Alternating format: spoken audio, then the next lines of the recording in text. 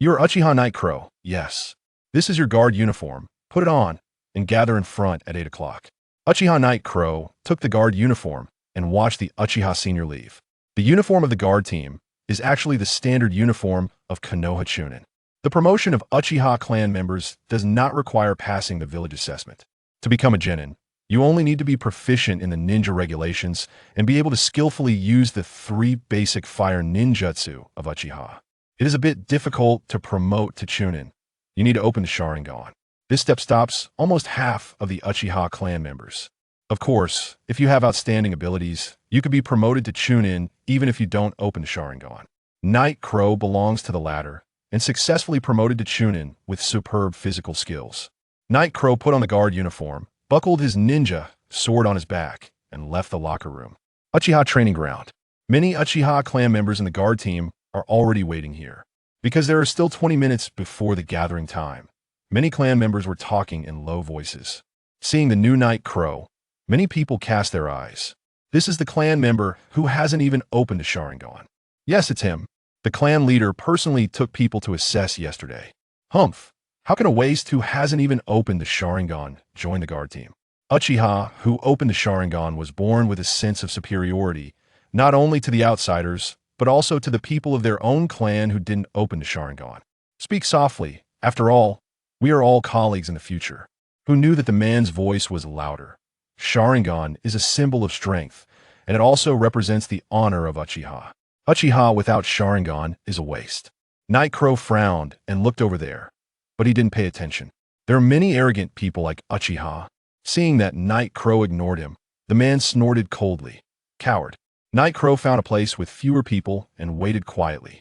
Not long after, Uchiha Fugaku arrived at the training ground in an instant. The training ground, which was a bit noisy, became quiet in an instant. Uchiha Fugaku gave some training. Members of the 8th squad, step out. 3 Uchiha clan members stood up. The Uchiha clan member who had mocked Night Crow before was in the line. Uchiha Fugaku patrolled the queue for a while and found Night Crow standing at the back. Uchiha Night Crow, step out. Night Crow heard him being called and trotted to the front of the team. Fugaku looked at Night Crow in a guard uniform and nodded with a smile. The captain of the 8th squad died not long ago. Uchiha Night Crow will lead the 8th squad and serve as the captain. Yes, Captain Fugaku. Night Crow came to the front of the 8th squad and took them back to the queue. The Uchiha clan member standing behind Night Crow looked at Night Crow with extremely resentful eyes. He is already an elite Chunin, and he can be promoted to a special Jonin as long as he opens the 3 Magatama Sharingan. Originally, an ordinary Chunin was supposed to be added, and he, the strongest Chunin in the team, would succeed him as the team leader. But now he was intercepted by the new Night Crow, a member of the clan who had not opened the Sharingan. This made him very unwilling. Captain, the Uchiha clan member interrupted Uchiha Fugaku's speech. Uchiha Fugaku looked at him coldly. Uchiha Daikin, what do you want? Uchiha Daikin walked out of the line. I want to challenge Uchiha Night Crow. The other 2 team leaders sneered at Uchiha Daikin, who jumped out. They were the 2 who participated in the assessment of Uchiha Night Crow yesterday. The 2 special Jonins who opened 3 Magatama were not the opponents of Uchiha Night Crow, and you, a mere elite Chunin with 2 Magatama, dared to jump out. Uchiha Fugaku looked at Night Crow. Do you accept his challenge? Night Crow stood up. Report to the captain, I don't accept it. Uchiha Fugaku looked at Night Crow with a frown. Although many clan members saw his strength in yesterday's assessment, but most of the people in the security department were on duty and didn't know. Now is the best time to show your strength in the entire security department. This kid actually refused. Uchiha Daikin returns to the team. Although Uchiha Daikin was unwilling, the captain had spoken, so he could only suppress his anger and return to the team. The 8th squad was sent to patrol the southeast of Konoha. Before taking up the post, Night Crow still planned to get to know the team members. My name is Uchiha Night Crow, a special Jonin, good at physical skills. The slightly fatter clan member said, Uchiha Zaiki, an elite Chunin, good at illusion. Uchiha Yu, a Chunin, good at tracking. The speaker was the only female in the team. She didn't look too outstanding, but she was also of average level. Finally, Uchiha Daikin said reluctantly, Uchiha Daikin, elite Chunin. Night Crow didn't care that Uchiha Daikin didn't report his abilities. Okay, let's go back to our respective areas. If there's anything, come to the contact point to find me.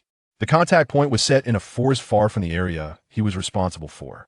He could practice here when he had nothing to do. About 5 minutes later, Uchiha Daikin returned.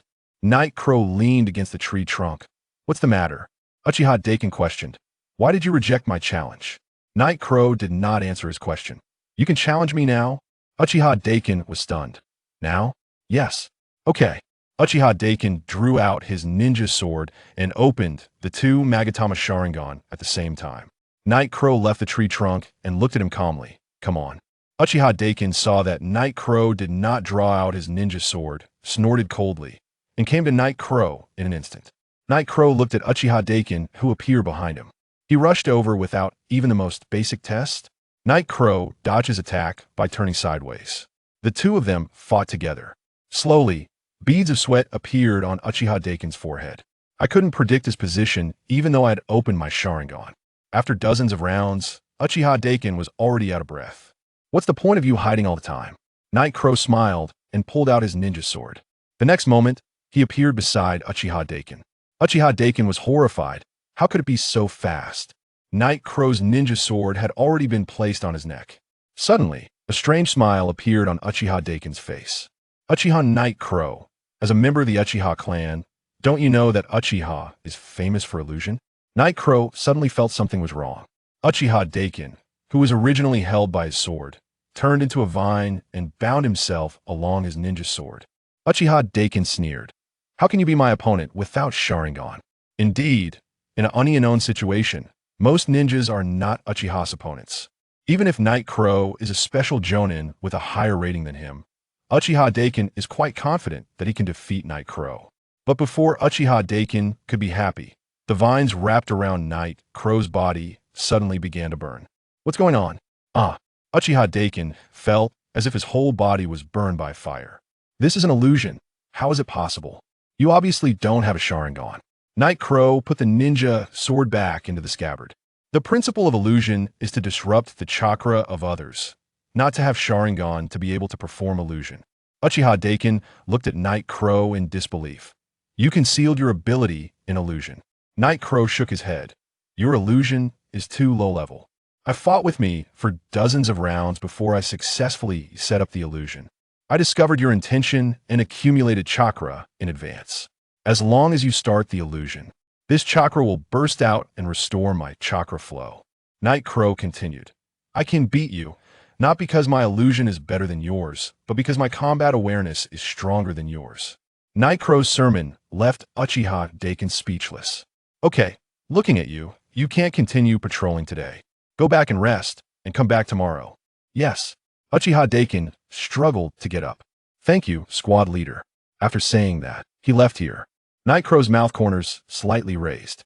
Although the Uchiha clan members are all unruly, they will also show special respect to those who are stronger than themselves. Chapter 2.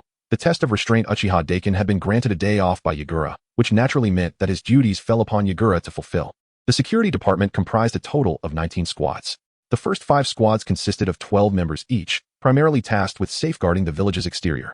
Squads 6 through 19 were organized into teams of 4, responsible for maintaining internal order. The entire village of Konoha was fortified with barriers, complemented by the security department and the clandestine operations of the Umbu patrolling in the shadows. This arrangement rendered the village akin to a turtle's shell, rendering ordinary invaders nearly incapable of breaching its defenses. Consequently, the work of the security department could be deemed relatively effortless.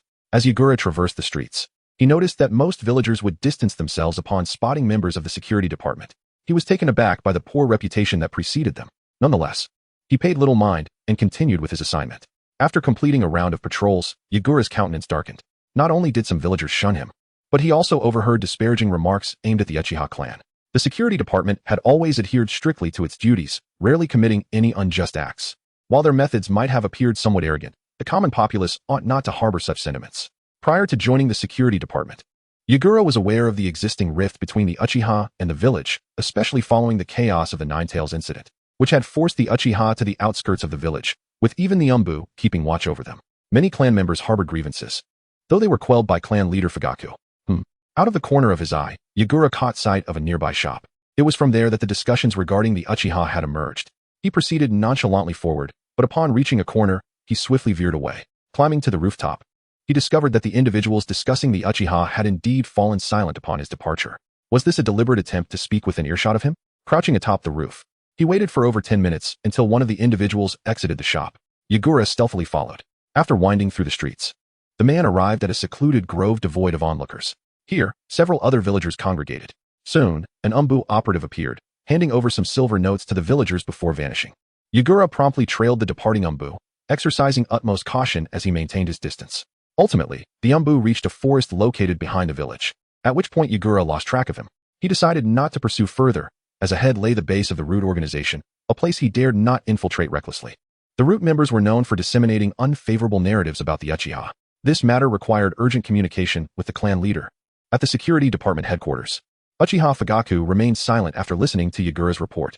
After a prolonged pause, he finally spoke. This matter must be kept confidential. We cannot allow the other clan members to be informed. The relationship between the clan and the village is already exceedingly delicate, do you understand? Yagura nodded in acknowledgement. Very well, you may return to your duties. Once Yagura departed, Fugaku sighed. The village continued to exert pressure, and the mood among the clan members was increasingly unstable. Many were clamoring for accountability from the village. Any conflict with the village would be profoundly detrimental to the Uchiha, as they lacked both military strength and popular support. Fortunately, both Shisui and Itachi had joined the Umbu. The Uchiha's fortunes might hinge upon them. At the Root organization, Danzo mused. The newly appointed Uchiha squad leader has already discovered our presence. He retreated after tracking us to the outskirts of the Root base. Danzo opened one visible eye. Do we have any information on this Uchiha? An Umbu operative presented a file. Danzo perused the document, revealing the details of Uchiha Yagura, 14 years of age, with no Sharingan awakened, yet classified as a special Nin. His family perished in the Third Great Ninja War, raised on the Uchiha's welfare.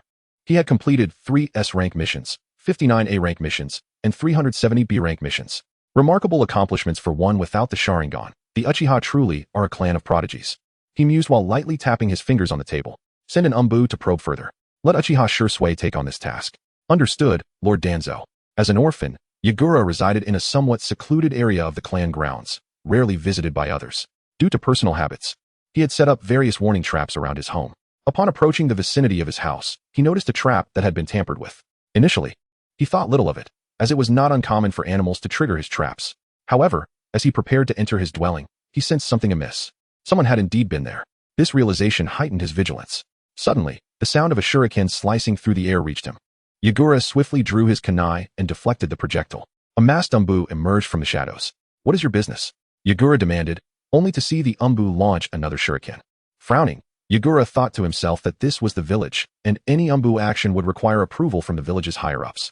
He positioned his kunai defensively across his chest. The Umbu sprang into action, summoning shadow clones that attacked from 3 directions simultaneously. Those shadow clones divided the user's chakra. Their reactions and battle instincts were always inferior to the original. By observing their subtle movements, one could ascertain the true body. Yet, at this moment, Yagura found it impossible to discern which of the 3 was the original. Clearly, he was facing a master of shadow clones. With no time to contemplate, the 3 Umbu closed in on him. After several exchanges, Yagura's expression darkened. The clones were elusive and deceptive, evoking memories of a certain individual. Wait, you are Uchiha Shisui. The Umbu paused, halting his assault and removing his patterned mask. Your perception is commendable. Now, let us see how you fare in battle. With that, Uchiha Shisui activated his Sharingan. Upon witnessing the activation, Yagura instinctively averted his gaze. The subsequent clash revealed that Shisui's speed had significantly increased. His body flicker technique placed immense pressure on Yagura. The more Shisui fought, the more astonished he became. According to the records, Yagura was merely a special Nin, yet he adeptly countered every attack. Such prowess was not typical of an average Nin. Let us see how you withstand this. Shisui's Sharingan glimmered with a crimson hue. Suddenly, Yagura felt his body freeze. Genjutsu? I never even looked into his eyes. With that, Yagura sank to one knee. Shisui approached him. You certainly concealed your true capabilities, yet having the strength of a Nin at your age is already quite remarkable. As Shisui contemplated whether to report this to Danzo, he decided to engage Yagura in conversation first. If he shared similar ideals with Itachi, perhaps.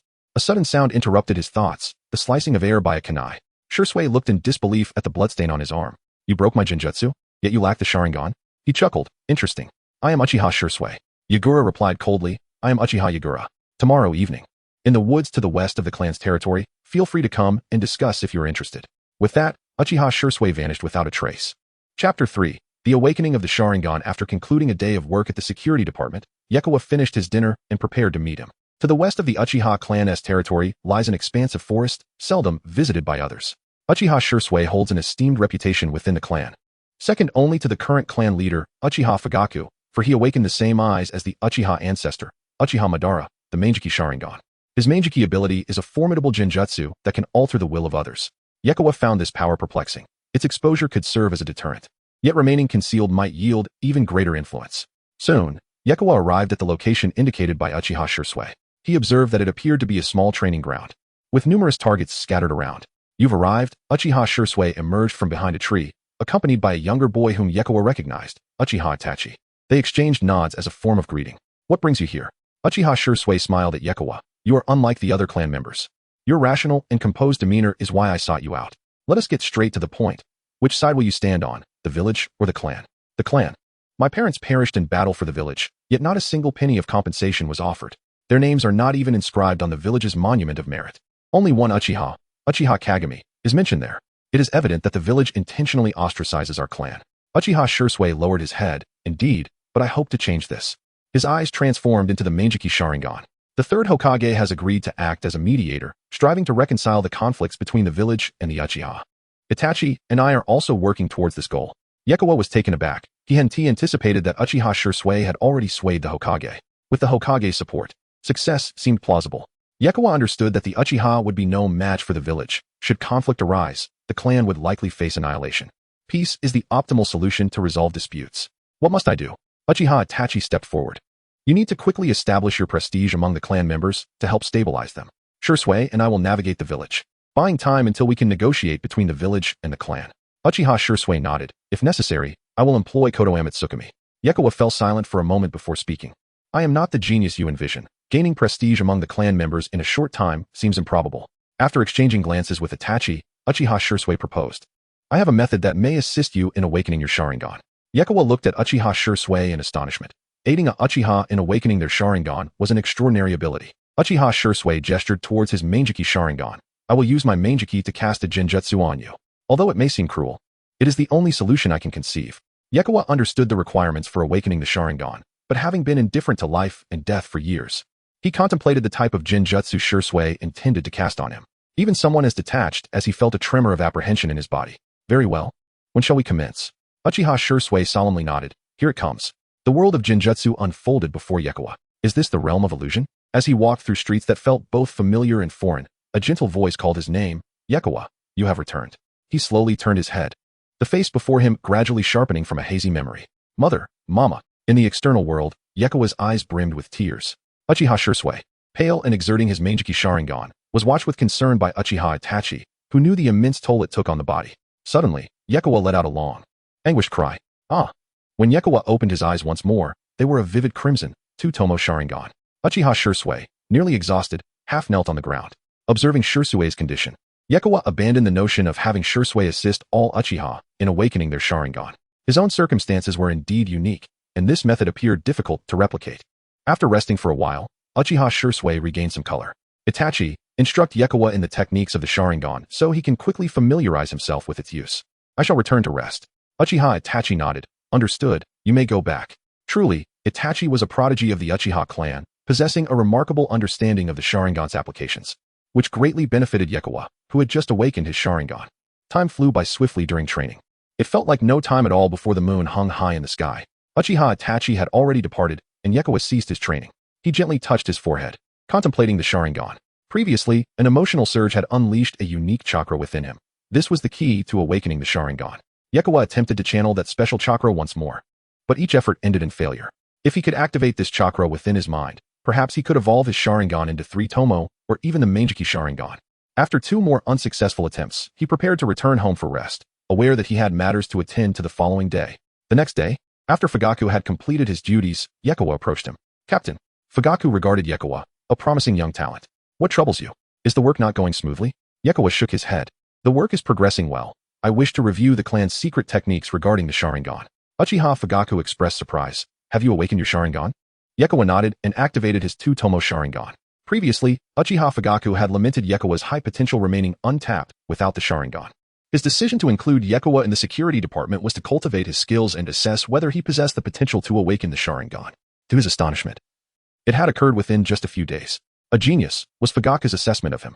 Very well, you shall temporarily cease your duties as the 8th squad leader. I will personally instruct you for a month. Yes, clan leader. Yekawa narrowed his eyes, realizing that the clan leader's personal guidance would significantly enhance his standing within the Uchiha. Chapter 4. Investigation. 3 months later, Iga marveled at the formidable power of the Sharingan. Its remarkable insight, combined with his exceptional taijutsu skills, instilled in him the confidence to confront any adversary. He suppressed the tumultuous emotions within him. Why had he allowed such arrogance to take root? It was the Sharingan. He realized. No wonder his kin appeared so disdainful of others. He recalled Uchiha Fugaku's words. What I value most is your composure. It is reminiscent of Itachi. Iga adjusted his breathing, striving to calm his turbulent feelings. The Sharingan, it seemed, was a double-edged sword. The village likely considered this aspect as well. Yet as a member of the Uchiha clan, he understood that such oppression would only drive the Uchiha to greater madness. Wait a moment, he knew the Uchiha well. And the villagers surely understood them too.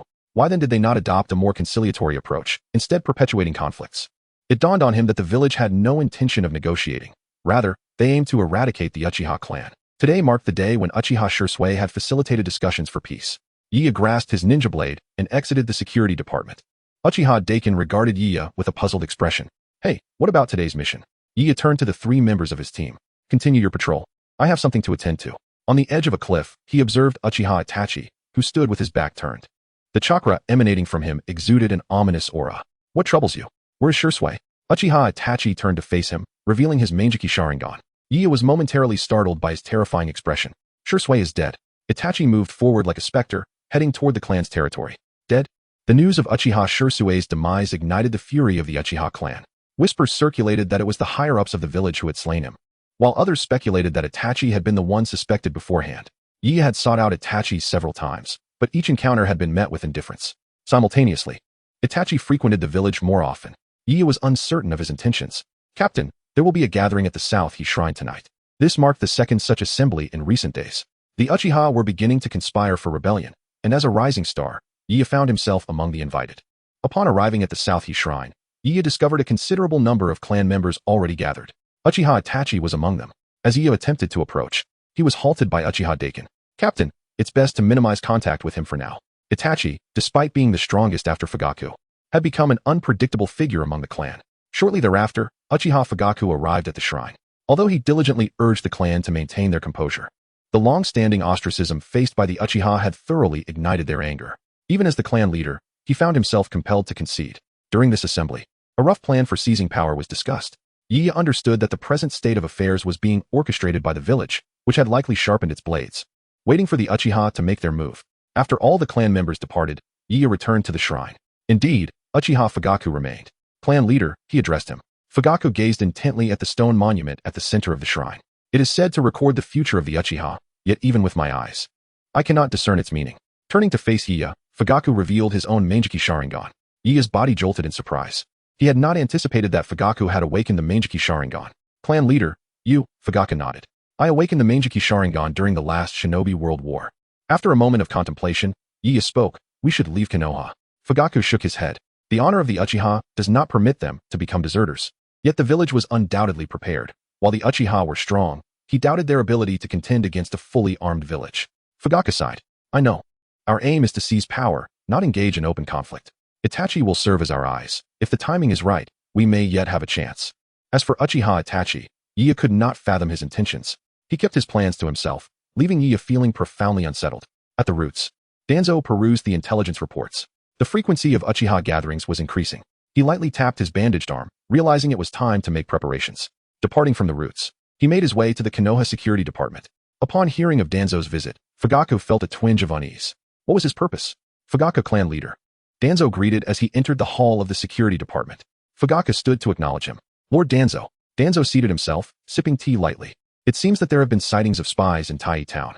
The Umbu have been on high alert. I must trouble your department to investigate. Fugaku hesitated. Without the Hokage's orders, it may not be appropriate for the security department to venture too far from the village. Danzo narrowed his eyes, producing a document. This is an order from the 3rd Hokage. Fugaku accepted the document, confirming it bore the Hokage's seal. Danzo rose. I have heard that the captain of the 8th squad is quite capable. Let him lead the mission. This is also the will of the 3rd Hokage. With that, Danzo departed the security department. Fugaku pondered for a moment before summoning Iga. Yi examined the mission scroll. Tai Town was a place he had previously visited on a mission, located near the land of rice. However, the security department's primary responsibility was the village's safety. Such tasks were typically assigned to the Umbu. Fugaku perceived Yi's confusion. This task was assigned by Danzo under the 3rd Hokage's orders. I understand. Yi led the 8th squad to Tai Town. Due to its remote location, the town was sparsely populated. He dispatched the other 3 members to gather intelligence and, following the mission scroll, arrived at the town's sole tavern, suspected to have hosted foreign ninjas. He ordered some appetizers and settled into a corner of the tavern. He remained there for half a day, during which the other 3 Uchiha returned to report on their findings. Reeking of alcohol, Yi approached the counter, feigning drunkenness as he posed questions to the owner. The owner, eager to engage with a good patron, answered Yi's inquiries in detail. After a while, Yi settled the bill and exited the tavern. Just outside, his demeanor shifted, the haze of inebriation dissipating. The other 3 members of his team approached him. Captain, there is an abandoned experimental facility to the east. Chapter 5. The Trap Night Crow led the trio to the abandoned base. Be cautious, he warned as they advanced through the partially collapsed entrance. Suddenly, a sense of impending danger enveloped them. Retreat. The sound of explosive tags detonated at the base entrance. Fortunately, Night Crow's warning came just in time, allowing them to leap aside. Huh. Danzo said he sent me a splendid gift. It must be you. A figure emerged from the shadows. Night Crow's eyes widened in recognition. It was the S-rank rogue ninja from the village, Orochimaru. The hidden shadow snake hands, so swift. Night Crow utilized the body flicker technique to ascend into the trees, but his 3 companions were a moment too slow and found themselves ensnared by multiple large serpents. Uchiha Daikin shouted to Night Crow, "Run. You are no match for him." Before he could utter another word, the 3 were rendered unconscious by the constricting snakes. Night Crow, witnessing his comrades' unconscious forms, drew his ninja blade. Orochimaru, with a habitual flick of his tongue, remarked, "Heh, quite the audacity." Without further ado, Night Crow activated his Sharingan and charged at Orochimaru. Flash.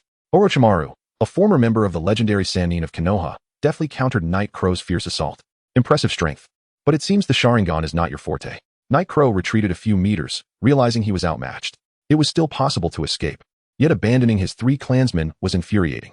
He glanced at the nearest Uchiha, contemplating whether he could save even one. With determination, Night Crow sheathed his blade and swiftly performed hand seals. Fire release, great fireball technique. A massive fireball erupted from his mouth, severing the serpentine bindings. As the flames dissipated, Orochimaru smirked at the rescued individual. Night Crow carried his clan member for several miles. Had they escaped? Just as he allowed himself a moment of relief, a sharp pain shot through his arm. A venomous snake had struck. Upon inspecting the wound, he realized he had been ensnared in a trap. Before he could take another step, he collapsed. When Night Crow regained consciousness, he found himself bound to a medical bed. Struggling proved futile as the restraints were exceptionally sturdy. The door creaked open, and Orochimaru entered. "Ah, Uchiha Night Crow," he said with a sinister smile. Night Crow understood now. He had been betrayed by Danzo. "What do you want?" he demanded. Orochimaru regarded him with amusement. "The Uchiha clan, heh.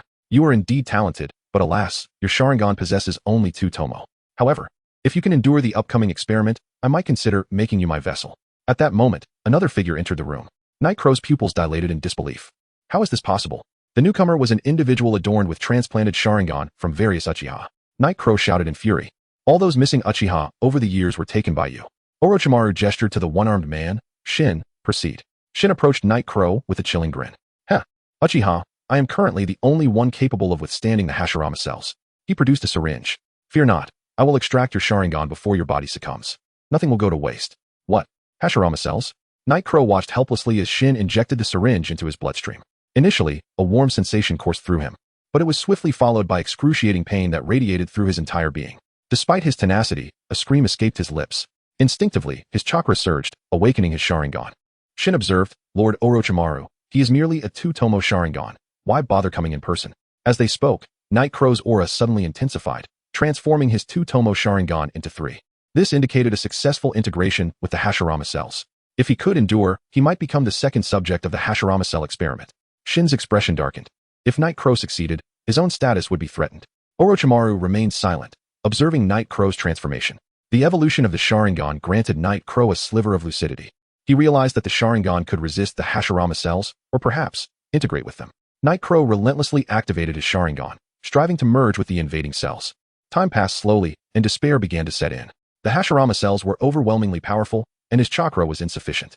Just as hopelessness threatened to consume him, a peculiar chakra surged from within his mind. This power was, yes, it was the same force that enveloped him upon his rebirth into this world. Orochimaru sensed the renewed chakra emanating from Night Crow. He licked his lips in excitement. Gradually, Night Crow began to find calm. Shin turned to Orochimaru. Lord Orochimaru, has the fusion been successful? Orochimaru nodded, albeit with a hint of regret. Alas, the Mangekyo Sharingan has not awakened. He approached Night Crow. Suddenly, Orochimaru's neck elongated, morphing into a serpent's head poised to strike at Night Crow's neck. Heh, you are now worthy of becoming my vessel. Orochimaru instructed Shin, you may leave. As you wish. Lord Orochimaru. Shin exited the laboratory, his mood shifting ominously as he glanced back at the door. Now that Orochimaru had successfully found a subject for the Hashirama cell experiment, his own value was bound to diminish significantly. Previously, Orochimaru had willingly sacrificed his own arm to Danzo in pursuit of more Sharingan. It was not beyond reason that he might now resort to treachery. Shin stealthily approached the laboratory's exit, his Sharingan subtly rotating. The guarding sound ninja fell unconscious. He scribbled a note on a carrier pigeon, and upon completion, he returned to the base. The guarding sound ninja shook his head in confusion, wondering, what just happened? Did I perhaps indulge too much last night? Chapter 6. The Fall Konoha's Root Headquarters. What? Danzo stared incredulously at the intelligence report in his hand. A Uchiha clan member who had perfectly assimilated Hashirama cells. Danzo understood precisely what this meant. Would release possess the ability to suppress tailed beasts. Ever since Tenzo had been taken by the third Hokage, Danzo had been seething with frustration. If he could obtain a would release user even more formidable than Tenzo, he would have the leverage to demand custody of the Nine-Tails Jinchuriki from the third. Shin Aburame, Torian Aburame. Assemble 10 squads of Umbu immediately and rendezvous here. The two exchanged glances before responding in unison, understood. Danzo moved swiftly. Within half a day, they arrived at Orochimaru's hideout. Under Danzo's orders, Shin and Torian led the Umbu in a covert infiltration. Before long, the sounds of battle erupted from within the base. Orochimaru frowned at the commotion outside. What is happening? A sound ninja rushed in. Lord Orochimaru, Konoha's Umbu have launched an assault. Orochimaru grabbed Yoru and commanded, retreat. Every one of Orochimaru's laboratories had a hidden passage known only to him. Just as he emerged from the tunnel with Yoru in tow, Danzo's voice cut through the air. Orochimaru. The snake Sannin cursed under his breath. Danzo, what is the meaning of this? Danzo's tone brooked no argument. You know exactly what that boy means to Konoha. With that, Danzo unwrapped the bandages concealing his arm and released its seal, revealing a limb embedded with Sharingan eyes. Orochimaru stared at the arm he himself had grafted onto Danzo. Heh, very well, Danzo. You can have him, but you will let me leave. Danzo considered briefly. Orochimaru held too many of his secrets, and he wasn't confident he could stop the Sannin from escaping. Agreed. Orochimaru set Yoru down and vanished with the body flicker technique. Danzo hadn't expected things to go so smoothly. He approached Yoru's unconscious form, only to freeze at the sight of the cursed seal on the boy's neck. That damnable snake. No matter. Even with this mark, you won't take him from me. With that, he carried Yoru back to Konoha. When Yoru awoke, the first face he saw wasn't Orochimaru's, but Danzo's. The elder forced a benign expression. How do you feel? Yoru assessed his body, stronger than ever. Well enough. Danzo produced a scroll. These are wood release techniques. Try them. Yoru accepted it skeptically. Wood release, thorn eruption technique. Following the instructions, Yoru formed the hand seals. With a sharp crack, wooden spikes erupted from the ground, impaling and shattering the door before them. Danzo smiled in satisfaction. Excellent. From this day forward, you shall be a member of Root. I will groom you as my successor. What say you? Yoru studied Danzo warily. Had this man bargained with Orochimaru just to recruit him? No, this old fox likely coveted the Hashirama cells within him, just as the snake had. Danzo pressed on. Join Root, and you will master every wood release technique. Even the forbidden scrolls of Konoha will be open to you. I appreciate your rescue, Lord Danzo, but I have no intention of joining Root. Danzo's expression darkened. Is that your final answer? Yoru stood. My apologies. I'll take my leave. As he moved toward the shattered doorway, black markings suddenly crawled across his skin, paralyzing him. Danzo turned away. The self-cursing seal. Since you refuse willingly, I shall make you comply. He removed the bandage covering his eye, revealing a Sharingan whose tomo twisted into the Mangekyo pattern. Yoru recognized it instantly. That's Shirsue's eye. So you were the one who killed him.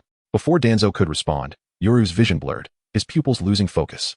Clutching his eye, Danzo muttered, even with Hashirama's cells, I can't overuse this ability. He rebinded the eye and formed a seal. Release. The cursed markings faded, and clarity returned to Yoru's gaze. Lord Danzo. The boy knelt obediently. Danzo smiled. Good. 3 months later, Danzo observed Yoru with pride. In mere months, the boy had mastered most wood release techniques. The Uchiha extermination plan could now proceed. Yoru. Your orders, Lord Danzo. Danzo opened his mouth, then hesitated. Sending Yoru to slaughter the Uchiha might awaken his Mangekyo Sharingan. If that happened, the effects of Kodo Amatsukami could become unreliable. After deliberation, he abandoned the idea. Better to remove Yoru from the village entirely during the purge. Yoru. Reports indicate the discovery of ruins from the ancient kingdom of Lulan in the Land of Wind. Investigate. He tossed a mission scroll. Yuru caught it. At once, Lord Danzo. As Yuru departed, Danzo rose. Now, to meet with Itachi Uchiha. Yuru and two Umbu operatives reached the border between fire and wind countries, where lush forests gave way to endless dunes. Consulting the scroll, Yuru led them into the scorching wastes. Hours later, one operative pointed. Captain, the ruins should be here. Yuru nodded. Split up and gather intelligence. The two Umbu fanned out while Yuru advanced toward the central ruins. Though collapsed, the remnants hinted at past grandeur. Finding nothing of value, Yuru turned to leave when the ground trembled violently. With a thunderous crash, the earth gave way. He attempted to leap upward using falling debris, but the decayed stones crumbled at his touch. Trapped, Yuru plummeted into the abyss. When the other operatives arrived, only a bottomless pit remained. One turned to the other. Return to the village for reinforcements. I'll stand guard. Understood. Chapter 7. Time travel. Night Crow brushed off the dust from his body, wincing at the pain radiating from his left leg, which had been fractured. With a grim determination, he forcibly realigned the broken bone. Despite possessing the Senju cells, he found himself unable to regain mobility in the short term. Night Crow gazed ahead, sensing something amiss in the distance. With a limp, he approached, only to discover what appeared to be a seal, with a kunai embedded at its center. Upon closer inspection, he recognized it as the kunai of the Flying Thunder God technique. Was this seal placed by the fourth Hokage? Surveying his surroundings, he concluded that the only means of breaking free lay within the seal before him. With no other options, he decided to take a chance. As he withdrew the kunai, an immense surge of energy erupted from the sky. Night Crow barely had time to react before being swept away by the force. He felt as though the world was spinning uncontrollably. After an indeterminate period, the sensation finally subsided. Upon reopening his eyes, he found himself no longer amidst the ruins, but rather in a mountainous forest. Shaking his head, he pondered whether he had finally escaped Danzo's grasp. It must have been that energy that disrupted the influence of Kotoame Tsukumi. Recalling the months spent under Danzo's control sent a shiver down his spine. He had always anticipated a means to dispel the illusion, yet the overwhelming strength of Kotoame Tsukumi had rendered his efforts futile. Night Crow looked upward, resolving to ascertain his location. After a laborious journey to the mountain summit, he was taken aback. The landscape bore no resemblance to any terrain he recognized from the ninja world. It could well be a place uncharted on the maps, perhaps the land of lightning or the land of earth. From the mountain's base, he spotted a few villages and decided to seek treatment for his leg while inquiring for directions. Upon reaching a village, Night Crow frowned at his surroundings. The architectural style and clothing were decidedly antiquated. Could this be an ancient settlement? Excuse me, is there a medical facility nearby? He inquired. But the passerby regarded him with confusion, shaking their head before departing. After several attempts to ask others, he was met with similarly strange looks. Just then, an elderly man approached, scrutinizing Night Crow before mumbling incomprehensibly. Night Crow, bewildered, wondered if this was a local dialect, understanding only fragments of it. He attempted to mimic the old man's pronunciation, medical facility. The elder seemed to grasp his words, glanced at his injured leg, and gestured for Night Crow to follow him. As they walked, Night Crow engaged in a halting conversation with the old man, managing to communicate despite the awkwardness. The elder led him to a residence. Lord Ashura, is Lord Ashura present? A young man in white emerged. I'm here, what is it? The elder pointed at Night Crow, saying, this one is injured. Ashura examined Night Crow's wounded leg and promptly assisted him onto a sickbed in the hall, placing his hands above the injury. A warm chakra enveloped Night Crow's leg. As Ashura's chakra made contact, he sensed a strange resonance, reminiscent of his brother Indra's chakra, along with traces of his own. What could this mean? With a mix of confusion and curiosity, Ashura healed Night Crow's leg. Rising to his feet, Night Crow was astonished by the efficacy of Ashura's medical ninjutsu. Although your leg is nearly healed, it would be wise to refrain from strenuous activity for a few days. Ashura advised. Night Crow nodded. What is the fee for treatment? Ashura replied. Given that we are in the midst of establishing the shinobi sect and rebuilding our homeland, why not stay and volunteer for a few days to offset the cost? He pondered that Night Crow's unique chakra warranted further examination by his father. Night Crow agreed. Motivated by a desire to uncover the nature of this place and how to return, especially considering the precarious situation of the Uchiha clan. At that moment, the elder returned. Lord Ashura, Lord Indra has arrived. Before Ashura could greet him, Indra entered the room. Ashura, our father has summoned us. But before he could finish, an overwhelming chakra erupted from him as he fixed his intense gaze on Night Crow. Who are you? Night Crow felt a crushing weight from Indra's presence, far surpassing anyone he had ever encountered. He met Indra's gaze, activating his Sharingan. How could there be an Uchiha here? Indra's eyes widened as he sensed Night Crow's Sharingan. What is your connection to my father? As Indra reigned in his chakra, Night Crow exhaled in relief. Ashura interjected. Brother, must you always resort to force? Indra focused on Ashura. I understand. Father wishes us to return. We must bring him along. Night Crow recognized the inevitability of accompanying them. Thus, the trio walked along the road, with Ashura leading the way, Night Crow in the middle, and Indra bringing up the rear. Night Crow couldn't help but smile ruefully. feeling like a prisoner in custody. Despite contemplating escape, the formidable presence of Indra left him with no viable options.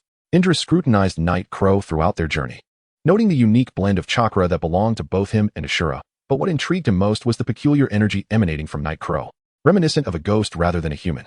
Perhaps their father could unravel this mystery. After several hours, they arrived at a sizable village. Night Crow understood that the father they referred to held the power to determine his fate. Ashura reassured him, "Do not worry, while our father can be stern, he is ultimately a good person." As they entered, they were greeted, "Welcome back, Ashura and Indra." Night Crow's gaze fell upon an elder figure with Rinnegan, rumored to be the eyes of the Sage of Six Paths. An electric shock coursed through him as the pieces began to align. It dawned on him that he had traversed time. Arriving in the era of the Sage of Six Paths, Otsutsuki Kagaya's profound Rinnegan fixated on Night Crow. Ashura, noticing his father's gaze, hurriedly explained Night Crow's situation. "Indra, Ashura, please compile reports on the progress of your respective villages. I wish to speak with this individual privately." Indra and Ashura exchanged glances before stepping outside.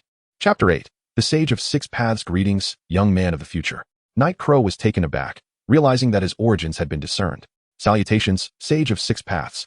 The sage smiled gently, inquiring, "What grants you the powers of Ashura and Indra?" To prevent an overwhelming concentration of power, the sage had deliberately divided the forces of yin and yang, bequeathing them to his two sons. Night Crow, feeling no inclination to conceal the truth, shifted the blame entirely onto Orochimaru. The sage fell into deep contemplation upon hearing this. Although Night Crow had merged aspects of Ashura and Indra's powers, he lacked their purest chakra, making the awakening of the Rinnegan a distant goal. "Sage of Six Paths, how might I return to my era?" The sage replied, "You possess a unique energy, likely the dragon vein energy that transported you here. When this power dissipates, you should be able to return to your time." "Dragon vein? Is there a means for me to expedite my return?" The sage shook his head. "None." Night Crow pressed on. "Then when might I be able to return?" "Once more?" The sage shook his head. Feeling somewhat exasperated, Night Crow watched as the sage approached him, placing a hand softly upon his shoulder. "I have imprinted sensing chakra upon you. Whenever you choose to return, I will sense it and erase your memories of this time. I shall not inquire about your era." Night Crow nodded, understanding the sage's apprehension about potentially altering the course of history. "Now, will you remain within the shinobi sect, or will you depart on your own?" After some contemplation, Night Crow resolved to stay. He became a subordinate of Indra, accompanying him to several villages under Indra's jurisdiction. "Lord Yui, here is the report on the shinobi sect's development over the past 3 months." The sage accepted the report. After approximately 5 minutes, he extracted a particular document. "This water source village, if I recall, was recently established. Why has its progress outpaced the others by a factor of 2? The report's author, respectfully responding, stated, "This is the village overseen by Lord Indra, and it is managed by the Night Crow, whom Lord Ashura rescued." The sage pondered for a moment. Although he hesitated to interfere excessively with future events, the world was currently in disarray, necessitating swift establishment of villages to stabilize the populace. Thus, the sage made a decision to summon Night Crow to the shinobi sect's headquarters. "Very well, my lord." Night Crow arrived at the shinobi sect with a sense of trepidation. "Enter. Lord Yui awaits you inside." Night Crow nodded and stepped through the door. "Lord Yui." The sage acknowledged him with a nod. "You are responsible for the development of the water source village?" "Indeed. Could you elaborate on how you achieved this?" Night Crow succinctly outlined several points, primarily revolving around systematic management and equitable work distribution, leading to significantly enhanced efficiency compared to their previous chaotic methods. The sage nodded thoughtfully. The two engaged in conversation for a considerable portion of the day, with Night Crow detailing every nuance. "Lord Yui, trouble approaches." At that moment, a member of the shinobi sect rushed in, panting heavily. "What is it?" "The villagers of Ashura and Indra have clashed over a water source." The sage sighed. "I understand. I shall attend to it immediately." "Night Crow, come with me." "Yes." Upon arrival, the conflict had escalated into a full-blown skirmish. "Cease at once." The villagers halted upon hearing the authoritative voice of the sage. He surveyed the leaders of both factions, Uchiha, Jiren. The two bowed their heads before the sage. "Lord Yui." The sage examined their wounds, stating, "The chakra I bestowed upon you was meant to foster mutual understanding, not to incite conflict. Now, explain the situation." The leaders recounted the events. Yuan village belongs to Uchiha, and the river above was originally directed towards their village. Fish Village, governed by Jiren, has recently established its settlement upstream. In order to irrigate their fields, Fish Village diverted the river's flow. As drought conditions prevail, the river's already scarce water supply has been completely cut off from Yuan Village, leading to this clash. "I see. Jiren, redirect the river upstream. At least ensure the villagers have water to drink. Tomorrow, I will send Indra to investigate a new water source." Understood.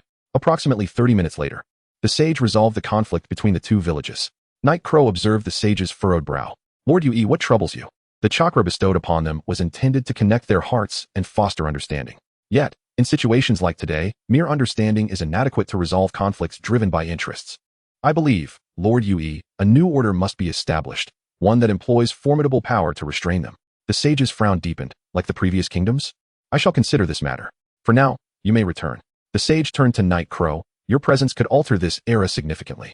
Night Crow felt a chill at the sage's words. Lord Yue, the sage chuckled lightly. Fear not, I shall not take your life. However, the longer you remain in this era, the greater the impact you will have. It is time for me to send you back. The dragon vein energy within you has dwindled considerably. I believe I can manage it. Night Crow sighed in relief. Thank you, Lord Yue. Let us proceed. The sage placed a fingertip upon Night Crow's forehead. Allow me to present you with a small gift before you depart. A surge of potent chakra flowed into Night Crow's being, and his Sharingan activated automatically, the three tomos swirling in unison until they fused together, forming the Mangeki Sharingan. Night Crow raised his gaze to the sage. Thank you, Lord Yue. The sage suddenly paused, sensing a momentary stillness in time. My apologies, Lord Yue. I activated the Mangeki Sharingan to test its powers and lost control. The sage scrutinized Night Crow's crimson eyes, unable to discern any immediate threat. Very well. I shall now erase your memories of this world. Understood. The sage placed his palm atop Night Crow's head, and a wave of dizziness overcame him as he lost consciousness. Chapter 9. Return to the village. Night Crow awoke once more, gazing dazedly at the elderly figure before him. Where was he? Had he not fallen into ruins? Why did it feel as though he had slept for an eternity? It is time to go, the elder spoke.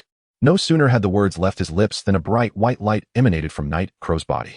Before he could comprehend the situation, he vanished from that place. Somewhere in the ninja realm, Night Crow materialized above the ruins. He appeared somewhat bewildered, pressing his forehead in contemplation. Before he could gather his thoughts, his Sharingan activated on its own, ultimately transforming into the kaleidoscopic variant. He murmured the word reincarnation. What was happening? Why had he unwittingly set his Sharingan into motion for an illusion? This is bad. Night Crow's form began to blur, and he vanished once again. In the presence of the Sage of Six Paths, the fabric of space twisted and a figure emerged. Night Crow. The sage pondered how the individual had returned. Suddenly, a realization struck him. He gathered the power of the Six Paths, summoning a black staff. The sage raised the staff and swept it towards Night Crow, causing a distortion in space itself. Just as the staff was about to make contact, Night Crow disappeared once more. That rascal. I do not know what means he has employed, but he has somehow reverted time. In the ninja realm, Night Crow opened his profound eyes. Time had flowed backward. One of the abilities of the kaleidoscopic Sharingan allowed him to revert his personal time by 1 minute, and it required approximately a day's time to regenerate after use. Reincarnation was indeed an apt name. Night Crow utilized this ability to return to the moment before the Sage of Six Paths erased his memories, retaining all recollections from that era. He opened his palm to reveal a single white hair. This was yet another ability of his kaleidoscopic Sharingan, Time Freeze, allowing him to halt time for a span of 5 seconds, with a recovery interval of about 10 seconds. A smile crept upon Night Crow's lips. Taking a strand of hair from my ancestor should not be considered a grave sin. However, the environment around him caught Night Crow off guard. It was not a desert, but a forest. Had the sage's final strike affected the transmission of time? This could be problematic. Where on earth had I been transported? Am I still within the ninja realm? Night Crow quickly ascended to the top of a tall tree. After a thorough examination, he finally relaxed his anxious heart. Yes, this was still the ninja realm. He determined his direction and hastened towards the Leaf Village, hoping his kin were safe. After half a day's journey, Night Crow arrived at the gates of the Leaf Village. He gazed at the entrance, noting how it had been rebuilt during the months of his absence. The 2 guards stationed there were new faces as well. Night Crow approached the gate, producing identification that represented the Leaf Village's security division. To his astonishment, the Leaf Ninja who examined his credentials looked upon him with sheer terror. Uchiha Night Crow. Steel Iron, come quickly. Steel Iron, perplexed, hurried over. What is it, Outcloud? Outcloud handed Night Crow's identification to him, and upon reading it, Steel Iron wore a similar expression of shock. He circled Night Crow, scrutinizing him closely. A figure from 6 years past, still of the Uchiha clan. This is beyond belief. Outcloud, you must inform Lord Third Hokage. Outcloud quickly grasped the situation and dashed into the village. Night Crow furrowed his brow. Had time and space become distorted? Had he not returned to his original timeline, but rather to 6 years later? A sense of foreboding gnawed at him. What year was it now? Steel Iron, cautiously observing Night Crow, replied, it is the 63rd year of the Leaf Village. Night Crow's expression darkened. The Sage of Six Paths had indeed interfered with time. Night Crow hesitated, contemplating whether to take his leave. Just then, a somewhat familiar voice rang out. Hey, Outcloud. Kakashi-sensei, you've returned from your mission. A boy with blonde hair leaped forward, exclaiming, Hey, Kakashi-sensei, stop chatting and head back to the village. We need to report in and collect our rewards. I'm starving for barbecue. A girl's voice chimed in. Naruto, all you think about is food. Behind her stood a composed young man. Kakashi beckoned his 3 students. Naruto, Sakura, Sasuke. Come here to register. Outcloud swallowed hard. Kakashi-sensei, could you stay a moment longer? He gestured towards Night Crow, not far off. Kakashi and the others turned to look in Outcloud's direction. Both Kakashi and Sasuke gazed at Night Crow in shock, leaving Naruto and Sakura bewildered. Kakashi-sensei, what's wrong? Is there something strange about that person? Kakashi and Sasuke spoke in unison. Uchiha Night Crow. Uchiha Night Crow. Sakura and Naruto stared in disbelief at Night Crow, and upon closer inspection, they noted the Uchiha clan emblem adorning his attire. Night Crow approached slowly, directing his gaze towards the boy named Sasuke, whose clothing bore the Uchiha crest. It seemed the Uchiha situation was not as dire as he had imagined. Greetings, Kakashi-sensei, Night Crow acknowledged. Kakashi, still in a state of shock, managed a hesitant response. Night Crow then addressed Sasuke. Uchiha Sasuke, if I remember correctly, you are the second son of clan leader Fugaku. Sasuke glared intensely at Night Crow. Why are you still alive? In Sasuke's eyes, Night Crow saw boundless hatred. What about our clan? They are all dead. My father, my mother, every last one of them is gone. What? How could this be? Night Crow felt an overwhelming surge of chakra erupting from within him. Kakashi, awakened by the powerful chakra, regained his composure. Night Crow knelt down. Who was responsible for the massacre of your clan? Was it Danzo? Or perhaps the 3rd Hokage? Sasuke lowered his head, struggling to utter a few words. It was Itachi Uchiha. Night Crow had never anticipated this. Itachi was the last person he expected. This cannot be true. Steel Iron rushed over, panting. Uchiha Night Crow, Lord 3rd Hokage requests your presence. Night Crow looked at Sasuke. Once I have resolved my matters, I will come to find you. In the Hokage's office, Night Crow beheld the increasingly aged countenance of the 3rd Hokage. Hokage-sama, he began. The 3rd Hokage inquired about his circumstances. Night Crow recounted how Danzo had dispatched him to investigate the dragon vein, how he had become trapped inside, and what had transpired thereafter. He also revealed that Danzo had seized Uchiha Shirsue's eyes, likely the perpetrator behind his demise, and that Danzo had utilized Shirsue's eyes to control him. After a moment of silence, the 3rd Hokage finally spoke. I understand. I will dispatch personnel to investigate this matter. He coughed twice. Night Crow, the situation in the village is dire. I hope you will consider joining the Hokage's direct ANBU. Hokage-sama, I cannot join the ANBU just yet. The Uchiha clan has been annihilated. I must avenge my kin. This is my destiny as an Uchiha. I hope you understand. The 3rd Hokage's expression grew solemn. Very well, just ensure your safety. As Night Crow exited the Hokage building, he sensed several unfamiliar chakra signatures. He glanced back at the Hokage's office. Given his sudden reappearance after many years, it was prudent for the Hokage to exercise caution. Night Crow chose to ignore the scrutiny and proceeded towards the Uchiha clan's territory. The village streets bustled with the usual vibrancy and noise. But as he drew closer to the Uchiha district, the number of merchants dwindled. Until the very end, not a single merchant remained. Traversing a narrow path by the riverside, the Night Raven arrived at the Uchiha clan's territory. Chapter 10. The Eye of Conquest on the desolate roads of the clan's territory. Only the footsteps of the solitary Night Crow echoed in the stillness. The houses lining the streets appeared somewhat dilapidated due to years of abandonment. Night Crow arrived at the clan's armory. With a creak, the door swung open. He surveyed the empty room. Indeed, it had been completely cleared out. The adjacent archive room was similarly devoid of content, which had once housed an array of documents and secret techniques belonging to the Uchiha clan. A cold smile crept upon Night Crow's lips. All the records, weapons, and treasures had been taken. I never anticipated your return would come in this manner. A familiar yet loathsome voice interrupted his thoughts. Danzo, leaning on his cane, strode in. Night Crow squinted at Danzo. What brings you here, Lord Danzo? Danzo regarded Night Crow, whose face remained unchanged from years prior. Interesting. As a member of Root, you should accompany me now. Night Crow remained unfazed. Do you intend to employ that forbidden technique on me once more, Lord Danzo? Night Crow activated his Manjiki Sharingan. Too late. Time stood still. The world around Danzo froze. Night Crow made his move.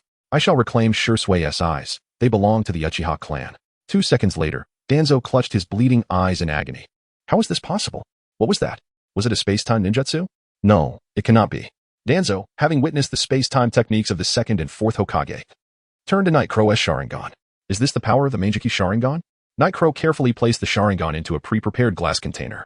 Lord Danzo, Shirsue's death must be connected to you. Danzo glared at Night Crow with fierce intent, signaling to several Umbu who swiftly appeared at his side. Night Crow chuckled softly. I shall uncover the truth behind this matter. End. The annihilation of the Uchiha clan. With that, Night Crow departed from the scene. Once he confirmed there were no pursuers, Night Crow retrieved the container holding Shirsue's Sharingan. Now, Night Crow also possessed the Manjiki Sharingan, albeit not of the illusion type. He was uncertain if he could break through the so-called strongest genjutsu, Kodo Amatsukami. As for Danzo, he was a high-ranking figure in Konoha. Eliminating him would equate to severing ties with the village. For now, he only sought to reclaim the eyes that belonged to the Uchiha clan. Even the third Hokage could not dispute this. Moreover, regarding the Uchiha massacre, perhaps it was time to seek out the sole survivor of that tragic event, Sasuke Uchiha. The Uchiha compound was dimly lit, save for the former clan leader and Appo's residence. Sasuke was dining alone. A shadow silently settled across from him. Who? He inquired, his chopsticks pointing accusatorily at the figure. With a swift motion, Night Crow grasped Sasuke's wrist. Sasuke, I am the only remaining member of your clan. Can you not be a bit gentler with me? Recognizing Night Crow, Sasuke withdrew his hand and resumed his meal, undisturbed by Night Crow's presence as he patiently awaited his companion to finish dining and clean up. Did you not join Root? Sasuke asked coldly, leaning back in his chair. Night Crow replied, Indeed, but I was ensnared by Danzo's genjutsu against my will. Sasuke scoffed. As a member of the Uchiha clan, you fell victim to a genjutsu? That technique is renowned as the most powerful, Kodo Amatsukami. What do you mean? Night Crow elaborated. Danzo somehow acquired one of Shirsue's eyes. Sasuke clenched his fists tightly. Shimura Danzo. Night Crow produced a glass container. But I have reclaimed it. Sasuke stared in shock at the glass vial in Night Crow's hand. How had he managed to seize the Sharingan from Danzo, the leader of Root and a peer of the third Hokage? Now, let me reveal to you the truth behind the massacre you witnessed back then.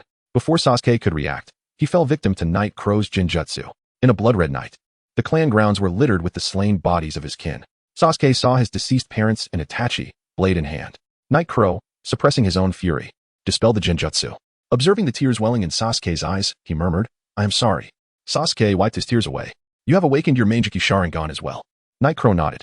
Once I attend to certain matters, I shall seek out Itachi Uchiha. Sasuke rose, declaring, that man is mine to kill. Night Crow chuckled. Then strive to grow stronger before I find him. At the Hokage Tower, the third Hokage lowered his gaze. Night Crow's power has surpassed our control. We must take action. I understand he is a perilous individual now, the third Hokage replied, but if properly guided, he could become a significant asset to the village. Danzo interjected, urgency in his tone.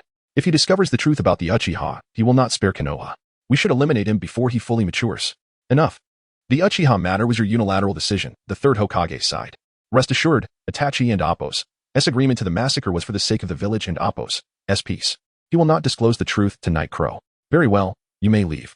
After Danzo exited, the third Hokage retrieved a pouch and filled it with sake. Danzo, I understand your concerns, but Konoha is no longer the village it once was. Talent has dwindled. Uchiha Night Crow is not only powerful, but also the ideal candidate to aid Naruto in mastering the Nine Tails' power. Night Crow chose a room in the clan leader's residence, as his own home had long been uninhabitable. Stretching lazily, he sensed that Sasuke was no longer in his room, evidently already awake. After a brief wash, Night Crow stepped outside. Upon reaching the riverbank outside the clan grounds, he spotted Sasuke practicing fire release techniques. Night Crow shook his head. Without a mentor, Sasuke was left to rely on his own experience. Approaching the river, Sasuke glanced at him before continuing his practice. Night Crow began forming hand seals. Fire release, great fireball technique. A fireball slightly larger than Sasuke and Appo's erupted forth. Sasuke smirked slightly. He had heard of Night Crow and Appo's strength. Yet he believed his own fire release skills were not far behind. Night Crow formed seals again, this time only one. Fire release, great fireball technique. This fireball was several times larger than the last, its flames reaching across to the opposite bank. Sasuke's eyes widened in disbelief. How could this be? Fewer seals resulted in greater power. Night Crow, intrigued, observed Sasuke. What is the matter? Do you wish to learn? Despite his pride, Sasuke hesitated before responding. Please, teach me. Senior. Night Crow chuckled softly. Very well. Chapter 11. The cat matron. The formation of hand seals merely serves to draw forth the chakra within one and Appo's body. Different seals correspond to the release of various ninjutsu. The hand seals act as a precursor. Being able to form them signifies your capability to unleash that particular ninjutsu. As one gains proficiency in a technique, one may attempt to reduce the number of seals required, allowing for swifter execution of ninjutsu than that of others, an essential advantage in battle, as you ought to understand. Sasuke nodded in acknowledgement. The potency of a technique depends upon both the quantity of chakra you possess and your mastery over its control. While a ninja's chakra capacity can only be developed gradually through rigorous training, there exists substantial leeway in the manipulation of that chakra. Sasuke remarked. This is something Kakashi-sensei has already taught us, tree climbing and water walking. Night Crow withdrew a ninja blade, swiftly enveloping it in a layer of chakra. Take out your kunai. Sasuke retrieved the kunai from his ninja tool pouch. Night Crow grasped Sasuke's hand holding the kunai. Focus and feel. I shall guide you. Night Crow directed his vast chakra into Sasuke's, infusing it into the kunai in his hand. Alright, practice slowly. Once you become accustomed to it, your control over chakra will elevate to a new level. Upon glancing back, Sasuke noticed Night Crow had already departed.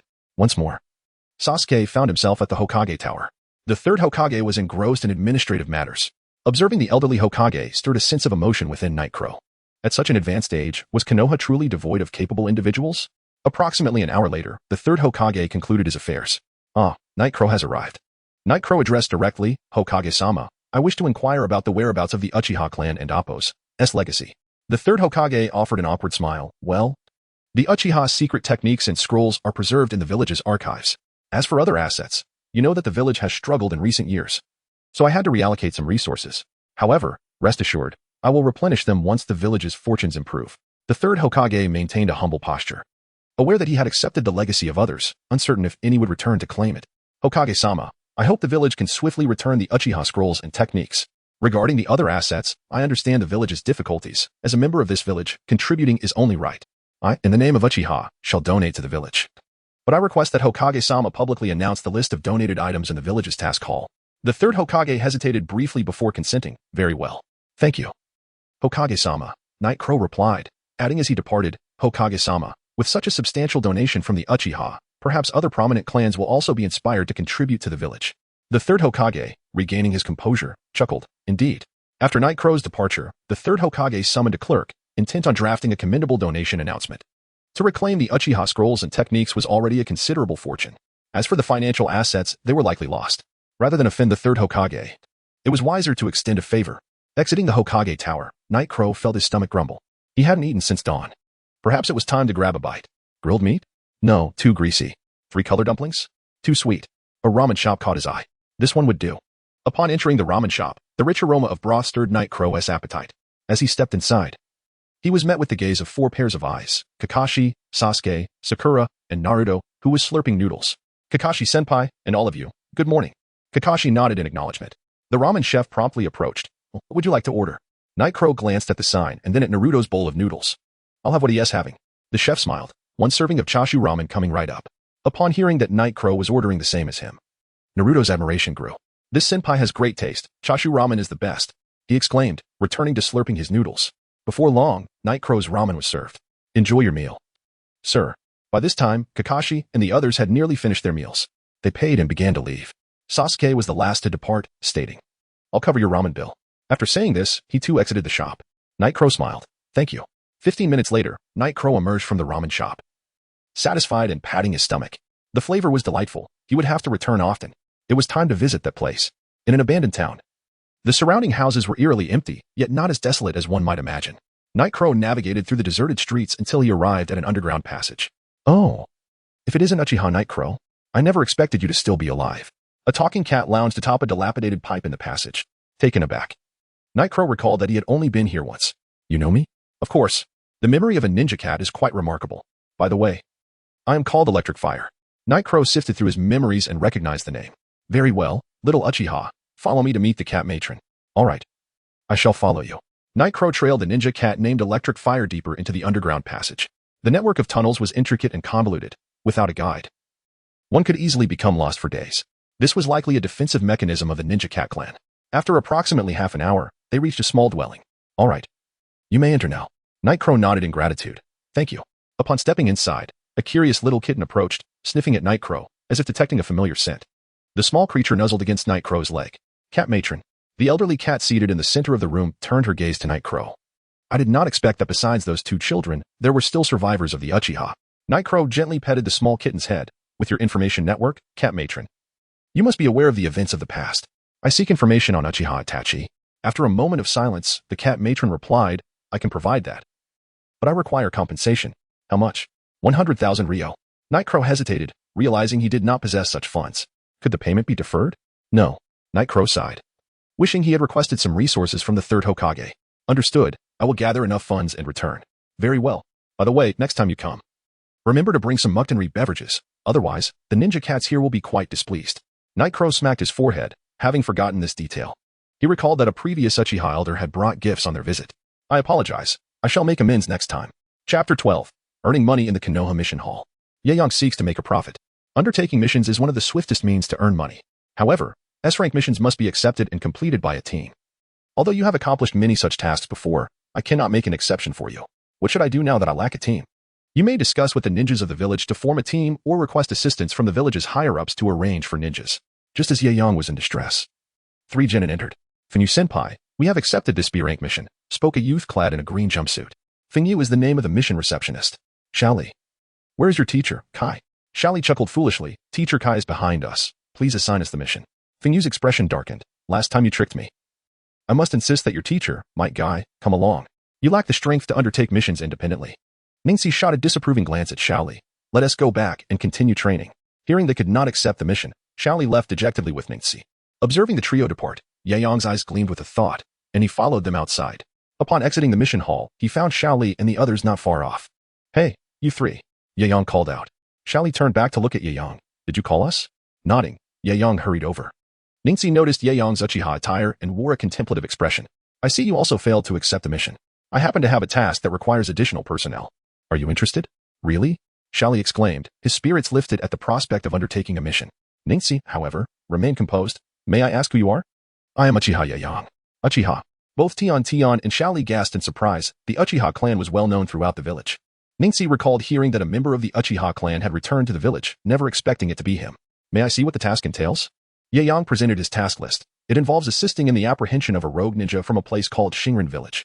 Ningxi paused. I recall this is classified as an S-rank mission, which must be led by a jonin. Glancing at Yaeyang, who was only a few years his senior. He doubted he could be a jonin. Yaeyang produced his security department credentials, clearly stating, Security Department, 8th Division Leader, jonin. Ningxi stared incredulously at the document.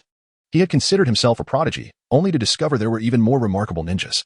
He recalled only Kakashi-sensei achieving jonin status at such a young age. Is that acceptable now? After a moment's contemplation, Ningxi shook his head. I apologize, but S-rank missions are exceedingly perilous. We are still merely genin. Yaeyang, having finally found these individuals, would not easily concede.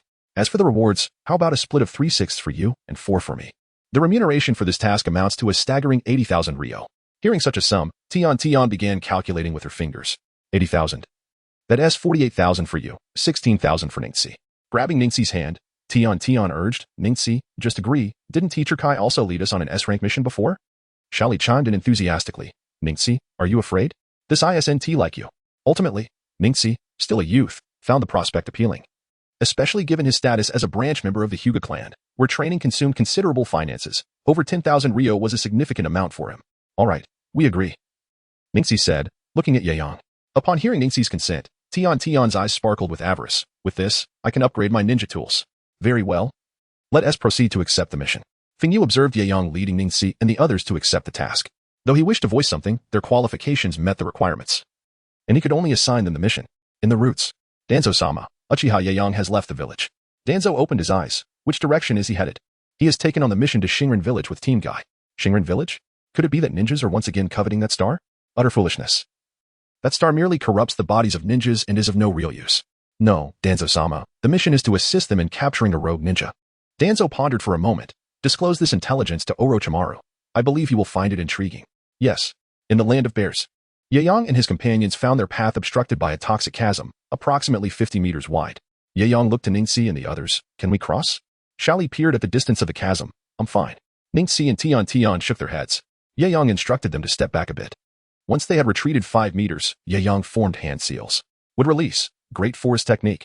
A colossal tree rapidly grew from Yaeyang's hands, ultimately spanning across the toxic chasm. He severed the massive tree, creating a grand wooden bridge.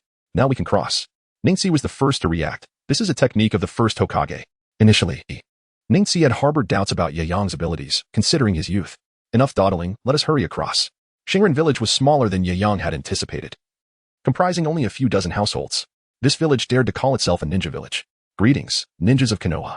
I am the acting star Shadow of Sharingan village, Akahoshi. Shadow?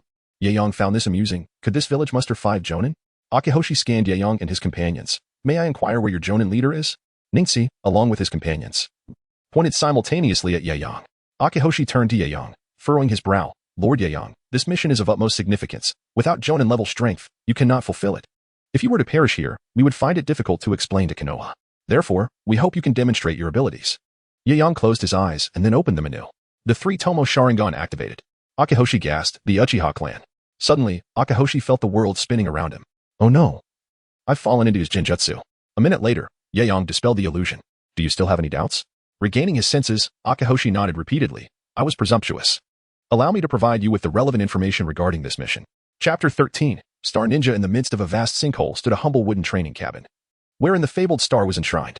This celestial body was said to have plummeted from the heavens 2 centuries ago, despite the passage of time. The surroundings of the sinkhole remained barren and desolate, suggesting that this star was indeed no benign entity. According to the village's intelligence, while the star possessed extraordinary energy, it concurrently corroded the bodies of the ninja who approached it.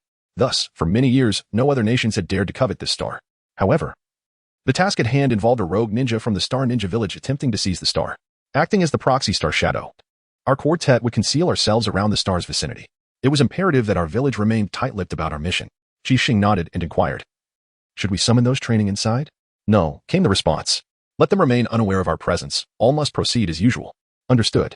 Nightcrow, Niji, and the others took their positions, guarding the 4 cardinal directions of the colossal sinkhole. As night fell, the chorus of chirping insects and croaking frogs filled the air. Nightcrow consumed a modest amount of rations, then declared, they are coming. He glanced skyward to see a figure with chakra wings soaring above. Niji also detected the newcomer and promptly alerted Tian and Shaoli. Nightcrow scrutinized the figure aloft, pondering if such outward chakra was a product of their star's cultivation.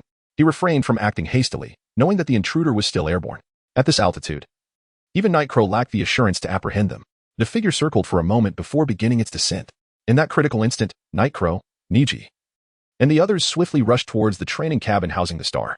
Nightcrow, being the fastest, arrived first, followed closely by Shaoli, with Niji and Tian trailing behind. Shaoli appeared to have activated a special ninjutsu, prompting Nightcrow to activate his Sharingan. He noticed Shaoli's chakra was rapidly circulating. Wasn't such a usage of chakra perilous? Shaoli seemed to sense Nightcrow's gaze and explained, this is the 8 gates formation. Nightcrow nodded, then turned his attention to the cloaked figure surrounded by them. The figure, seemingly unfazed, began forming hand seals. Peacock mystical art. Several beast-shaped chakra manifestations surged towards the quartet. Nightcrow and his companions retreated a few steps to evade the onslaught. As the dust settled, the cloaked figure had vanished. Nightcrow immediately scanned the sky. Nothing. The figure must have entered the training cabin. Utilizing his Sharingan, he sensed the chakra within. However, upon contact, his eyes were pierced by a sudden pain. Whose power was this? Niji, you and the others remain outside to prevent their escape. Nightcrow commanded before dashing towards the cabin with unparalleled speed. Shaoli was taken aback by Nightcrow's swiftness. Incredible! Even if I opened the 5th gate, I doubt I could match that pace. Upon entering the training cabin, Nightcrow beheld the cloaked figure grasping the star. With a smirk, the figure declared, illusions are ineffective against me. Nightcrow observed as the figure was enveloped by the peacock mystical art, which severed the connection with the illusion chakra. Swiftly, Nightcrow formed hand seals and struck the ground. Would release. Would pillar wall. The figure was ensnared within a thick wooden barrier. However, with a crack, the wall was shattered by the figure's peacock mystical art. Nightcrow was astonished by its formidable power. The cloaked figure shattered the roof of the training cabin and soared into the air.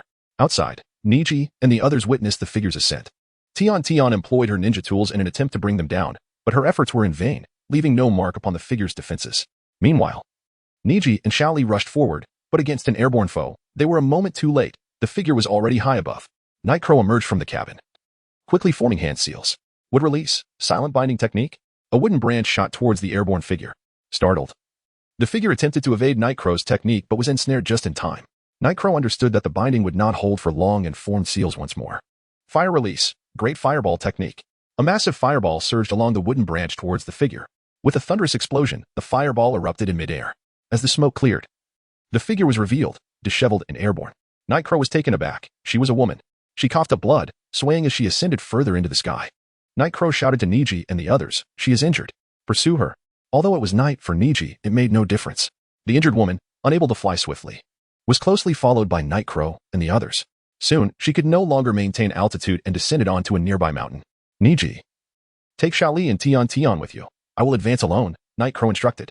Niji nodded, and with the woman halting her flight, Nightcrow no longer required Niji's sensory abilities.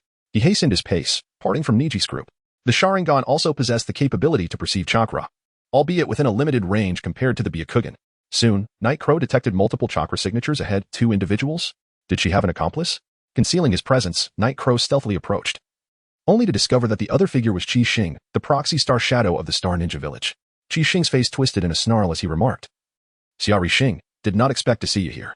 Qi Xing seized the star from Xia Rixing's grasp and continued. Now, reveal the secrets of the peacock mystical art. Xia Rixing scoffed defiantly. Never. Qi Xing's smile turned sinister. Have you forgotten that your son remains in the village? Hand over the secrets of the peacock mystical art, and I shall not only spare your son but also pass the techniques on to him. Once we achieve mastery, we shall dominate the ninja world together. What say you to this proposition? Xia Rixing shook her head resolutely. Qi Xing, I have told you before. There are no special secrets to the cultivation.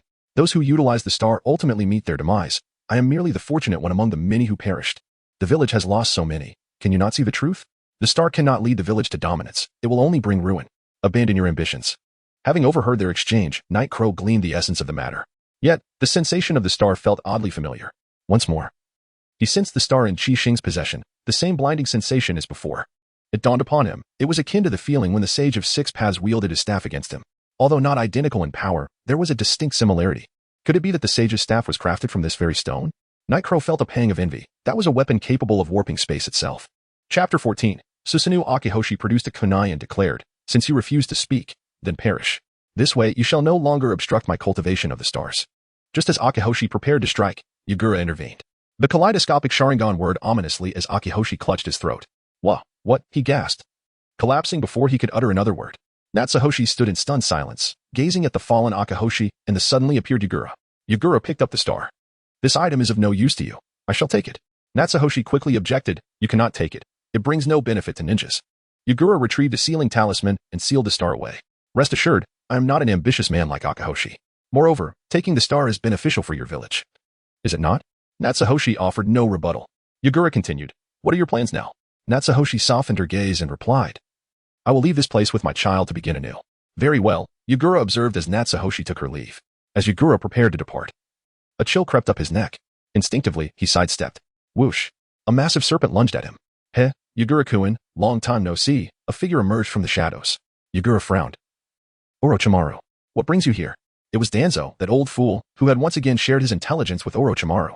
Orochimaru's gaze fell upon the cursed seal on Yagura's neck. You have yet to harness my power, he remarked.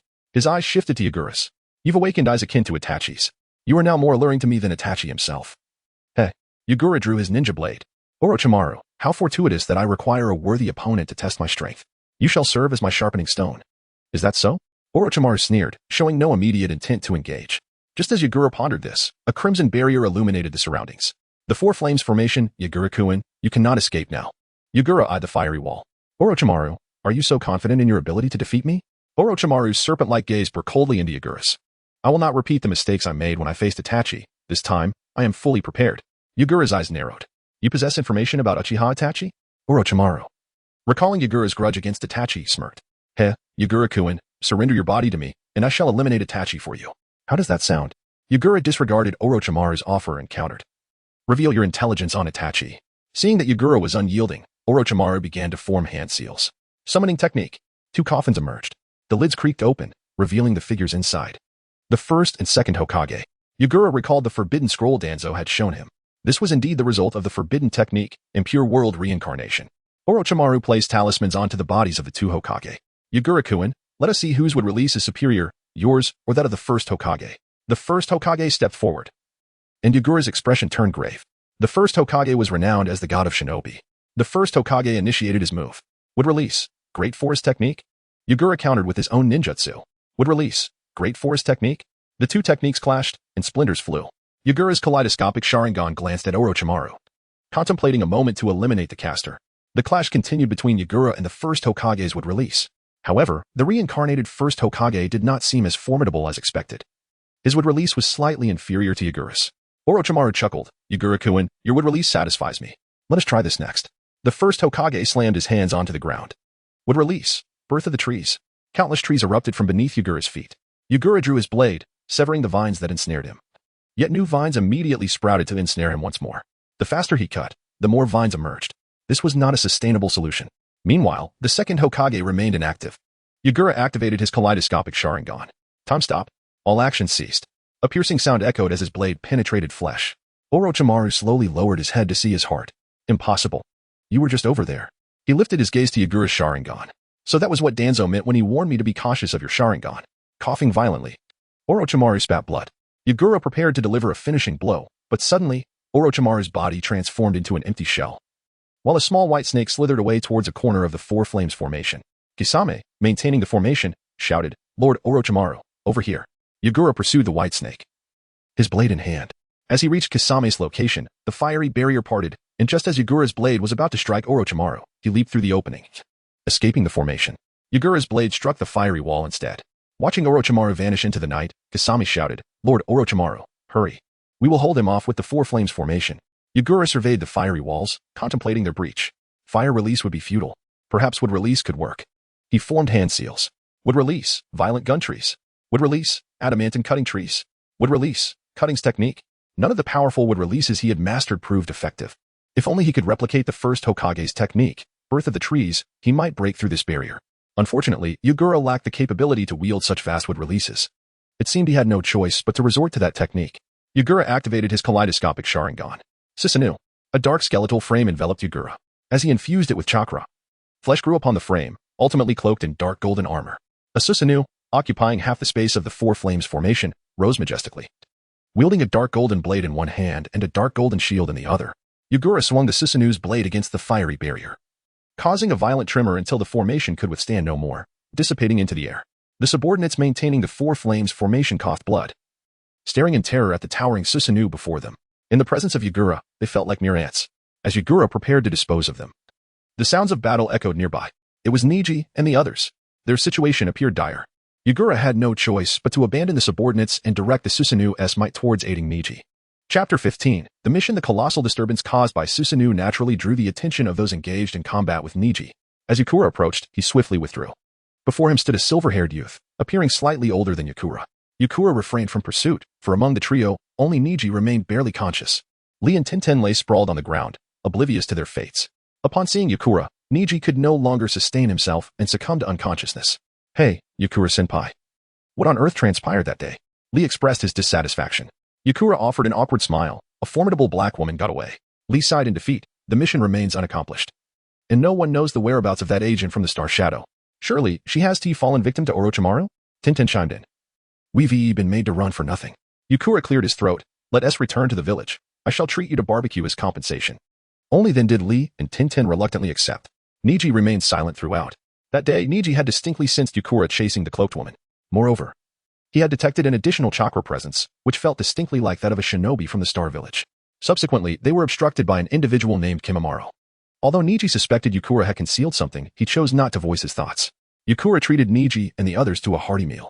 "Thank you for the hospitality, Yagura-senpai. Farewell." As he watched the trio depart, a bitter smile crossed Yagura's face as he patted his empty wallet. He had earned not a single coin, yet had depleted his finances. He needed to embark on more missions to earn some meal money. Upon returning to the Uchiha compound, Yagura retrieved the stars from his ninja tool pouch, tearing off the sealing talisman. An odd energy permeated the air once more, activating his Mangeki Sharingan. He studied the stars for a while before sealing them again. They felt like mere shells of something significant. He resolved to inquire with the old cat lady next time, as she might possess valuable insights. In the following days, Yagura transformed into a mission enthusiast, zealously undertaking tasks. Being alone, he could only accept missions ranked A and below.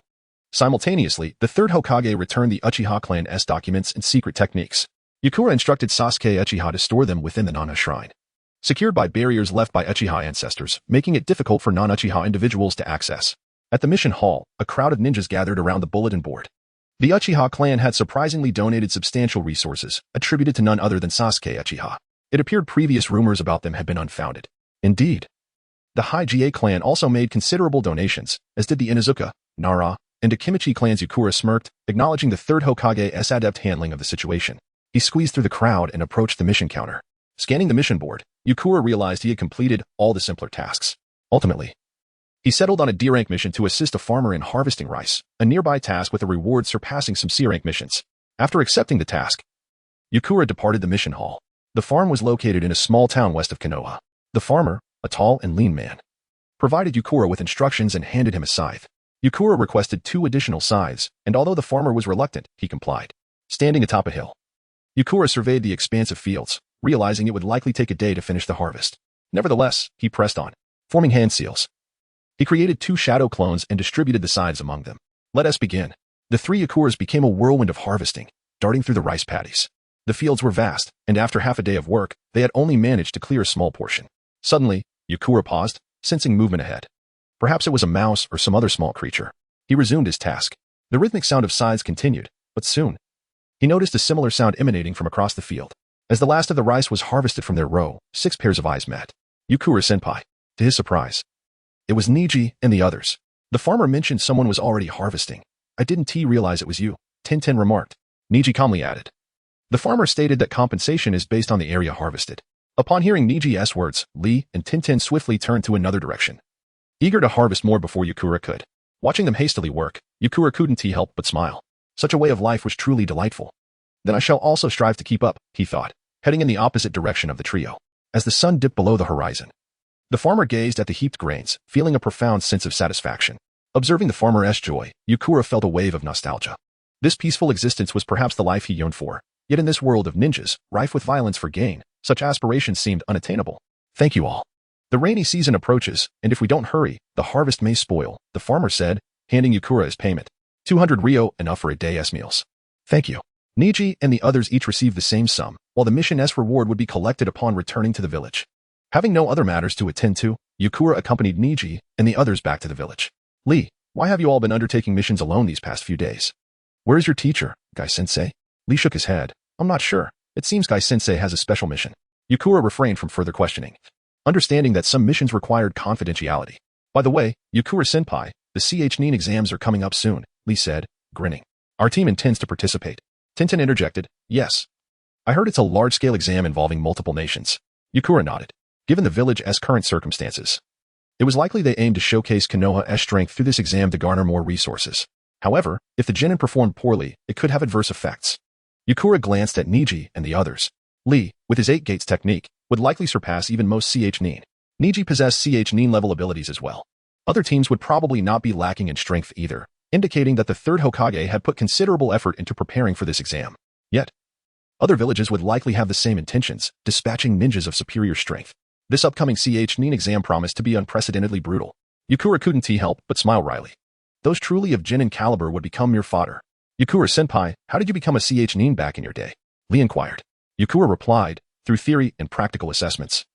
One must pass, followed by executing a special CH-9 mission to ascend.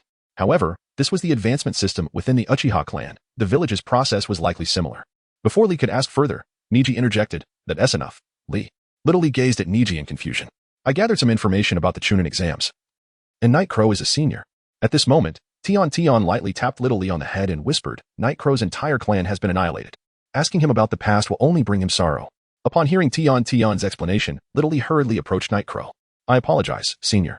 I should not have inquired about the Chunin exams and reminded you of painful memories. I am truly sorry. Night Crow looked at Little Lee, who was half bowing an apology. The atmosphere among the group had become uncomfortably tense. Niji and Tion held their foreheads in exasperation. This Little Lee, not only did he pour salt on the wound, but he also added a dash of spice. Night Crow chuckled awkwardly, attempting to dissolve the tension. Well then, Little Lee, how about treating me to some ramen? Sure. Upon returning to the Uchiha clan's territory, Uchiha Sasuke had just arrived and happened to cross paths with Night Crow. You best refrain from participating in the upcoming Chunin exams, Night Crow advised. Sasuke raised an eyebrow. Why? This Chunin exam will be more perilous than ever before. Sasuke scoffed lightly. If I can't overcome this minor challenge, how can I hope to defeat that man? By the way, you were the one who created that announcement. Weren't you? Night Crow nodded. So what items do you wish to reclaim? Sasuke fixed a piercing gaze on Night Crow. Nothing. I'm just tired. I need to rest. Night Crow touched his nose, feeling that his goodwill had been taken for granted. Sasuke entered his room and shut the door. Are you afraid of dying at that man's hands? With that donation announcement, the village will provide extra care for me. Sasuke clenched his fist tightly. I must become stronger. Chapter 16. The exam the following day, the Night Crow refrained from accepting any missions. He had gathered sufficient funds to purchase information from Granny Cat. Once again, he ventured into the underground passage of the deserted town. The ninja cat, Electric Fire, seemed to be awaiting his arrival. Ah, the Uchiha brat, you've come, she remarked. The Night Crow nodded and produced 2 bottles of beverages he had prepared earlier. I apologize for last time. This time, it's on me. Electric Fire accepted the bottles.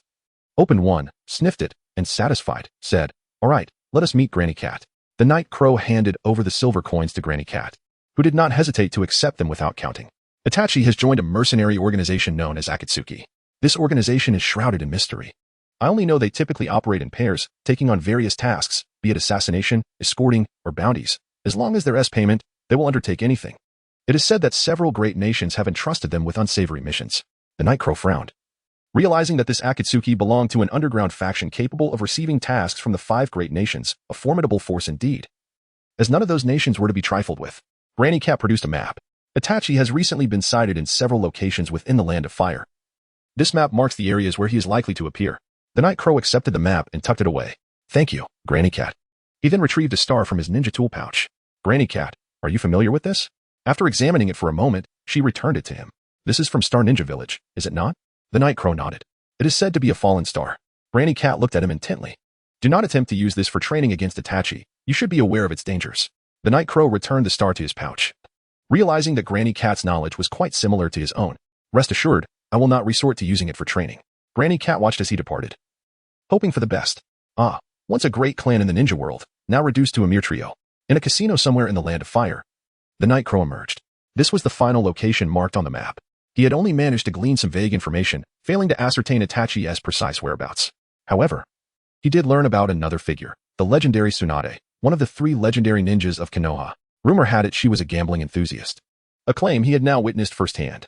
The Night Crow had no intention of disturbing her. Although he had not located Itachi, he harbored some suspicions. The timing of her presence in the Land of Fire, coinciding with the Nin exams, suggested she might be planning something during the event. At the Hokage Tower, the 3rd Hokage was preoccupied with arrangements for the joint Nin exams. The Night Crow waited for 4 hours before finally meeting him. Night Crow, what brings you here? Hokage-sama, I wish to join the proctoring staff for this exam. The 3rd Hokage looked surprised. The proctors have already been appointed, and the exam content has been established. It may be too late to make changes. Hokage-sama, I do not seek the role of proctor. I merely wish to participate in some capacity. The 3rd Hokage assumed the Night Crow desired the proctor position to build connections within the village. Then you should speak with Ibiki. He will assign you a suitable role. Very well. Ibiki, also busy with his duties, was handling paperwork. Yes, as the Hokage instructed. We are indeed short-handed. The first round requires several proctors. And your Sharingan will be quite useful. He handed the Night Crow a document detailing the exam standards, locations, and times, instructing him to attend as scheduled. After receiving the document, the Night Crow noticed Ibiki had returned to his work, disregarding him. Upon reading the contents of the document, the Night Crow realized the role of the proctor for the first round was quite simple, merely to observe candidates for cheating. If the cheating was too blatant, the exam would be failed. This meant some degree of cheating was permissible. The theoretical exam was designed to assess a ninja's information-gathering skills and even their ability to work in teams. The Night Crow thought of Lee. If he couldn't adapt, he might be eliminated in the first round. However, with Niji on their team, he assumed they would be fine. And then there was Sasuke's team, led by Naruto Uzumaki, who seemed rather unprepared. As he walked through the village, the presence of many unfamiliar ninja faces caught his attention. To prevent any disturbances caused by foreign ninjas, the number of patrolling Konoha ninjas had increased significantly. No wonder Ibiki mentioned a shortage of manpower. A trio of ninjas approached him, a gourd-headed boy with the kanji for love on his forehead, a girl wielding a massive fan, and a cloaked boy whose burden remained hidden. Their forehead protectors indicated they hailed from Sunagakure. However, the 2 older boys appeared to defer to the younger gourd-headed one. The Night Crow scrutinized them, and they likewise assessed him. The gourd-headed boy's gaze suggested a fierce demeanor, and he exuded an unsettling aura, definitely someone not to be trifled with. He decided to warn Sasuke. As he walked further, he heard commotion behind him. Is that not Sasuke's team? From their demeanor, it seemed they were about to clash with the gourd-headed boy. The gourd-headed boy pressed against Sasuke, declaring, I am Gaara. Sasuke, undaunted, retorted, I am Uchiha Sasuke. Naruto, bewildered, looked at the departing Gaara and his companions. Why am I the only one unaware? Is it about the Nin exam? Sasuke shot a disdainful glance at Naruto, thinking, this fool pays no attention to village announcements. The Night Crow approached. Sasuke, come here for a moment. Reluctantly, Sasuke complied and walked over. Hey, Sakura, that was another Uchiha, aside from Sasuke. Sakura nodded in acknowledgement. She regarded Sasuke, feeling a sense of depth and mystery emanating from the one known as Night Crow, a pressure even greater than that of Kakashi-sensei. Sasuke stood before Night Crow, asking, what is it? That Gaara fellow, do your best to avoid provoking him. Sasuke scoffed, I am strong now. As he spoke, he began to gather chakra in his hand. I have learned much from you. I have researched, and this chakra-enhanced ability is beyond the reach of ordinary Nin. Plus I possess the Sharingan. The Night Crow shook his head. Just be careful. I understand. The day of the ninja exam dawned. Sasuke awoke early, preparing his gear before stepping out. Just as he closed the door, he encountered Night Crow, who was also clad in battle attire. Are you off to complete a mission today? Indeed, Sasuke nodded, feeling a tinge of disappointment. Others had family members cheering them on, though he had no elders to provide such support. Lost in thought as he walked, Sasuke noticed that Night Crow was following closely behind. Night Crow smiled at him. Just passing by. Sasuke arrived at a breakfast shop, where Night Crow also picked up a meal and paid for Sasuke's. Sasuke acknowledged him with a nod as they proceeded toward the exam venue. Upon reaching the examination building, Sasuke was surprised to find Night Crow still trailing behind. What is he doing here? Even as family, he can only accompany me to the school's entrance. Night Crow simply smiled and nodded. Just passing by. Sasuke, wearing an expression of incredulity, seemed to question whether he was being regarded as a fool. The astute Sasuke had likely deduced the purpose of Yagura's arrival. At that moment, his two companions approached. Sakura, somewhat bashful, greeted Yagura with a nod. Yagura acknowledged her with a slight nod in return, then turned to Sasuke, saying, "See you at the exam." Naruto, watching Yagura depart, inquired of Sasuke, "Hey, is that guy also participating in the Chunin exam?" Sakura cast a disdainful glance at Naruto, exclaiming, "He is already a Jonin. Don't you remember his credentials from the last time we were at the village gate?" Naruto scratched his head, responding, right? But he looks only a few years older than us. What kind of genius is he?" Sasuke's gaze remained fixed on the direction in which Yagura had vanished. "There are others whose talents surpass even his," he remarked. Intrigued, Naruto asked, "Who?" Sasuke glanced at Sakura, then turned to Naruto. "Our teacher, Kakashi Hatake, became a Jonin at the age of 12. Chapter 17. Observation. Naruto's eyes widened in disbelief. A 12-year-old Jonin, and here I am, also 12, still just a Jonin. After a brief moment of dejection, Naruto reignited his fighting spirit. "This time, I will advance to Chunin. By next year, no? This year, I shall become a Jonin at the age of 13. Although I may not be as formidable as Kakashi-sensei, hehe." Lost in dreams of becoming a Jonin, Naruto received a sharp blow to the head. "Naruto, put away your fantasies and focus on whether you can even pass this Chunin exam," Sakura scolded him, her frustration evident. Sasuke, on the other hand, exuded confidence that he would successfully navigate this examination and attain the rank of Chunin. Night Crow arrived at the examination room, where numerous proctoring ninjas had already gathered. Scanning the room, he found no familiar faces. There was still some time before the exam commenced, so he decided to venture out and observe the gathering of ninjas from various nations, hoping to witness something intriguing. Utilizing a transformation technique, he disguised himself as an ordinary candidate. The surrounding proctors cast a fleeting glance at Night Crow before returning their focus elsewhere. After all, ninjas with peculiar interests were not a rarity. As Night Crow strolled through the corridor, he noted that although he was a stranger, everyone else was just as unfamiliar, rendering his presence less conspicuous. Most individuals merely glanced at him before losing interest. Upon reaching the stairwell, he encountered 3 individuals, Neji and his companions. Tintin and Lee instinctively glanced at Night Crow, but their memories failed to associate such a formidable figure with his appearance, and they soon dismissed him. Only Neji regarded Night Crow with curiosity, pondering whether he was an examinee. Ultimately, he shrugged it off. With so many people around, perhaps he had simply misremembered. Feeling somewhat guilty, Night Crow descended the stairs. The transformation technique was not a highly advanced ninjutsu. If Neji activated his Byakugan, he would easily see through it. Fortunately, Night Crow noticed that Neji had yet to activate his Byakugan. After wandering outside for a while, Night Crow observed the lively demeanor of the ninjas, each radiating confidence. One boasted of exceptional defense, another of unparalleled offense. Yet he wondered how many would retain such confidence when faced with opponents far beyond the strength of a Genin in the upcoming examinations. Soon, Night Crow spotted Sasuke and his team, unexpectedly finding them in confrontation with Neji's group. Why is Lee challenging Sasuke? Night Crow concealed himself on an unoccupied floor. Watching intently, Lee's taijutsu was swift and powerful, while Sasuke was also skilled. He excelled more in ninjutsu and the Sharingan. The current arena was too confined for the effective use of ninjutsu. Would he resort to using the Sharingan? It seemed likely that Sasuke would suffer a setback. Night Crow refrained from alerting Sasuke. He was overly confident, believing the Sharingan rendered him invincible. As he pondered, the battle commenced below. Predictably, Sasuke was defeated. In disbelief, Sasuke stared at his hands. The Sharingan had perceived Lee's every movement, yet his body could not keep pace. Although he understood that he might have triumphed in a more expansive arena, a loss was a loss. Night Crow had previously cautioned against over-reliance on the Sharingan. Perhaps this was the lesson he intended to impart. With a swift kick, Lee sent Sasuke airborne, unraveling the bandages on his hand.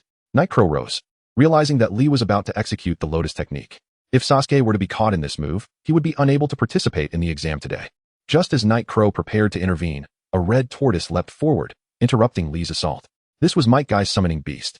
Not long after, Guy himself appeared, signaling the end of this farce. Night Crow quietly retreated. Guy glanced in Night Crow's direction, as if sensing a presence. The ninja examination officially commenced. Night Crow surveyed the exam's content, his eyes briefly narrowing at the questions displayed. Even he found some of them challenging. Soon, he discerned an anomaly among the candidates. A few individuals were not actual examinees. Night Crow realized that this examination was designed for candidates to copy answers from these designated individuals, arranged by their respective villages. As long as they employed subtlety, they could pass. Sasuke, either intentionally or not, glanced at Night Crow. Indeed, he had come to monitor the exam. Night Crow sat composedly, observing as many candidates began to grasp the purpose of the examination and commenced their attempts to copy answers. After some were eliminated, Ibiki stood up, announcing the 10th question while introducing an additional rule. Choosing to answer the 10th question meant risking permanent disqualification from future Chunin exams if they failed. Conversely, those who chose to forfeit could re-attempt the exam the following year. Night Crow regarded Ibiki, recognizing his cunning psychological tactics. He initially presented a notably difficult exam that allowed for copying, but now, with the last question personally crafted by him, there was no room for plagiarism. If the final question matched the previous difficulty, most candidates would likely falter. Many candidates, unable to withstand the pressure of losing their chance forever, opted to withdraw. Numerous others wavered in indecision. Suddenly, Naruto raised his hand. Night Crow turned to observe. Would he forfeit? If he did, Sasuke would be adversely affected as well. Yet in the next instant, Naruto slammed his hand on the table, declaring, I will participate. Even if I fail, I will take part. I aspire to become Hokage. How could I give up here? The surrounding candidates, initially hesitant, were emboldened by Naruto's fervor. Indeed, they had risked their lives to participate in this exam. Retreat was not an option. Night Crow was taken aback by Naruto's resolve. He had not answered a single question, as Night Crow's Sharingan had clearly revealed. Ibiki addressed those who remained. Congratulations, all of you who stayed have passed the exam. With that, he proceeded to outline the rules for the second stage of the examination. Ninja teams must procure both A and B types of mission scrolls. Each team would randomly receive one type of scroll. Teams possessing the A scroll would need to seize the B scroll held by another team and then reach the designated location with both scrolls. This meant that at least half of the ninjas would be eliminated in this round. As Ibiki concluded his explanation, Night Crow noticed something approaching the window. Crash! The sound of shattering glass filled the air as a female ninja clad in a tight combat outfit burst inside. Night Crow recognized her. She seemed somewhat familiar. I am your examiner for the second phase, Mitarashi Anko, she announced. Night Crow was momentarily taken aback. Was this truly her? He anticipated that the little girl from years ago had grown into this formidable woman. Of course, given that they were of similar ages, it was unsurprising. His circumstances had been unique, allowing him to skip 6 years of time. He quickly lowered his head, hoping she wouldn't recognize him. Anko exchanged pleasantries before instructing them to gather at the designated location the following day. After the candidates departed, the proctoring ninjas gradually exited as well. Night Crow followed suit, striving to blend in. Anko was engaged in light conversation with Ibiki when her peripheral vision caught sight of Night Crow's retreating figure. Who was that who just left? She inquired, pointing towards the door. Ibiki responded, Who do you mean? After a moment of contemplation, Anko recalled, the one who was a bit shorter. Upon hearing this, Ibiki recognized the individual, Uchiha Night Crow, the one sent by the third Hokage. Uchiha Night Crow. It is he. The cheeks of Hongdo flushed a delicate crimson. Alas, he witnessed that bold entrance in its entirety. I must return to prepare for tomorrow's examination, so I shall take my leave. Hongdo declared before hastily departing from the examination room. Chapter 18 Encounter Upon exiting the examination hall, Yiya exhaled deeply. Earlier, while at the security department, he had chanced upon Hongdo, gravely injured during a mission. Yiya had carried her back to the village. Since then, Hongdo had been drawing closer to him, both intentionally and inadvertently. Yiya was well aware of her intentions. However, he preferred a gentler disposition in a partner. I found you, came a voice, prompting Yiya to mechanically turn his head. It was Yushoyu Hongdo, as he had anticipated. She approached, playfully measuring her height against his. Haha, so you really have returned. With a hint of melancholy, she added, Why didn't you let me know you were back? Yiya cleared his throat awkwardly. Well, there were too many things, and I forgot. Suddenly, Hongdo wrapped her arms around him, her ample form momentarily leaving him breathless. I truly missed you. A surge of emotions washed over Yiya. It was comforting to know someone still thought of him. Since his return, he had found his kin gone, leaving a void in his heart. Gently, Yiya embraced Hongdo's waist. Yes, I am back. At that moment, Sasuke and the others emerged from the examination hall. Naruto was overjoyed, having successfully passed the first test. The trio, previously jovial, suddenly froze. What was that? Did the recently appeared proctor just embrace Uchiha Yiya? Realizing Sasuke and the others were watching, Yiya hastily pushed Hongdo away. I have things to attend to.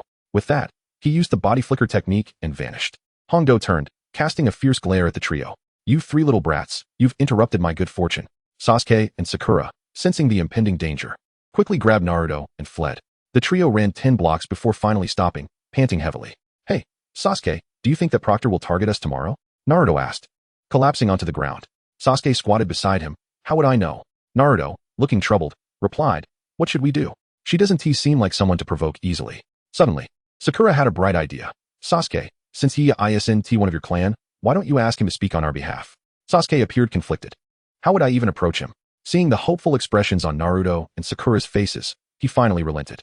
Fine, I'll give it a try. Sasuke led Naruto and Sakura to the Uchiha compound. The usually talkative Naruto was uncharacteristically silent as they walked through the empty streets. They arrived at the clan leader's residence, where Sasuke gently knocked on Yiya's door. Are you home? The door creaked open, revealing Yiya. He glanced at Sasuke, then at Sakura and Naruto, wondering if these three were here to gossip about him. What is it? Sakura explained the situation. Yiya reassured them. Rest assured. She is principled and won't deliberately make things difficult for you. The trio let out a collective sigh of relief. Naruto, with a mischievous grin, asked, So Yiya-senpai, what is your relationship with Hongdo-senpai? Sasuke and Sakura perked up, eager to hear the answer. Yiya's eye twitched. They had indeed come to pry into his affairs. Just friends. Sakura formed a heart with her hands. Is it that kind of friendship? Get lost. Yiya slammed the door shut. The three outside exchanged knowing smiles. The following day, Yiya, concealed with headphones, hid within the death forest. Although the village had dispatched numerous personnel, the vastness of the forest rendered their surveillance ineffective, serving merely as a precaution against unforeseen events. Upon entering, Yiya began searching for Sasuke's team. If Uchiha Itachi sought Sasuke, this would be the perfect opportunity. An hour passed, and anxiety began to creep in. The forest was too expansive. He still hadn't located Sasuke. He needed to hurry. Suddenly, he heard sounds of a struggle from a distance. The intensity of the commotion suggested it was no ordinary shinobi fight. After a moment's consideration, he decided to investigate. Hiding in the shadows, he recognized Hongdo. The other figure was Orochimaru. A glint of murderous intent flashed in Yiya's eyes. Whoosh! A kunai struck where Orochimaru had stood moments before. Yiya leaped from the tree, retrieving the kunai. He turned to Hongdo. Are you alright? She shook her head. Yiya then faced Orochimaru. Orochimaru. Activating his Manjikyu Sharingan, time froze. Orochimaru, taken aback, attempted to flee but suddenly felt a chill as his body was cleaved in two. He gazed back at Yiya. Not this technique again. Yiya sensed something amiss. Indeed, the severed Orochimaru transformed into smoke. Just a substitution. Yiya quickly searched for Orochimaru's actual location. Below. He jumped down. The Manjikyu Sharingan whirled again, and time halted once more. Orochimaru, sensing danger, felt his body seize up. Ah! He cried as Yiya struck again. Yiya knew Orochimaru possessed numerous survival techniques, and he fixed his gaze on the bisected body. Suddenly, a white serpent emerged from the underbrush. Yiya aimed to employ his Manjikyu Sharingan's ability once more, but the white snake evaded the technique's range. Orochimaru glanced back at Yiya from a distance. I see. He then vanished into the forest. Yiya approached Hongdo. Are you unhurt? She concealed her injured hand behind her. I'm fine. Did Orochimaru escape? Yiya nodded, noticing the blood that had dripped to the ground behind her. You should return to tend to your injuries. I'll handle things here. Suddenly, Hongdo recalled something. Right. Orochimaru has placed a curse mark on Sasuke. What? Yiya felt a pang of frustration. Where is Sasuke? Hongdo pointed in a direction. Thank you. With that, he vanished. When Yiya finally found Sasuke, he was in a cave. Among the 7th squad, only Sakura remained conscious. The other two were in a state of unconsciousness. Since it was still during the examination period, Yiya refrained from intervening. He also noticed the Sound Shinobi team lurking in the shadows. What were they planning? As dawn approached, the 3 Sound Shinobi had yet to act. It appeared they intended to wait until daylight to avoid ambush. The first rays of sunlight illuminated the earth. Morning had arrived. The 3 Sound Shinobi easily dismantled the traps Sakura had set. Yiya shook his head. The traps were too rudimentary. Sakura, reputed to have graduated with perfect theoretical scores, severely lacked practical experience. Faced with 2 powerful teammates incapacitated, what would one do? Yiya watched quietly. Ah, is someone else coming? It was Lee, accompanied by the trio from Inoshikacho, though they seemed hesitant, opting to hide in the shadows. Despite his best efforts, Lee ultimately succumbed to the onslaught of the opposing trio. Chapter 19. Cursed Seal Knight Crow gazed at Sakura, who was under the control of the Sound Ninja. Is this how it ends? If I intervene, your examination will be deemed a failure. Just as Night Crow prepared to act, Sakura unexpectedly severed her own hair, breaking free from the control. Witnessing this, Night Crow halted her movements. Sakura's subsequent actions evoked a newfound respect in Night Crow. Using her body as bait, she resolutely vowed to protect her comrades. The bond among Sasuke, Naruto, and Sakura intertwined at this moment, sealed with blood. Night Crow's gaze lingered meaningfully on the unconscious Sasuke. What will you do in the future? The trio of Inuzuka, Nara, and Akimichi, hidden in the shadows, and Niji and Tintin, who had rushed to find Lee, observed the unfolding situation. The odds were decidedly against the Sound Ninja. Yet, the trio remained undaunted. Just as the battlefield prepared for conflict, an unusual chakra surged forth. All eyes turned toward the cavern where Sasuke lay. The chakra emanated from that direction. At this moment, Sasuke's body was enveloped in dark markings. Night Crow touched the back of her neck. Is this the power of Orochimaru? Sasuke, are you aware of the consequences of harnessing this power? Emboldened by the curse seal, Sasuke showcased overwhelming strength, easily overpowering the Sound Ninja. Ultimately, it was Sakura who managed to calm the rampaging Sasuke. Sasuke, you may feign indifference to Sakura's affections, but deep down, you have acknowledged her, haven't you? The burden of your clan's hatred weighs heavily upon you. Night Crow gazed skyward. I shall remove this mountain for you.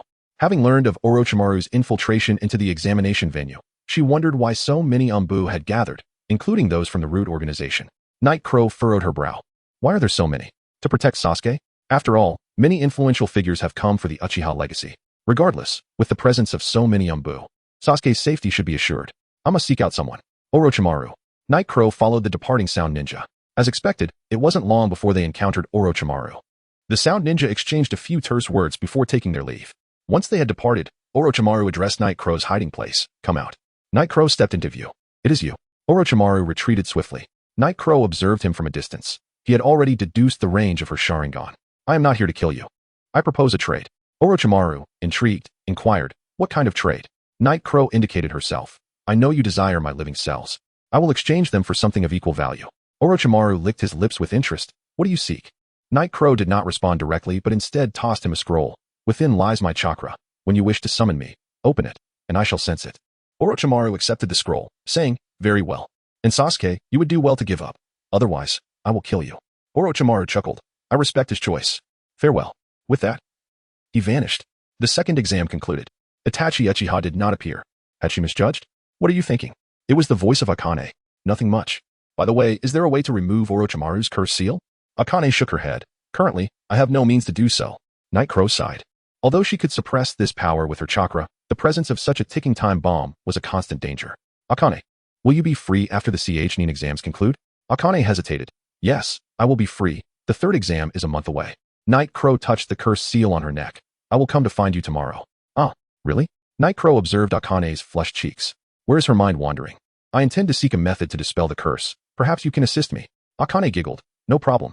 Night Crow turned her attention to the training grounds. Today, the preliminary matches are still ongoing. Indeed, there are too many participants. Night Crow glanced at Sasuke. That curse seal, given Sasuke's current strength, will surely activate as soon as he utilizes his chakra. Akane nodded. Yes, his body likely cannot withstand the power of the cursed seal. Akane looked at Night Crow. He is your kin. Won't you attempt to persuade him? He is not as fragile as you think. Seeing Night Crow's conviction, Akane chose to remain silent. Below, battles had commenced. Sasuke ultimately triumphed with a powerful lion's barrage. After the match concluded, Sasuke was escorted away by Kakashi. Akane, I have matters to attend to, so I will take my leave. Akane watched Night Crow depart in the direction Kakashi had taken with Sasuke. You're still worried, aren't you? In a subterranean base, Kakashi surrounded Sasuke with intricate seals. Who's there? Night Crow emerged. It's me, Senior Kakashi. Night Crow regarded Sasuke. Is this technique effective? Kakashi shook his head. It can only seal him temporarily. It ultimately depends on Sasuke's will. Senior Kakashi, are there any other methods to resolve this? Kakashi shook his head again. None. If the fourth Hokage were here, perhaps his knowledge of the Uzumaki clan sealing techniques could provide a solution. The Uzumaki clan. Night Crow immediately thought of Naruto Uzumaki.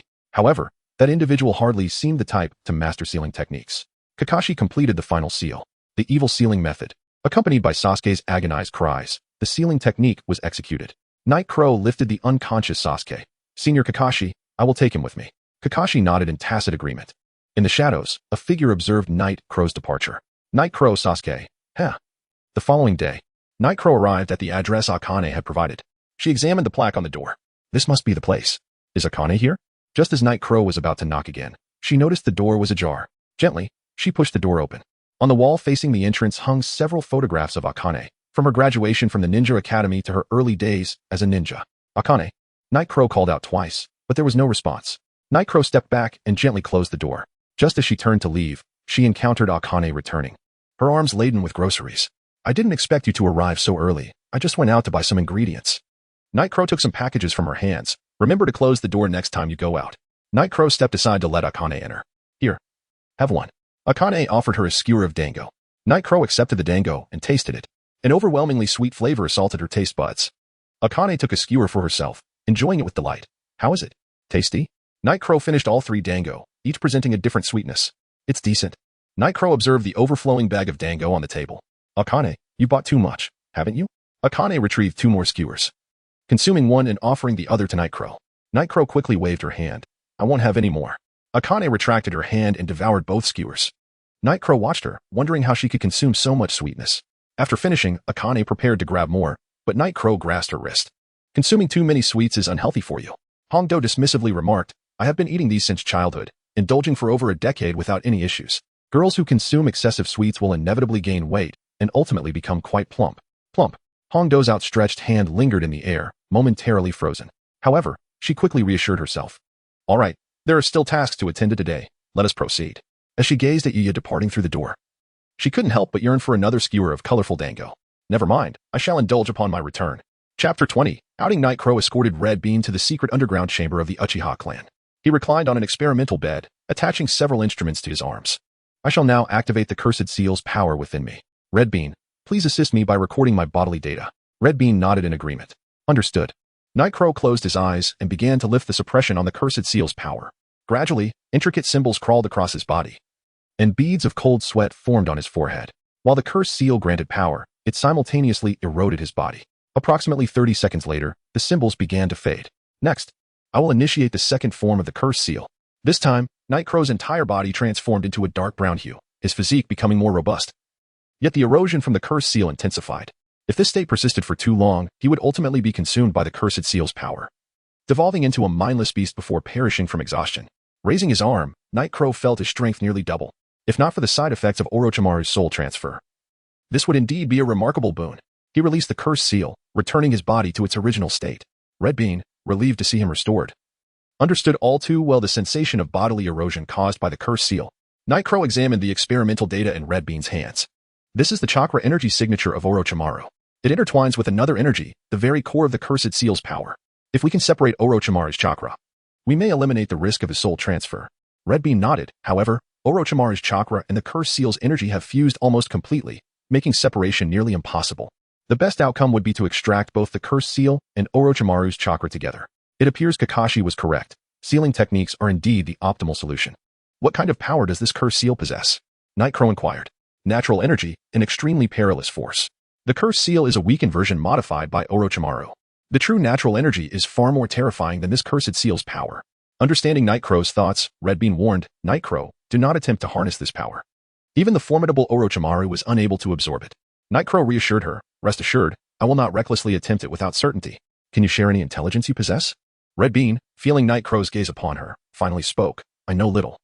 But I am aware of the 3 great summoning sanctuaries that hold the methods to cultivate natural energy, Mayaboka Mountain, Sherbone Forest, and Reed Cave, from which Orochimaru's summoning beast originates. That will be all for today. Noticing Nightcrow's dismissal, Red Bean shyly added, I bought some ingredients you like. Will you join me for dinner tonight? After a moment's contemplation, Nightcrow nodded. Red Bean hurried to the door, teasingly saying, don't forget to come, or else I shall kill you. Nightcrow's eyelid twitched. She had not changed at all. After Red Bean departed, Nightcrow secured the chamber's door and cast a soundproof barrier. Once these tasks were completed, he opened a hidden door, revealing a spacious laboratory filled with various experimental apparatus. Approaching a glass container filled with green liquid, Nightcrow added a single drop of his blood. Resting his chin on his hand, he pondered. Why has the method for cultivating Hashirama cells, stolen from the village's confidential archives, consistently failed? It seemed he would have to seek assistance from Orochimaru, as research was not his forte. Meanwhile, Sasuke had been taken by Kakashi for special training in preparation for the upcoming 3rd round of the Nin exams in a month. Nightcrow held a degree of respect for Kakashi's teaching abilities. However, in this month, the only way to improve would be through learning powerful ninjutsu. Nightcrow contemplated Kakashi, known as the copy ninja of the shinobi world, who possessed a plethora of techniques. Yet, in terms of sheer power, the Raikiri stood out. If Sasuke could master this technique within a month, his strength would undoubtedly see a significant boost, though the Raikiri's difficulty was rated as S-class, presenting a formidable challenge. Nightcrow chose to set aside such trivial matters. Ultimately, failure would merely result in the loss of his chance to advance to Nin. He had his own endeavors to pursue. That evening, Nightcrow dined with Red Bean. Upon exiting, he exhaled deeply. Red Bean's exuberant personality was a whirlwind. Though they were of similar age, Nightcrow's physical form was now 6 years younger than Red Bean's. He decided to take things as they came. Suddenly, an Umbu appeared before Nightcrow. Uchiha Nightcrow, the Hokage requests your presence. Nightcrow, puzzled by the late summons from the 3rd Hokage, realized he could not refuse. I will proceed at once. After Nightcrow's response, the Umbu vanished in an instant. At the Hokage building, Nightcrow pushed open the door to the Hokage's office. The third Hokage looked up at him. You have arrived. There is a mission that specifically calls for you. The Hokage handed Night Crow a scroll. Confused, Night Crow accepted it. It was unusual for individuals to be specifically designated for missions. Typically, the village refrained from such targeted assignments to prevent potential traps against its ninjas, unless the compensation was substantial. Upon opening the scroll, Night Crow discovered a mission reward of 500,000 Ryo, a considerable sum. The task was issued by a renowned minister of the Land of Fire, whose family had reportedly received threats from a rival political faction. Konoha relied heavily on resources from the Land of Fire, and coupled with the lucrative reward, the village had no grounds for refusal. I understand, Hokage-sama. The third Hokage nodded. I can only assign you a small Umbu team. The village is currently in dire need of ninjas. Night Crow acknowledged. No problem. After preparing some ninja tools, Night Crow set out with the small Umbu team assigned by the third Hokage. In the shadows, a figure wearing glasses watched as Night Crow departed. Lord Orochimaru. Night Crow has successfully drawn out Konoha. Before dawn, Night Crow and the Umbu team arrived at the minister's residence. You must be ninjas from Konoha, the minister's butler stated. Night Crow nodded in affirmation. The butler glanced at Night Crow and the three Umbu behind him. Are you Uchiha Night Crow? Indeed, Night Crow replied. The butler quickly stepped aside. The minister has been waiting for you inside all night. Please, come in. Chapter 21. Invasion. Night Crow had been at the home of the regent minister for half a month, yet no adversaries had appeared. Only a few wandering samurai occasionally sought information, all of whom were swiftly apprehended by three shadow operatives without requiring Night Crow's intervention. He sensed something amiss about the timing of his departure from the village. He could no longer afford to delay. Night Crow formed hand seals, creating a would-release clone, which he left behind in the room, then stealthily bypassed the guards and exited the premises. Half a day later, Night Crow arrived outside the village of Konoha, where the final round of the CHNIN exams was underway, attracting numerous notable figures and merchants alike. Disguising himself as a trader, Night Crow infiltrated Konoha. The venue was teeming with spectators, far more than he had anticipated. After altering his appearance to resemble a bearded elder, he procured a ticket to the event. Next up was the match between Naruto Uzumaki and Neji Hyuga. Night Crow observed the central arena, aware of Neji's prowess, and predicted that Naruto would struggle to secure victory. Indeed, after several exchanges, Naruto was mercilessly battered like a punching bag. Watching the fallen Naruto, devoid of chakra, Night Crow noted the boy's stubborn resolve as he rose once more, this time enveloped in a crimson chakra. It was the chakra of the Nine Tails. Night Crow realized that Naruto was the Jinchuriki of the Nine Tails. He shook his head. Neji appeared poised to win. Night Crow glanced at the elevated platform of the third Hokage. Hokage-sama. Your revelation of Naruto as the Nine Tails Jinchuriki serves to intimidate foreign nations while simultaneously showcasing Konoha's strength to the assembled dignitaries. Originally, the next match was to feature Gaara against Sasuke Uchiha. However, Sasuke had yet to arrive, prompting the third Hokage to schedule their bout for last. The current match was Shikamaru against Temari. As the final match approached, Night Crow furrowed his brow. What was Kakashi doing? Arriving late at such a critical moment? Just as the contest was about to conclude, Kakashi arrived with Sasuke in tow. Indeed, Sasuke had mastered Kakashi's Chidori. While the two battled fervently in the arena, Night Crow sensed an unusual chakra emanating from above. A large-scale Genjutsu? Someone was plotting mischief today. The potency of such a widespread Genjutsu was not formidable. Night Crow activated his Sharingan, dispelling the illusion. He surveyed the surroundings. The caster was surely still within the venue. Suddenly, a violent explosion erupted from the third Hokage's platform, followed by a surge of invading ninjas. Night Crow's gaze shifted to the arena, where Sasuke had already pursued the assailants. Yet, he chose to assist the third Hokage first, as he raced toward the Hokage's platform. Several crimson walls of flame erupted from the rooftops. It was Orochimaru. This fiend. Night Crow quickened his pace, arriving outside the fiery barrier. Hokage-sama, he called. The third Hokage, clad in battle attire, turned to Night Crow. You have returned. Leave this to me. Go assist elsewhere. Night Crow glanced at Orochimaru. But do not concern yourself with me. I am the third Hokage. My leniency in the past allowed him to escape. It is time to settle this. Night Crow regarded the Hokage's resolute demeanor. I understand.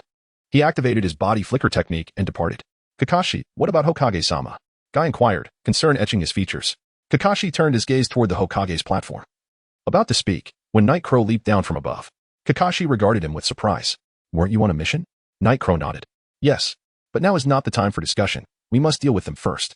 Acknowledging the urgency, Kakashi and the others swiftly joined the fray. Night Crow withdrew his ninja sword from the body of an enemy. The unending cycle of slaughter, when would it cease? Before he could dwell further on the thought, a tremendous roar resounded from outside the village. Night Crow turned toward the source, the direction Sasuke had taken. Scanning the arena, he noted a significant reduction in the number of foes. Kakashi-senpai, I will assist in that battle. I'll leave this to you. Kakashi nodded in agreement. Night Crow hurried toward the location of the recent thunderous noise. Furrowing his brow, Night Crow surveyed the devastation of the trees surrounding him. What could possess such destructive power? Not far off, Sasuke stood defiantly over the fallen Naruto. The sudden sound of footsteps alerted him. Who goes there? Night Crow emerged. Noticing the curse seal markings on Sasuke's body. You have resorted to that power. Night Crow understood Sasuke's insatiable thirst for strength. Even an ordinary person would struggle against the allure of such power. Sasuke merely nodded, casting a glance at Naruto's motionless form. Night Crow hoisted Naruto onto his shoulder. Let us return. The third Hokage had fallen. Night Crow's heart sank in silence. He must have felt the same way. He, too, did not wish to spend his final years in a wheelchair. Such sacrifice would fuel the village's renewed spirit, ensuring the everlasting flame of Konoha. Even in death, he dedicated his last vestige of strength to the village. The wind chimes chimed melodiously in the gentle breeze. Atop a mountain, two men clad in black cloaks adorned with red clouds stood. Black and white Zetsu emerged from the ground. Itachi, this is intelligence regarding Uchiha Night Crow. The leader has instructed you to be wary of him. Itachi Uchiha accepted the scroll. Inform the leader that I am aware. Following his words, Black Zetsu sank back underground, vanishing from sight. Itachi unfurled the scroll, sharing the contents with Kasame beside him. After perusing the information, Kasame crushed the scroll with force. Mr. Itachi, this Uchiha Night Crow's abilities are quite troublesome. Itachi regarded the village of Konoha below. Those who possess the Manjiki Sharingan are not easily dealt with. Kisame grinned broadly. Heh. I am eager to engage in battle with a member of your clan. Itachi cast a sidelong glance at Kisame. Do not underestimate the Manjiki Sharingan. Understood, Kisame replied nonchalantly. By the way, Mr. Itachi, how confident are you in facing him? Itachi fell silent for a moment. I do not know. Chapter 22, The Battle Konoha has lost its Hokage. A headless dragon cannot thrive. The upper echelons of Konoha recommended Jiraiya, one of the legendary Sannin, to become the fifth Hokage. However, he declined, believing that Tsunade, also one of the Sannin, would be more suitable. Danzo's lips curled into a smirk. That Princess Tsunade has long since fallen from grace, suffering from hemophobia after losing her lover. Such a person could never inherit the position of Hokage. In due time, the only one left in Konoha will be me, Shimura Danzo, most fitting to succeed the Hokage. Nevertheless, preparations must be made first. Danzo stood up and exited the root headquarters. The village had just been invaded and lost its Hokage. The villagers were exceedingly busy. Naturally, Yagura was no exception. He was assigned to the Umbu by the high-ranking advisors of Konoha. However, Yagura clarified that he was merely a temporary addition, intending to withdraw from the Umbu once the village stabilized. His current task was to protect the two advisors. Advisors, we have discovered the whereabouts of Uchiha Itachi. Kakashi has already gone to provide support. Tsunade looked at the coldly composed Uchiha Yagura beside her and pondered for a moment before speaking. Yagura, you may go. Yes, esteemed advisor. Mito Gaiden looked in the direction Yagura had departed. Are you not afraid he will learn the truth from Itachi? Tsunade lifted the teacup from the table. If you do not let him go, will he refrain from going? Hiruzen spoke to me before his passing. Itachi would not reveal the truth about the Uchiha clan to him. Moreover, this child has his heart set on Konoha. Hiruzen said he could be trusted. Furthermore, his wood release is the best choice to assist the Jinchuriki of the Nine Tails. Tsunade took a sip of tea. This is also why I wanted him in the Umbu. As for his departure from the Umbu, that will be a headache for the new Hokage. When Yagura arrived, Kakashi was being supported by Guy. What about Uchiha Itachi? Guy shook his head. They have retreated. Do you know their purpose for coming to the village? The weakened Kakashi asked. Their target is the Nine Tails Jinchuriki, Naruto Uzumaki. Guy reassured Kakashi, do not worry. Naruto is currently with Lord Jiraiya. He is safe. Yagura tightened his fingers. I understand. Just as he turned to leave, Kakashi called out to him. Wait. Yagura turned back to the frail Kakashi. Kakashi-senpai, you know I must kill that man. Kakashi sighed. Be cautious of his Sharingan. It wields powerful genjutsu. Yagura nodded. This must be the town. Yagura entered a shop. Excuse me. Have you seen an old man with white hair accompanied by a blonde youth? The shopkeeper shook his head. I have not seen them. However, a black-haired boy just asked the same question. There are others inquiring about Jiraiya and Naruto. Who is the boy? A sudden realization struck Yagura. Uchiha Sasuke. How did he learn of Itachi's whereabouts? It appears I must hasten my search. As Yagura exited the shop, an explosion echoed nearby. Not good. Yagura rushed toward the sound. Two figures leaped from the ruins of a wall. Yagura gazed into the air. Their Sharingan met his gaze. Uchiha Itachi. Yagura peered through the wall that Itachi had broken. Jiraiya was inside. If he is there, Sasuke should be safe. Yagura swiftly pursued the direction Itachi and Kasame had taken. Jiraiya had just intended to call out to Uchiha Yagura when the latter disappeared. He glanced at the lifeless Uchiha Sasuke on the ground, one after another, recklessly. Kisame watched as Yagura relentlessly pursued them. Itachi, we can't shake him. We need to find a place to deal with him. Otherwise, we'll have trouble when Konoha's pursuers arrive. After a while, the two in front halted. Yagura activated his Manjiki Sharingan. Itachi, tell me why. Itachi coldly regarded Yagura. Do you not understand? Having activated your Manjiki? The Eternal Sharingan is the highest ocular technique of the Uchiha clan. Yagura shook his head. How could the once noble Uchiha Itachi become this way? Sacrificing his kin and loved ones for power? Yugura refused to believe it. Kisame eyed Yugura's Manjikyu Sharingan, Itachi. Be wary of his ocular techniques. Kisame, step back. I will handle him. But Itachi, your body. Itachi stepped forward. His abilities are troublesome. Yugura drew his kunai. With the Manjikyu Sharingan activated, in the next moment, Yugura appeared beside Uchiha Itachi. Yugura suddenly froze. Itachi's Manjikyu Sharingan turned to face him. How is this possible? In a state of time stasis, how could he still move? Not good. I am caught in Genjutsu. The surroundings shifted dramatically. He felt as though he had entered another realm. Uchiha Itachi loomed in the air. Welcome to the Tsukuyumi space. Here, I control the flow of time and space. In this realm, I'm a god. Itachi, you did not think I would come unprepared, did you? Yugura had long been accumulating chakra at the critical moment. He could unleash it to break free from the Genjutsu. Yugura formed hand seals. Release. Moments passed, yet Yugura saw no change in his surroundings. His expression darkened. How could this be? He had gathered considerable chakra. Has his Genjutsu grown this formidable? Yugura found himself bound to a cross. 1 second later in reality. Itachi clutched his painfully throbbing eyes, gazing at Yugura, who lay limp on the ground. Kisame looked worriedly at Itachi. Itachi, you have overused your Manjikyu today. Kisame then glanced at Yugura. Shall we kill him? Before Itachi could respond, Yugura's Sharingan transformed into its Manjikyu form. Reincarnation. Yugura's form vanished. When he reappeared, it was at the location from a minute prior. Kisame stared in disbelief at the revitalized Yugura. How is this possible? You were clearly caught in Itachi's Tsukuyumi. Itachi struggled to look at Yugura. Is that another ability of the Manjikyu? Kisame, retreat. Kisame looked at Itachi, who appeared to have overexerted his Sharingan. I understand, but first, we must stop him from pursuing us. Kisame swiftly formed seals. Water release. Great waterfall technique. A massive torrent of water erupted from Kisame's mouth. Yugura stared at the colossal wave rushing toward him. He regarded Kisame with surprise, not expecting such a scale of water release in a waterless environment. Dark golden chakra began to emanate from Yugura. Susanoo. Even activating Susanoo, Yugura was pushed back several dozen meters by the violent current. When the water finally receded, Kisame and Itachi had long vanished from sight. Chapter 23, Treatment at Konoha Hospital. Night Crow gazed at Sasuke, who lay unconscious on the bed. The door creaked open, and Naruto entered, accompanied by a voluptuous woman. Tsunade-sama, he announced. Tsunade turned to Night Crow. It's you. Night Crow was taken aback. Tsunade continued. I spotted you at the casino earlier and thought you were sent by the village. Night Crow felt slightly embarrassed, realizing she had noticed him then. Tsunade approached Sasuke's bedside and placed her hand on his forehead, channeling her medical ninjutsu.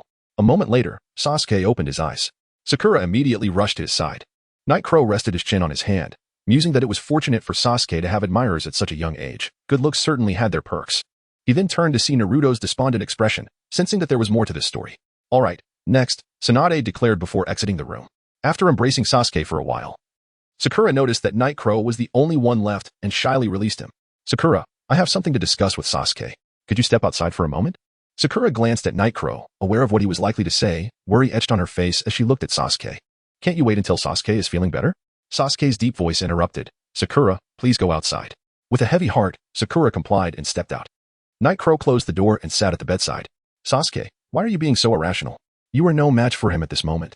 Sasuke remained silent. Night Crow sighed. It's for Naruto? Isn't it? Sasuke skillfully dodged the question. You couldn't kill him either. True, Night Crow conceded. And silence enveloped the room once more. Once the 5th Hokage assumes office, I plan to leave the village for a while. Where will you go? To train. To bolster my strength, and to gather information on Itachi. I understand. The succession of the 5th Hokage left Danzo in a furious state. He had not anticipated that Tsunade could overcome her blood phobia. As the granddaughter of the 1st Hokage and one of the legendary Sannin, she had the support of 2 senior advisors in Konoha. Even though he had bribed several council members from the Land of Fire, it proved futile. However, one benefit remained. Tsunade lacked the authority of the 3rd Hokage and could not interfere with Root's affairs. Danzo touched the bandages covering his eyes. Shirsue's Sharingan had been taken by Uchiha Night Crow, depriving him of a vital trump card. Uchiha Night Crow. Humph. In an undisclosed underground black market, Danzo produced a stack of bills. Akatsuki, he stated. The black market clerk accepted the money and nodded. Follow me. Danzo trailed behind the clerk through a dimly lit corridor lined with doors. The clerk stopped at a door marked with the number 0. Please enter. Danzo stepped inside, and the door closed automatically behind him. A holographic projection flickered to life in the room. I am Pain, the leader of Akatsuki. Danzo unfurled a scroll. I want you to kill this person, but you must deliver his body to me. The hologram of Pain opened the scroll, revealing its contents. Uchiha Night Crow. That is acceptable. The reward is 50 million Ryo. Danzo narrowed his eyes and produced a silver note. This is a 20 million Ryo note from the Land of Fire S Bank. The remainder will be paid upon completion. Understood. In the Rain Village, Conan looked at Pain. This Uchiha Night Crow is formidable. What are your plans? Kakuzu. I believe you will be intrigued by the 50 million Ryo bounty. Not long after Danzo's departure, Kakuzu and Haiden entered the underground market. Kakuzu approached the room marked with the number 0. Leader, why did you call for me? The hologram of Pain handed him the earlier scroll and silver note. Eliminate the person listed here. There will be an additional 30 million Ryo after the job is done. Kakuzu grasped the note, chuckling, 50 million Ryo? It has been a long time since I've seen such a high bounty.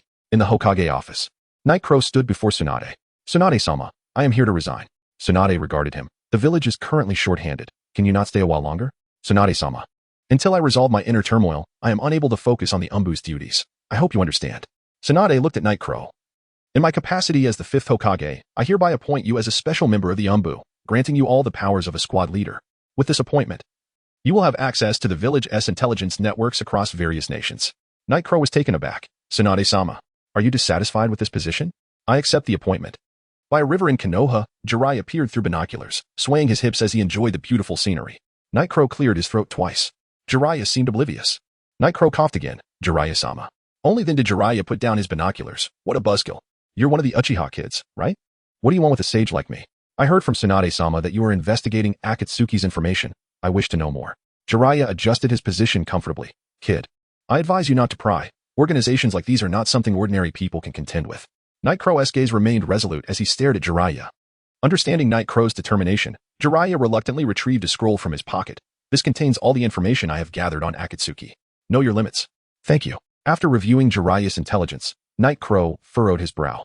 The members of Akatsuki were all S-rank rogue ninjas from various villages, possessing immense power. Their leader was shrouded in mystery. Jiraiya's intel only indicated that he referred to himself as Pain and claimed to be a god. Additionally, they seemed to be targeting the tailed beasts from major ninja villages. The last time, Itachi had come for the Nine-Tails Jinchuriki. Had Jiraiya not taken precautions to protect Naruto, he might have been captured by Akatsuki by now. Night Crow rolled up the scroll, preparing to return home to make arrangements when an Umbu appeared. Night Crow-sama. Tsunade-sama has an urgent mission for you. Night Crow frowned slightly. Understood. In the Hokage office, Tsunade greeted Night Crow's arrival. The gatekeeper ninja reported that Uchiha Sasuke has defected. What? Night Crow formed a single-handed seal, sensing the chakra he had left on Sasuke had grown exceedingly faint. He turned and left the Hokage office. Tsunade-sama. I will bring him back. Exiting the Hokage building, Night Crow sensed Sasuke's location and, having determined the direction, swiftly pursued him. In the forest leading from the land of fire to the land of rice, Sasuke was rapidly moving alongside several sound ninjas. Suddenly, Night Crow appeared before them, blocking their path. The 4 sound ninjas exchanged glances, apprehensive. Why is he chasing us? Sasuke directed his gaze at the sound ninjas. You all go first. The sound ninjas understood that remaining would only lead to their demise, and quickly fled the scene. Night Crow paid them no mind and focused on Sasuke. Why did you defect? I seek greater power. Sasuke, you are blinded by hatred. There are numerous ways to obtain strength. Orochimaru merely desires to take over your body. I know, but I cannot wait that long. I cannot find peace until I kill that man. The two locked eyes for a prolonged moment. Night Crow spoke. According to the intel, Orochimaru's reincarnation requires 3 years. He has just switched bodies, and the next body swap will occur in 3 years. Is this your plan?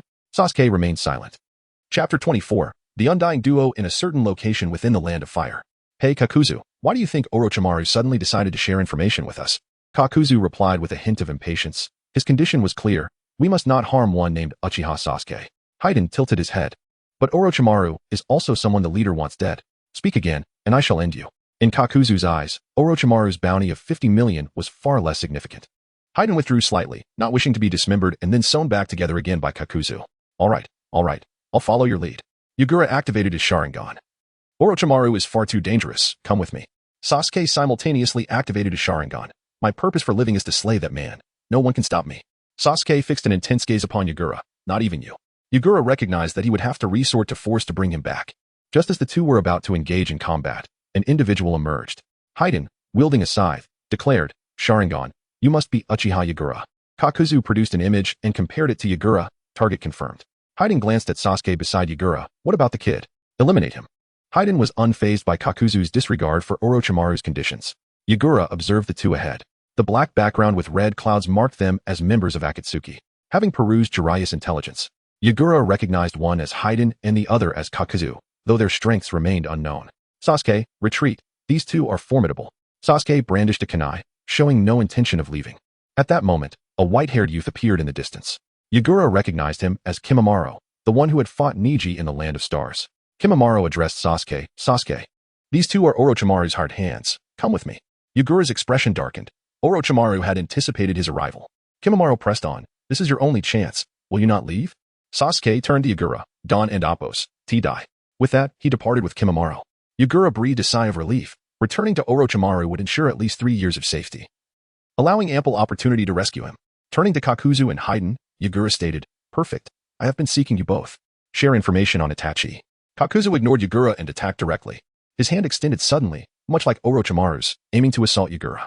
Yagura evaded the strike by sidestepping, glancing back at the massive tree now pierced by Kakuzu's attack. Had his body undergone some form of modification? Yagura formed hand seals. Fire release. Great fireball technique. Utilizing the fireball as cover, Yagura distanced himself from them. Kakuzu assessed Yagura's position, noting that according to the leader's intelligence, he possessed a space-time jutsu, but it was evident that he had surpassed the range of that technique. Initially, Kakuzu had hoped to exploit his and Haiden's immortality to lure Yagura closer. Kakuzu, attack. Faced with the charging duo, Yagura furrowed his brow. 5 seconds of suspended time would be sufficient to eliminate both. Yet, he sensed an underlying unease.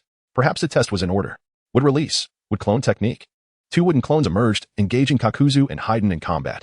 Though the wooden clones possessed greater strength than standard shadow clones, both opponents were anything but ordinary. Within mere exchanges, the clones were vanquished. However, Yagura gleaned some insights into their abilities. Haiden, wielding a scythe, employed no ninjutsu, his physical prowess at the J-nin level. Kakuzu, similarly at the J-nin level, utilized various elemental jutsu. It was time to test Jinjutsu. Yagura's Mangeki Sharingan world. Haiden abruptly became animated, wildly swinging his scythe. In the fleeting second before Kakuzu broke free from the Jinjutsu, he placed his hand on Haiden's back. Fool, cease your attacks. Haiden regained clarity, cursed Uchiha. Yagura assessed Haiden and Kakuzu. They appeared devoid of any extraordinary abilities. Had he been overly cautious? Yagura drew his ninja blade, the Mangeki Sharingan spinning rapidly. Time stop. Kakuzu's eyes narrowed. Here it comes. In an instant, Yagura surged before Kakuzu and Haiden, thrusting twice at their heart's location. As 5 seconds elapsed, Kakuzu and Haiden gazed in disbelief at the gaping wounds in their chests before collapsing to the ground. Yagura hadn't anticipated dispatching 2 members of Akatsuki so effortlessly. The corpses of ninjas bore significant intelligence value. He resolved to return them to the village for Tsunade to handle. Yagura sheathed his sword and retrieved 2 ropes from his ninja tool pouch. As he crouched to bind Haiden, the latter suddenly moved. At this distance, it was a surprise attack. Yagura had no time to evade, raising his hands to shield vital areas. The side sliced through Yagura's hands, leaving deep, bone-revealing gashes. Kakuzu stood up at that moment, leaving Yagura in disbelief. What was happening? Their hearts had been pierced. Haiden licked the blood from his scythe and began drawing a strange pattern on the ground. Enjoy your demise. Before Yagura could comprehend the situation, Haiden plunged his scythe into his thigh. Simultaneously, Yagura felt a searing pain in his own leg. Half kneeling, he stared at Haiden, bewildered. What is happening? Susanoo. A dark golden skeletal frame enveloped Yagura. Haiden, seeing the Susanoo, grew even more exhilarated. Susanoo. Let us see whether the power of the evil god surpasses your Susanoo. Haiden drove his scythe toward his own heart. Yagura coughed up blood, feeling Susanoo begin to dissipate. Not even Susanoo could withstand this? Curse be it. Yagura and Appos, Mangeki Sharingan began to whirl again. Rebirth. Haiden and Kakuzu stared in astonishment at the vanishing Yagura. When he reappeared, the wounds on his hands, legs, and heart had vanished. Haiden swung his scythe again, but Yagura emerged unscathed. Haiden attempted another self-inflicted wound, but Kakuzu intervened. Enough. He has employed some secret technique. Your evil god technique has failed. Yagura glared darkly at the two. Both possessed some form of immortality. Haiden could inflict damage upon himself to transfer it to his opponent upon drawing their blood. Kakuzu's immortality remained unclear, with rebirth momentarily unavailable. Yagura could not afford to be careless. Susanoo. Haiden turned to Kakuzu. What now? Kakuzu tightened his grip. I will restrain him. You seize the opportunity to attack. Reluctantly, Haiden acquiesced. You're using me as bait again. Yet, he moved swiftly. Go. Kakuzu's hands transformed into countless tendrils, lunging towards Yagura, while Haiden charged from the side. The myriad tendrils ensnared Yagura's Susanoo. Haiden followed closely, swinging his scythe against the Susanoo. With a clang, Haiden observed his scythe leave no mark upon Susanoo. Dissatisfied, he struck again repeatedly, but Susanoo remained impervious. Frustrated, Haiden resolved to withdraw. At that moment, Yagura made his move. Susanoo swung its colossal blade towards Haiden. Faced with the massive blade of Susanoo, Haiden's expression turned to one of fear, hastily raising his scythe in defense. Clang! The scythe shattered in an instant. The body of Haiden was cleaved in two. Susanoo swung its long blade once more, severing the tentacles that bound it. Nightcrow gazed at Haiden's dismembered form on the ground. The ability of immortality does not guarantee that one cannot be reduced to mere flesh and blood. Would you still survive? Night Crow lifted Susanu's left leg and prepared to stomp down upon Haiden's body. Haiden looked up in terror at the enormous foot descending upon him. Calling out, "Kisame, save me." Kisame cursed under his breath, deeming him a worthless fool, yet he manipulated his tentacles to swiftly reach Haiden's side. Just as Susanu's foot was about to descend, Kisame's tentacles yanked Haiden's severed body out of harm's way. Haiden beheld his intact halves, relieved to be spared from obliteration. Kisame, without casting a glance at Haiden, tore off the Akatsuki cloak draped over him. On his back, 4 masks were affixed. 3 of them were intact, from which emerged 3 shadowy creatures. Night Crow's gaze fixated on the one damaged mask. Realizing its significance, it had replaced the attack on the heart. Kisame formed hand seals with both hands. The masks on the 3 black creatures began to converge 3 distinct types of chakra: lightning release, pseudo-darkness, fire release, scorching heat, and wind release, pressure damage. These 3 varied natures of ninjutsu surged toward Night Crow's Susanu. Night Crow could vividly sense the potency of these techniques. He raised Susanu's shield. A thunderous explosion erupted as the ninjutsu collided with the shield, sending shockwaves through the air. As the dust settled, Night Crow examined his shield, astonished to find it marred by cracks, a testament to the formidable power of the 3 techniques. In that moment, Kisame had successfully stitched Haiden's body back together. Upon witnessing the nearly unscathed Night Crow, their expressions soured. Kisame decisively commanded, "Retreat." However, Night Crow had already discerned their abilities and would not allow them to escape so easily. Night Crow dispelled Susanu, and the kaleidoscope of his Sharingan began to whirl. Time stood still as Night Crow cleaved Haiden's reassembled body once more in 2, simultaneously piercing through Kisame's 3 masks. Just as Night Crow prepared to eliminate Kisame's true form, a large blade intercepted his kunai. Night Crow turned to see the approaching figure was none other than Kisame's comrade, Itachi Uchiha, who stood behind him. Night Crow performed several backflips to distance himself from them. Itachi addressed Kisame, saying, "I will handle him. You take care of the others." Kisame nodded in agreement. "Understood, Mr. Itachi." Chapter 25. Inquiry. Night Crow observed as Kisame dragged Kakuzu and Haiden to one side. However, he had no time to attend to them now. He turned his gaze towards Itachi Uchiha, asking, "Why did you choose to annihilate your clan back then?" "I have not been idle during my return. I have uncovered certain truths." Itachi met Night Crow's gaze, and after a few moments, he replied, "Your battle with Kakuzu and Haiden must have depleted a significant amount of your chakra. Or perhaps, your Manjiki Sharingan's powers have yet to fully recover." Night Crow could not help but admire, "Itachi, you remain as perceptive as ever." Itachi threw a kunai and declared, "Now is the opportune moment to end your life." Simultaneously, he formed hand seals and unleashed the great fireball technique. Night Crow glanced at Kisame and then at the fireball released by Itachi.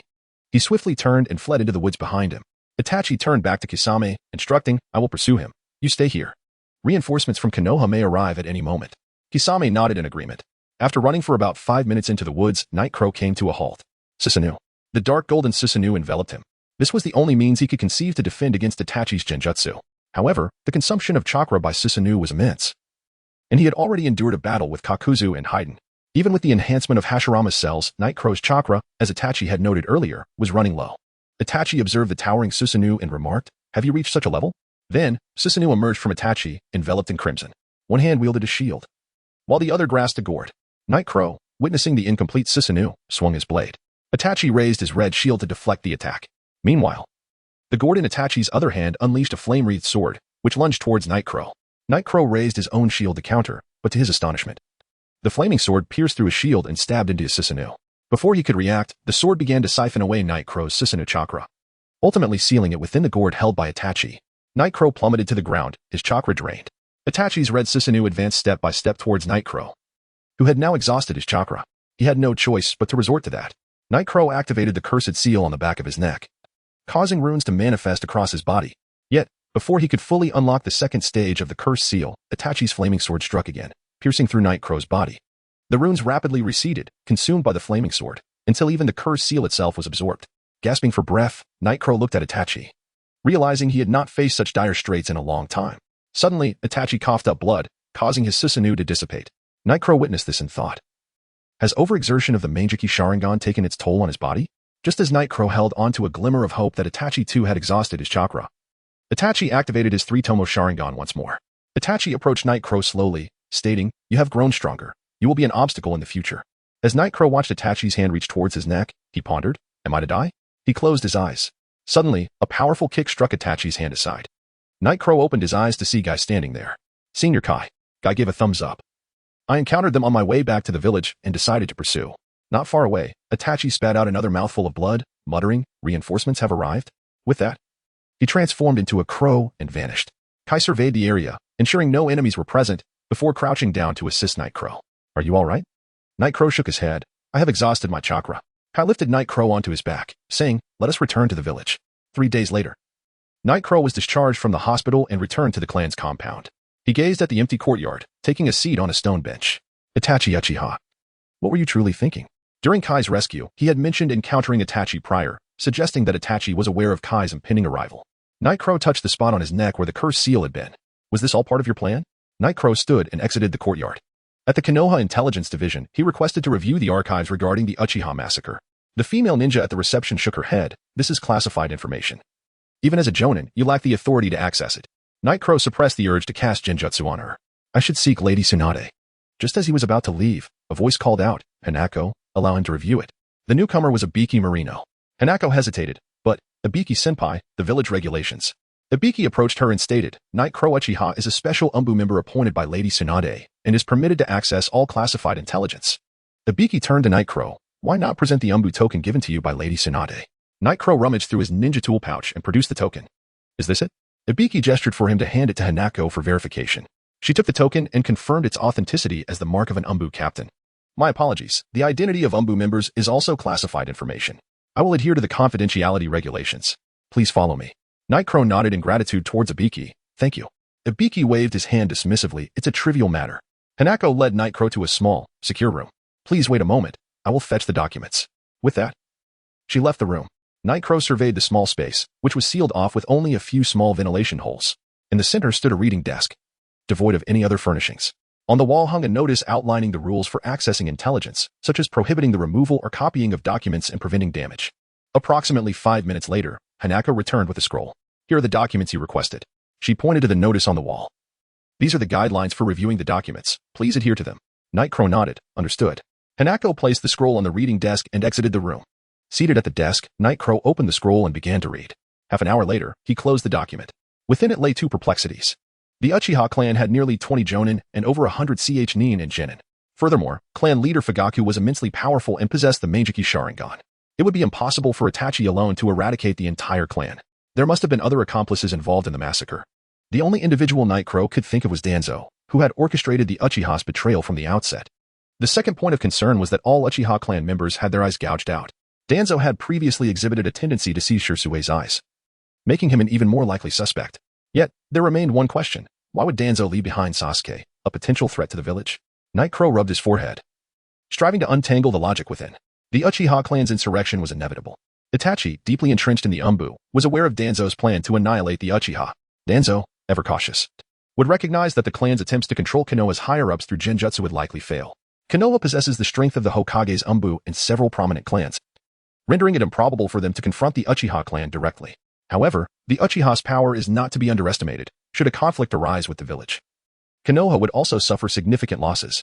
In the event of Konoha losing the Uchiha and sustaining considerable damage, it would become vulnerable to attacks from other nations. This reality cannot be overlooked by Danzo. Thus, it stands to reason that Danzo would not allow such a confrontation to occur. Yet, at the same time, he has ignited the Uchiha's fury, making rebellion inevitable. Night Crow suddenly raised his head. In such a situation, what would Itachi Uchiha do? Would he choose to stand with his clan against Konoha, leading to the annihilation of the Uchiha and the wounding of the village? Or would he align himself with the village, extinguishing the Uchiha to preserve Konoha? Regardless of his choice, the Uchiha are destined for extinction. Therefore, Sasuke's continued presence in the village represents the final compromise between Itachi and Konoha. This perspective clarifies the rationale behind Itachi Uchiha's previous actions. Chapter 26. Visit these thoughts are merely conjectures and require further validation. Night Crow opened the door to the small room. I've taken note. Thank you. Just as Night Crow reached the entrance, he noticed that Ibiki had not yet departed. Night Crow had some inquiries. Ibiki-senpai. May I ask about the Uchiha incident from years past? Ibiki nodded. As long as it does not pertain to confidential matters, feel free to ask. Thank you. Night Crow began. Are you aware of the ninja responsible for collecting the Uchiha bodies back then? Ibiki paused momentarily. Yes, I was one of those involved. He recalled the tragic scene, an entire clan annihilated, with not a single survivor, and all Sharingan eyes extracted. Night Crow pressed on. Were the wounds inflicted on the Uchiha victims consistent with a single assailant's technique? Ibiki scrutinized Night Crow for a long while before responding. I believe it was the work of multiple individuals, but Danzo claimed it was the genjutsu of Itachi Uchiha. He stated that Itachi executed his assassination mission employing varied techniques to create the illusion of multiple attackers. Thank you for the information, Nightcrow nodded, refraining from further inquiries. And departed. Uchiha clan grounds. The vanished Sharingan. It seems I must begin my investigation here. Reflecting on the Sharingan. Nightcrow recalled the individual laden with Sharingan he had seen at Orochimaru's. Did Orochimaru also play a role in the Uchiha massacre? It seems both Danzo and Orochimaru warrant further scrutiny. However, before that, there was one matter of lesser importance that Nightcrow needed to verify. Hitaki residence. Nightcrow gazed at the somewhat dilapidated entrance. He had heard that the Hitaki clan was once a prominent family in Konoha, now reduced to Kakashi Hitaki alone. Nightcrow knocked on the door. Shortly, footsteps approached, and Kakashi opened the door. Upon seeing Nightcrow, a flicker of surprise crossed his eyes. Please, come in. The two sat on the tatami mat. Kakashi poured a cup of hot tea for Nightcrow. I hear you are investigating the Uchiha massacre. Nightcrow paused momentarily. Holding the teacup, indeed. Kakashi waved his hand dismissively. I am not well versed in the events of that time. Nightcrow lifted the cup, blowing gently on the tea before taking a sip. May I see your Sharingan? Kakashi looked at Nightcrow with curiosity, but nonetheless lifted the forehead protector concealing his Sharingan. I am not of the Uchiha clan, so this Sharingan has remained dormant. Nightcrow nodded, observing Kakashi's Sharingan with great intensity. After about 30 seconds, Nightcrow inquired, Kakashi-senpai, have you noticed any peculiar changes in your Sharingan recently? For instance, Nightcrow activated his Mangeki Sharingan, this form. Kakashi's heart raced with shock. How did you know? Upon saying this, Kakashi began to channel his chakra. The three tomo of his Sharingan began to shift, eventually forming the patterns of the Mangeki Sharingan. However, this state lasted only a few seconds. Kakashi gasped for breath. This is the extent of my capability at present. Nightcrow, astonished, remarked, I never expected Kakashi-senpai could activate the Mangeki Sharingan. Could you share when you first achieved this? Kakashi began to reminisce. It was shortly after my last hospitalization, following my battle with Itachi. Nightcrow contemplated the teacup in his hand. During the pursuit of Sasuke, he had noticed a significant enhancement in his ocular prowess. Prior to that, both Kakashi and Sasuke had fallen victim to Itachi's Tsukuyami. Nightcrow finished his tea and rose. From his ninja tool pouch, he retrieved a scroll. I cannot impart the clan's secret techniques regarding the Sharingan, but this scroll contains my personal insights. I hope it proves beneficial. Kakashi accepted Nightcrow's scroll. Thank you. After exchanging a few more pleasantries, Nightcrow took his leave. Konoha high-level conference room. Tsunade observed Tinari Sh. Her gaze icy. Why the urgency in summoning us?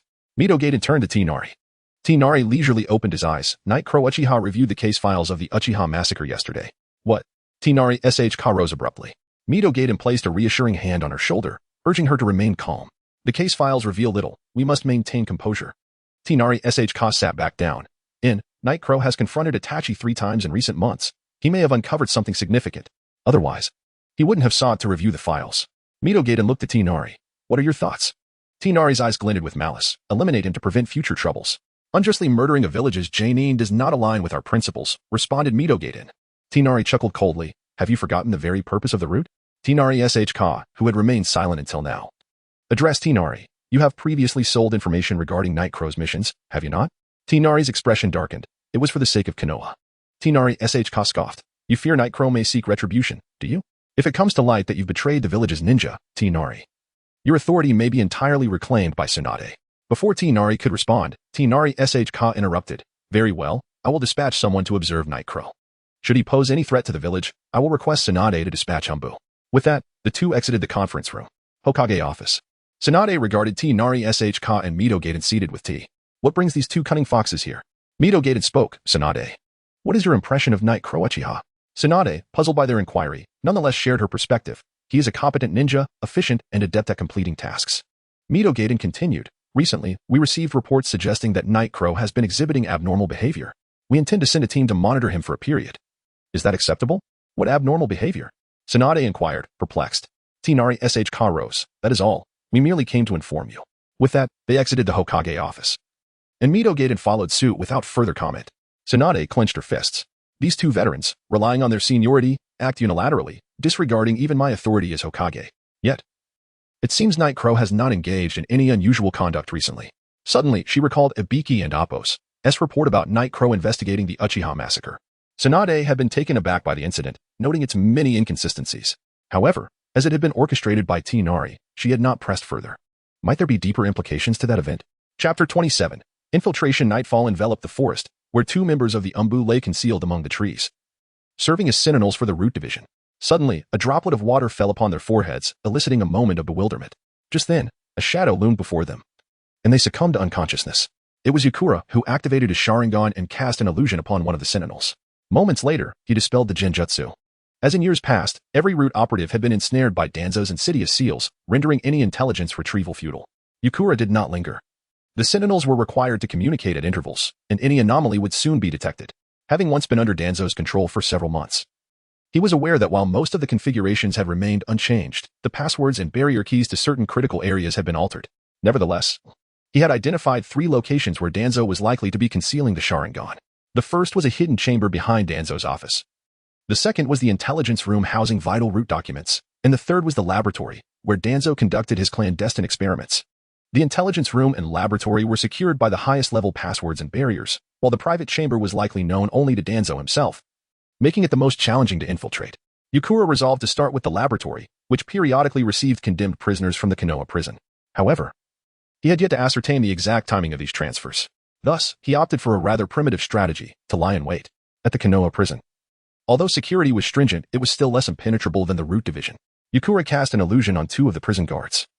As soon as Danzo arrived to escort a prisoner, Yukura would be informed immediately. Advisor, it seems that Uchiha Yukura has been lingering near the village's prison in recent days. Reported a subordinate. Karina Yuvi frowned. What is he up to? We don't know. Uchiha Yukura is quite vigilant, and we dare not approach too closely. After a moment's contemplation, Karina instructed, continue to monitor him, but maintain your distance as previously discussed. Understood. The door closed, leaving only Karina and Mito gate. Karina turned to Mito. What are your thoughts? Mito shook his head. Let's observe for another couple of days. Yukura turned into a corner, feeling as though someone was watching him in recent days. Yet he could not identify the observer. Was it one of Danzo's agents? His recent movements had indeed been suspicious, constantly meandering near the prison. He glanced towards a nearby residential building, and an idea formed in his mind. Flower shop? Is the owner here? A young girl emerged. Yukura was taken aback. It was Ino Yamanaka from the Ino Shikacho trio. Ino appeared equally surprised. Yukura-senpai, are you here to buy flowers? Yukura nodded. Yes. Ino smiled sweetly. I am the owner of this flower shop. Who are you buying flowers for? I can make recommendations. Feeling somewhat shy, Yukura scanned the shop and murmured, just this rose. Please. Ino wrapped the bouquet and said, that will be 500 ryo. After paying, Yukura hurriedly left the shop. Once he had put some distance between himself and the shop, he slowed his pace, exhaling a sigh of relief at having encountered a familiar face. With the bouquet in hand, Yukura approached the residential building not far from the prison, the home of Anko Mitarashi. He composed himself and knocked on Anko's door. Is Anko there? Before long, Anko opened the door, still drowsy. Who is it? Don't you know I was on duty last night? Ah, this is. A bouquet of fresh flowers was presented before her, the fragrance wafting through the air. Anko, these are for you. Behind the flowers was Yukura's visage. Anko's cheeks flushed crimson. Bang. The door slammed shut. Sorry, please wait 2 minutes. Yukura rubbed his nose. All right. About half an hour later, Anko finally opened the door, adorned in a loose, light-colored kimono. In the Konoha advisory meeting room, Karina observed the information in her hands. Ah, so he was seeking companionship. Advisor, should we continue monitoring him? Karina waved her hand dismissively. Withdraw the operatives. Understood. Yukura gazed at Anko by his side. She appeared particularly radiant today. Together, they strolled along the riverside, through the park, and bustling streets, eventually stopping at a dango shop. Yukura shook his head in resignation. Let us go inside and have a bite. Anko ordered several different flavors of dango, taking one skewer in each hand and indulging. Yukura picked up a skewer as well, savoring the overly sweet flavor. Just as he was about to suggest that Anko eat less, he noticed her dozing off against the chair while still holding a skewer. Gently calling her name twice yielded no response. Yukura rose to settle the bill, then returned to their table and carefully lifted Anko in his arms. Let us get you home to sleep. Anko murmured softly, wrapping her arms around Yukura's neck and drifting back into slumber. Yukura carried her back to her room and, after placing her on the bed, quietly closed the door behind him. Once Yukura departed, Anko opened her eyes. Fool. Yukura glanced back at her door, murmuring, sorry. Days later, under a moonlit sky, Yukura awoke from his slumber among the trees. They're here. He leaped onto the towering wall of the prison. Observing 4 root members escorting a prisoner, Yukura watched silently as they exited the prison. Apologies, I need to take a quick break. The lead root member glanced back at the last man in line. Hurry up. Approximately 5 minutes later, the member returned. The leader reprimanded him. Next time, take care of your personal matters before carrying out a mission. Yes. The returning member was none other than Yukura in disguise. Fortunately, the root operatives wore masks, requiring only that Yukura simulate their chakra and voice. The security within the root was exceptionally tight. Each area required a passphrase, which Yukura meticulously committed to memory. Indeed, the root team brought the prisoner to the laboratory. The leader exchanged the passphrase and used the key to unlock the barrier before leading his companions inside. Yukura had previously entered this laboratory, and the layout had changed little over the years. He and another root member were tasked with escorting the prisoner to the laboratory cell. Once the prisoner's door was shut, Yukura's Sharingan quietly activated beneath his mask. Chapter 28. Conflict after hypnotizing the root members and the prisoners. Nightcrow swiftly set his plan into motion. Time was of the essence, and fortunately, the researchers in the laboratory were mostly ordinary individuals and relatively weak ninjas. With few root members monitoring the area, Nightcrow infiltrated with remarkable ease. However, despite searching several rooms, he could not locate the Sharingan that Danzo had concealed. Instead, he discovered that Danzo was also researching Hashirama's cells. From their research reports, it was evident that the experiments were not progressing well, with no successful subjects to date. Suddenly, a cacophony of sounds erupted from outside. They had been discovered. Nightcrow needed to make a hasty retreat. He glanced back at the experimental report and tucked it into his ninja tools pouch. Several root members entered the laboratory, and Nightcrow turned his gaze toward the exit. A man with brown hair stood there, unmasked. It was Yamashiro F., one of Danzo's right-hand men. Nightcrow had not anticipated his presence at the door. If caught in his secret technique, it would spell disaster. Taking advantage of the chaos, Nightcrow unleashed a genjutsu on one of the searching root members, incapacitating him before donning his attire. The experimental base was not extensive, and soon the searching root members would report back to Yamashiro F. Nightcrow observed as a root member carried the ninja whose clothes he had taken. He turned his attention to the entrance behind Yamashiro F. There was only one opportunity. Nightcrow followed the root member towards Yamashiro F., and when he was about 10 meters away, he activated his Meijiki Sharingan. Time halted for a mere 5 seconds. Nightcrow swiftly approached the barrier entrance, using the key to unlock it. Yet, upon completing the hand seals, he found the barrier remained unyielding. The key had been altered. With no time to ponder, Nightcrow drew his ninja blade and pressed it against Yamashiro F's neck. As the 5 seconds elapsed, Yamashiro F glanced at the blade at his throat. This technique you were Uchiha Nightcrow? Nightcrow refrained from confirming, instead altering his voice, demanding, "Tell me the barrier key." Yamashiro F attempted to speak further, but felt a cold sensation at his neck as Nightcrow's blade pierced his skin. "Fine. I'll tell you. In, Z, Mal." Yamashiro F recited a full 11 hand seals, several of which required both hands. Nightcrow furrowed his brow. "Have your subordinate come to unlock the barrier." Yamashiro F directed one of the root members. "Kushin, you go." Kushin approached the barrier entrance and began performing the seals. As the final seal was completed, the barrier erupted with a yellow glow. The next moment, Nightcrow's expression darkened. This was not the key to unlock the barrier, but rather one to reinforce it. A sneer crept across Yamashiro F's lips. "You underestimate the root." Soon, more Umbu arrived outside the barrier, and Danzo emerged from the crowd of Umbu. Upon seeing Danzo, Yamashiro F spoke. "Lord Danzo, this is Uchiha Nightcrow." Recognizing that hiding was futile, Nightcrow removed the Umbu mask. Danzo regarded Nightcrow, stating, "You have trespassed into the root to steal information. Uchiha Nightcrow, you are indeed a spy." He continued, "Release Yamashiro F, and I can ensure your death is swift." Nightcrow looked at Danzo, producing a stack of documents from his pouch. "This is the data on live experiments found in your laboratory, Lord Danzo. Conducting such inhumane live experiments in secret, what would Lord Hokage think upon seeing this report?" A murderous glint flickered in Danzo's eyes. "Kill him." Nightcrow, glancing at Yamashiro F in his grasp, hesitated but ultimately refrained from killing him. It was not yet time to turn against the village. Instead, he delivered an elbow strike to knock Yamashiro F unconscious. Simultaneously, he activated his Meijiki Sharingan. Susanoo. Faced with the colossal form of Susanoo, the root members dared not approach. Nightcrow wielded the long blade of Susanoo, striking the barrier. After several blows, the barrier shattered. Nightcrow commanded Susanoo to escape. "Lord Danzo, shall we pursue?" Danzo contemplated for a moment. "No, some matters must not be brought to light." Upon exiting the root, Nightcrow noted the absence of pursuers. He retrieved the data on Danzo's live experiments. Should he present this to Tsunade? He quickly shook his head. All of Danzo's subjects were death row inmates, and he had control over the entirety of the root, which served as a significant military force for the village. The higher-ups in Konoha would likely not jeopardize Danzo's position over such matters. For the time being, infiltrating the root to gather intelligence was unfeasible. Nightcrow secured the experimental data in his pouch, knowing he must bide his time. Danzo surveyed the wreckage of the laboratory. Though he wished to leverage this situation to have the two advisors of Konoha apprehend Nightcrow, he recognized that if Nightcrow delivered the experimental report to the village, he would have a solid justification and would not face severe repercussions. However, the laboratory would be shut down, and the research on Hashirama's cells must not cease. Danzo had already lost Shirsue's Sharingan, diminishing his cards. If he could perfectly integrate Hashirama's cells, his power would see a monumental enhancement. He ordered, "Spread the word. Tonight this matter must not be disclosed." Yamashiro F, though perplexed by Danzo's intentions, complied with his command. In less than half an hour, the village's Umbu arrived at the root base. With such a commotion, the village could not have remained oblivious. Danzo was surprised to find Tsunade leading the team. Why has the Hokage come in person? Tsunade surveyed the large hole in the wall of the root base. What happened here? Danzo smiled lightly. I was researching a new ninjutsu, and it got out of hand. I apologize for disturbing your rest. Tsunade regarded Danzo with suspicion, recalling the report from the Umbu that mentioned seeing a figure fleeing from the root. Now, Danzo claimed it was a personal research matter, which fell under personal confidentiality. The village had no right to demand a report from him. This old fox had no intention of revealing what had transpired here. After a thorough inspection, Tsunade found nothing amiss and had no choice but to depart. Chapter 29, The Man in the Mask. For a brief period, the roots could not infiltrate again, causing Nightcrow's investigation to come to a standstill. Meanwhile, there was no intelligence on Orochimaru, another potential participant in the massacre. Although he had left his chakra on Sasuke, the distance was too great for him to sense anything.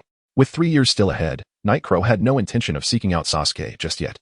As for directly confronting Itachi Uchiha to inquire about the truth behind the massacre, if he were willing to disclose it, he would have done so long ago.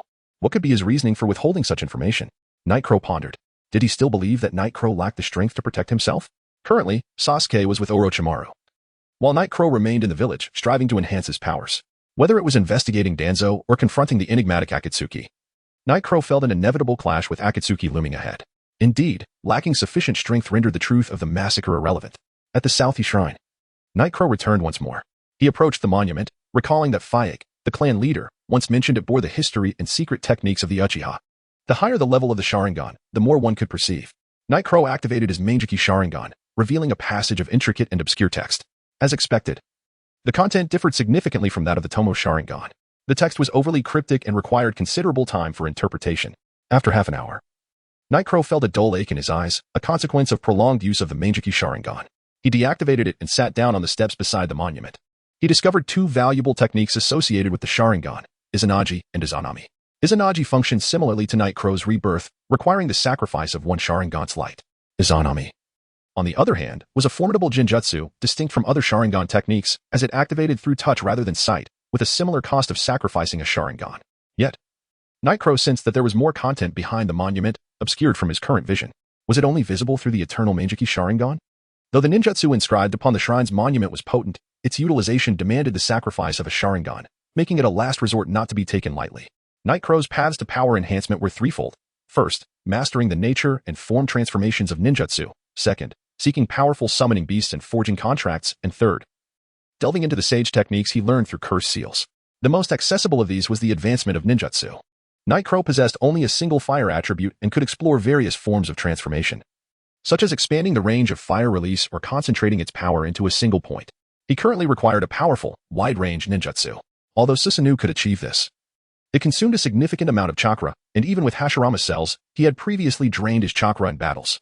Additionally, he needed a strong, swiftly executed offensive ninjutsu to achieve a decisive blow in conjunction with time stasis.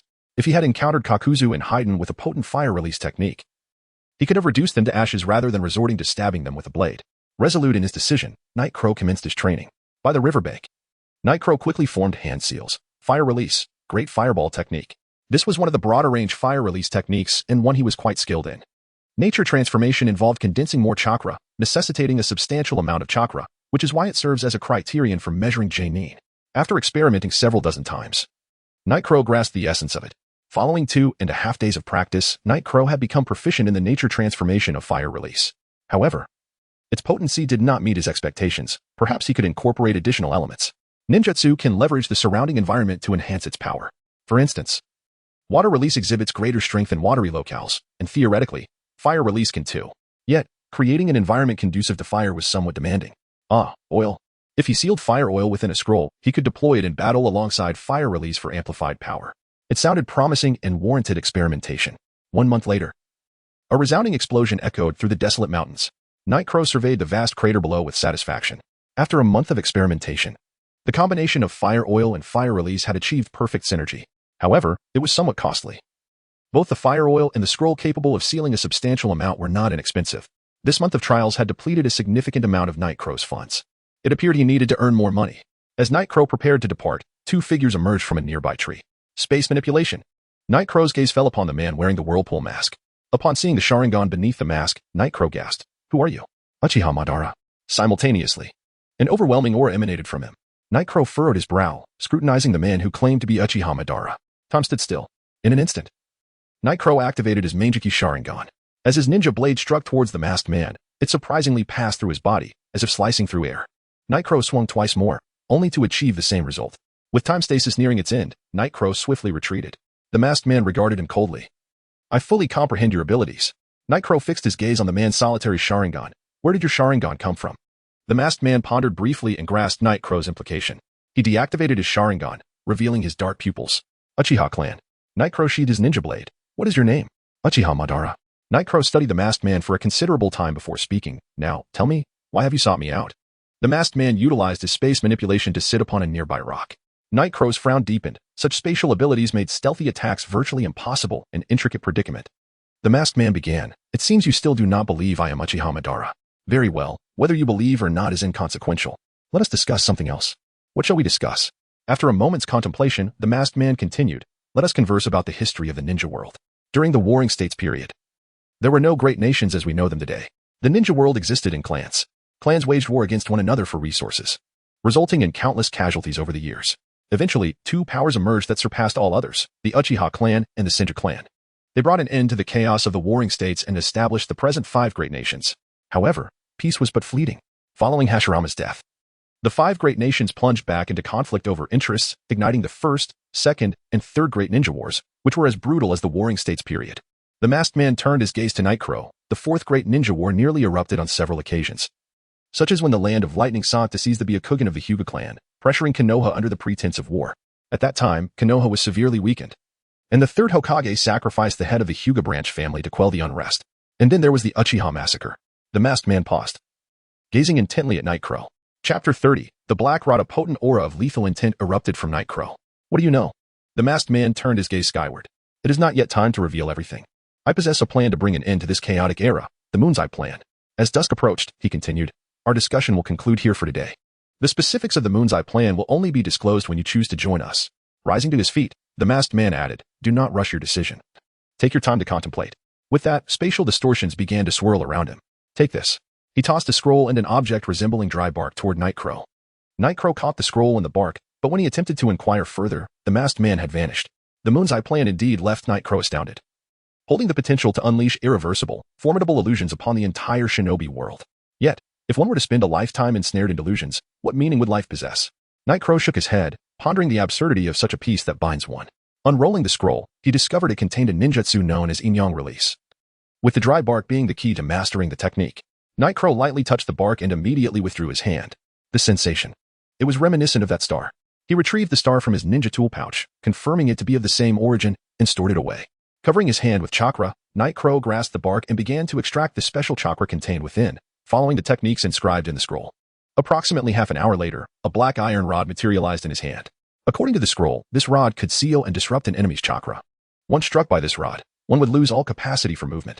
Nightcrow found himself in dire need of such a means. When combined with time suspension, it could serve as a potent weapon for either eliminating foes or controlling them. What could the masked man possibly mean by imparting such a powerful ninjutsu to him? In an undisclosed cave, the masked man materialized amidst a ripple of spatial distortion. Why do you not disclose the truth about the Uchiha to him? Another figure, Black Zetsu, lingered in the shadows. The masked man settled into a chair. He does not trust me, yet he is currently investigating this matter. I need only to wait in silence. Black Zetsu remained silent, vanishing into the shadows. In Konoha, Nightcrow toyed with the black rod in his hand. The masked man seemed certain that he would join their ranks. He retrieved a scroll from his ninja tool pouch. Upon unraveling its intricate seals, he discovered a strand of white hair. Indeed, it belonged to the Sage of Six Paths, initially intending to study it gradually. It now appeared that he needed to expedite his plans to cultivate the Sage of Six Paths cells. Nightcrow's research into Hashirama's cells had been preparatory for this endeavor. If Hashirama's cells could be fused, then those of the Sage of Six Paths should be too. However, he had yet to achieve success in cultivating Hashirama's cells. The experimental data stolen from Danzo yielded no progress. It seemed he would need to seek out Orochimaru. As Nightcrow strolled through the streets of Konoha, he encountered Might Guy, accompanied by Niji and others. Ah, Nightcrow, Guy exclaimed. Nightcrow nodded. Greetings, Guy-senpai. Niji, observing Nightcrow's casual attire, asked, Nightcrow-senpai, do you have no missions? That is quite rare. Nightcrow smiled warmly. Indeed, I likely won't be undertaking missions for a while. Lee shouted, hey, Nightcrow-senpai isn't doing missions? Nightcrow turned to Guy. What are you all up to today? Before Guy could respond, Lee raised his arms, showcasing his muscles. Training. Ah, I see. Since I have nothing else to do, may I join you? Guy had no objections. In a certain forest of Konoha, the underbrush was meticulously cleared. This was likely the location where Guy's team frequently trained. Each member had their own unique training methods. Tintin focused on mastering various ninja tools. Niji honed the inside of the Byakugan, and Lee engaged in relentless physical training. Whenever they encountered difficulties, they would consult Guy. However, Guy had little to offer Tintin and Niji. Nightcrow approached with a takeout box, pulling out 5 skewers and offering one to Guy. Guy-senpai, let them take a break. Guy accepted the skewer with a nod. Upon hearing Guy's call, Niji and the others ceased their training and eagerly approached, their eyes gleaming at the sight of the snacks. Training was indeed a physically taxing endeavor. After finishing his skewers, Lee approached Nightcrow. Nightcrow-senpai, could you provide some guidance on my training? Nightcrow glanced at Guy. Then at Lee. I apologize, but I am not well versed in taijutsu. That expertise belongs to Guy-senpai. I looked at Nightcrow with a hint of disdain. Having heard of Nightcrow's past achievements as a captain of the guard through taijutsu, Lee shook his head. Guy-sensei said that combat is a form of training, so please. Nightcrow-senpai, fight with me. Nightcrow rubbed his nose. A spar? Then? Very well. Niji and Tintin watched with keen interest from the sidelines. Lee removed the weights from his hands and feet. Nightcrow was aware of the considerable weight involved. Was Lee truly seeking to challenge him? Guy stood nearby, giving Lee a thumbs up. Lee, go for it. The battle was about to commence. Lee's speed was astonishing. A middle-rank ninja would struggle to form seals before being sent flying. Nightcrow refrained from activating his Sharingan, instead engaging Lee with pure taijutsu. After several exchanges, Lee, panting heavily, looked at Nightcrow. As expected of Nightcrow-senpai. Let me try my full strength. Lee's chakra surged, and he activated the 8 gates. Nightcrow held his forehead. This technique exacted a severe toll on the body. Was it truly necessary during training? With the 4th gate open, Lee achieved nearly J-nin level speed. Nightcrow activated his Sharingan, attempting to cast Genjutsu on Lee. To his surprise, the chakra of the Genjutsu dissipated upon contact with Lee's rapidly circulating chakra. Although this was merely a basic Genjutsu, Nightcrow found himself deep in thought. This might serve as a method to counter Genjutsu. The essence of Genjutsu is to disrupt the enemy's chakra. And Lee's 8 gates allowed for rapid chakra flow, rendering typical Genjutsu ineffective. This bore resemblance to using Susanu's chakra to block Genjutsu incursions. Despite opening the 4th gate, Lee gradually found himself at a disadvantage under Nightcrow's Sharingan. Just as Lee prepared to open the 5th gate, Nightcrow placed a hand on his shoulder. Lee was taken aback. When had Nightcrow moved so close? Nightcrow gently patted him, causing Lee's tumultuous chakra to slow, and the 8 gates were released. That's enough. If you open another gate, you'll be out for half a month. Guy nodded in agreement with Nightcrow's assessment. Lee finally relaxed, sitting heavily on the ground. Even the 4th gate imposed a significant burden on the body. Chapter 31. The death of Danzo. Tian gazed at the wilting Shaoli, expressing her desire to participate. Nightcrow turned to Tian and granted her permission. However, Tian's physical prowess paled in comparison to Shaoli's, and after a few exchanges, she was left gasping for breath. Looking up at Nightcrow, she lamented, I can't even touch the hem of his clothes. Let me try this instead. She produced 2 scrolls, releasing a multitude of ninja tools that soared towards Nightcrow. In response, Nightcrow swiftly formed hand seals, conjuring a massive fireball that engulfed all of Tian's tools, nearly incinerating her in the process, causing her to retreat in fright. Disheartened, Tian knelt on the ground. Morning, oh no, my tools. Nightcrow, scratching his nose, remarked, your tools are too numerous but lack sufficient power and precision. Perhaps you should consider an alternative approach. Wiping away her tears, Tian asked, what alternative? Nightcrow suggested, for instance, sealing a large ninja tool within the scroll, allowing you to summon it directly to strike down your foes. Tian's eyes sparkled with realization, of course. Nightcrow sighed with relief, grateful he wouldn't have to compensate for her lost tools. Just as he turned away, he was met with a pair of Byakugan eyes. Niji assumed a fighting stance. Nightcrow-senpai. With a hint of resignation, Nightcrow replied, very well. Niji's method involved utilizing the Byakugan to discern the enemy's chakra points and then sealing them with his chakra. After several attempts against Nightcrow, he discovered his chakra could not penetrate Nightcrow's formidable defenses. Ceasing his assault, Niji closed his Byakugan, conceding, I surrender. As a J-nin with Hashirama's cells. Nightcrow possessed an immense chakra reserve, rendering Niji's techniques nearly ineffective. However, the Byakugan possesses extraordinary long-range insight. It seems rather wasteful to solely use it for intelligence gathering. Has the Hyuga clan never considered developing long-range ninjutsu or weaponry? Perhaps to strike down enemies from 1,000 miles away? Niji sighed, Nightcrow-senpai. Do you think the clan elders haven't contemplated such things? The Byakugan's visual range is approximately 1 kilometer, but no ninjutsu can reach that far, and as for weapons, there are none. Nightcrow rubbed his head in agreement before stating, indeed. Well, I have matters to attend to, so I shall take my leave. Niji watched Nightcrow depart, wondering aloud to Guy, Teacher Kai, why does Nightcrow-senpai seem so peculiar today? Kai shook his head. Perhaps he has been burdened with too many missions lately and seeks a moment of respite. Nightcrow cast one last glance at Konoha, realizing this mission might prevent his return for the foreseeable future. Danzo routinely visited the Fire Country's daimyo for business discussions. accompanied by a small entourage of 12 Umbu from 3 squads, with his trusted aides remaining in Konoha. As Night Crow approached, Danzo stood in his path, exclaiming, "Ah, you indeed have come." He gestured, and the 12 Umbu surrounded Night Crow. "Uchiha Night Crow, today we shall settle this," Danzo sneered. "Hold him." Danzo retreated behind his subordinates. "Charge." The 12 Umbu drew their kunai and advanced on Night Crow, a testament to Danzo's careful training of these elite shinobi, their teamwork remarkably synchronized. Night Crow stole a glance at Danzo, whose previously covered eye had revealed a newly implanted Sharingan. Night Crow's expression darkened. Danzo's other arm was also unwrapped, revealing it bound by a metallic seal. One by one, Danzo unscrewed the metal fastenings. With a clatter, the metal fell away, exposing an arm adorned with Sharingan. Night Crow and Appo's pupils constricted in shock. Danzo. Night Crow and Appo's body erupted with dark, golden chakra. "Susanoo, you shall perish." The chakra of Susanoo swept through, cleaving the surrounding Umbu in half. "It is indeed you. You deserve to die?" Danzo retorted with disdain. "I merely make the most of my resources." Night Crow activated his Mangeki Sharingan, pouring chakra into Susanoo, transforming the upper half into a colossal giant. Danzo, witnessing the titanic Susanoo, bit his finger and summoned. Summoning Jutsu, Dream Taper. A creature resembling a hybrid of an elephant and a cow emerged, dwarfing even Susanoo. The Dream Taper opened its maw, generating an immense suction force, threatening to consume everything around it, including Night Crow and Appo's Susanoo, which struggled to maintain its form. "This is an incredible force. If this continues, I shall be swallowed whole." Night Crow reached into his tool pouch, producing a scroll that released several oil barrels. Fire release, Great Fireball technique. The barrels and the fireball were drawn into the Dream Taper's mouth. With a thunderous explosion, the Dream Taper was obliterated, cursing under his breath. Danzo seized the opportunity to attack Night Crow amidst the chaos. Wind release, Vacuum Great Sphere. A massive wind projectile hurtled towards Susanoo. Night Crow, smirking, activated his Sharingan. Susanoo swiftly pivoted, raising its shield to block the incoming attack. The impact sent Susanoo staggering back several meters. Night Crow assessed Danzo's position, noting the significance of his arm. Infused with Hashirama's cells. So that's it. He is utilizing his Sharingan to suppress the Hashirama cells. It appears he is indeed tied to Orochimaru. However, it would require 11 Sharingan to fully subdue the Hashirama cells. How amusing. Danzo, observing Susanoo and Appo's towering form, realized the Dream Taper had been defeated, leaving him at a disadvantage. Taking a gamble, he brandished a kunai and charged at Night Crow. Night Crow recognized the folly in Danzo and Appo's reckless attempt and resolved, "Then let it be your end." He raised the Susanoo's great blade and swung it at Danzo. Despite being a formidable opponent, Danzo narrowly dodged several strikes. As Night Crow executed a vertical slash, Danzo evaded once more. Night Crow seized the moment, targeting the airborne Danzo with the other Susanoo's shield. Unable to alter his trajectory, Danzo was struck forcefully, hurtling through the air like a cannonball. Night Crow wasted no time, lifting the Susanoo's shield and bringing it crashing down upon Danzo, reducing him to a mere pulp. Sensing Danzo's life force had extinguished, Night Crow approached him, knowing that by killing Danzo, his return to Konoha would be forever barred. Yet, he had steeled himself for this outcome.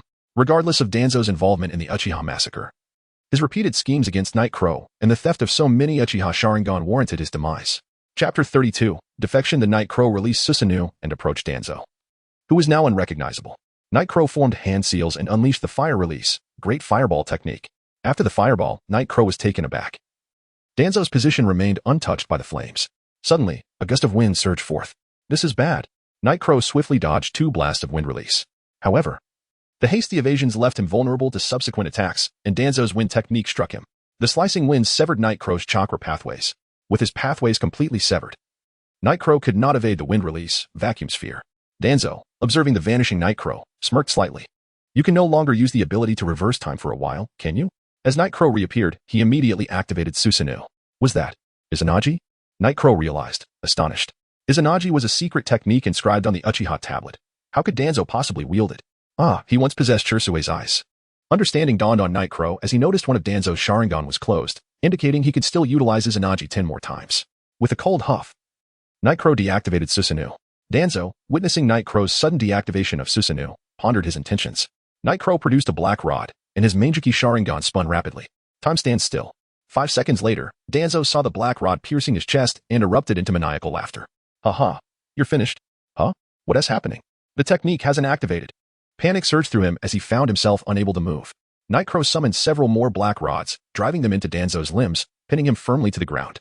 Night Crow crouched down, gazing at Danzo's arm filled with Hashirama's cells. It must be exhausting to suppress it with chakra daily. "Allow me to liberate you, Lord Danzo." Slowly, Night Crow's hand reached toward Danzo's right arm. Despite Danzo's desperate struggles, it was in vain. Stop. A kunai flew toward Nightcrow. He sidestepped just in time, looking up to see dozens of umbu streaming in, led by Karui and Mito. Danzo chuckled. Uchiha Nightcrow, killing me would mean your defection from Konoha. You wouldn't dare. How noisy. Another black rod pierced Danzo's chest. Karui, witnessing Nightcrow's actions, shouted, Uchiha Nightcrow, what are you doing? What do you mean? Can't the two esteemed advisors see the Sharingan on Danzo's body? Karui was taken aback. She hadn't anticipated Danzo would implant so many Sharingan. However, as a key figure in Konoha's hierarchy, they could not allow Danzo to die here. Let us discuss this back at the village. The Hokage will provide you with justice. I will administer my own justice. Danzo must die today. With that, Nightcrow raised the black rod to stab Danzo in the forehead. Suddenly, an overwhelming aura of danger enveloped him. Nightcrow had no time to take Danzo's life and quickly leaped away. The spot where he had stood was struck, creating a massive crater. As the dust settled, the fifth Hokage, Tsunade, emerged. Sensing the mobilization of numerous umbu by the two advisors, she had stealthily followed. Uchiha Nightcrow, return with me. I will provide a fair resolution to your grievances with Danzo. Nightcrow observed Tsunade and the umbu. His chakra reserves were dwindling. He could use time freeze to eliminate Danzo, but he would likely be overwhelmed and captured immediately afterward. After careful consideration, Nightcrow resolved to retreat for now, seeking another opportunity. I'm sorry, Lady Tsunade, but Konoha no longer has a place for me. Tsunade, seeing Nightcrow withdraw, quickly commanded, seize him. Nightcrow's Sharingan spun once more.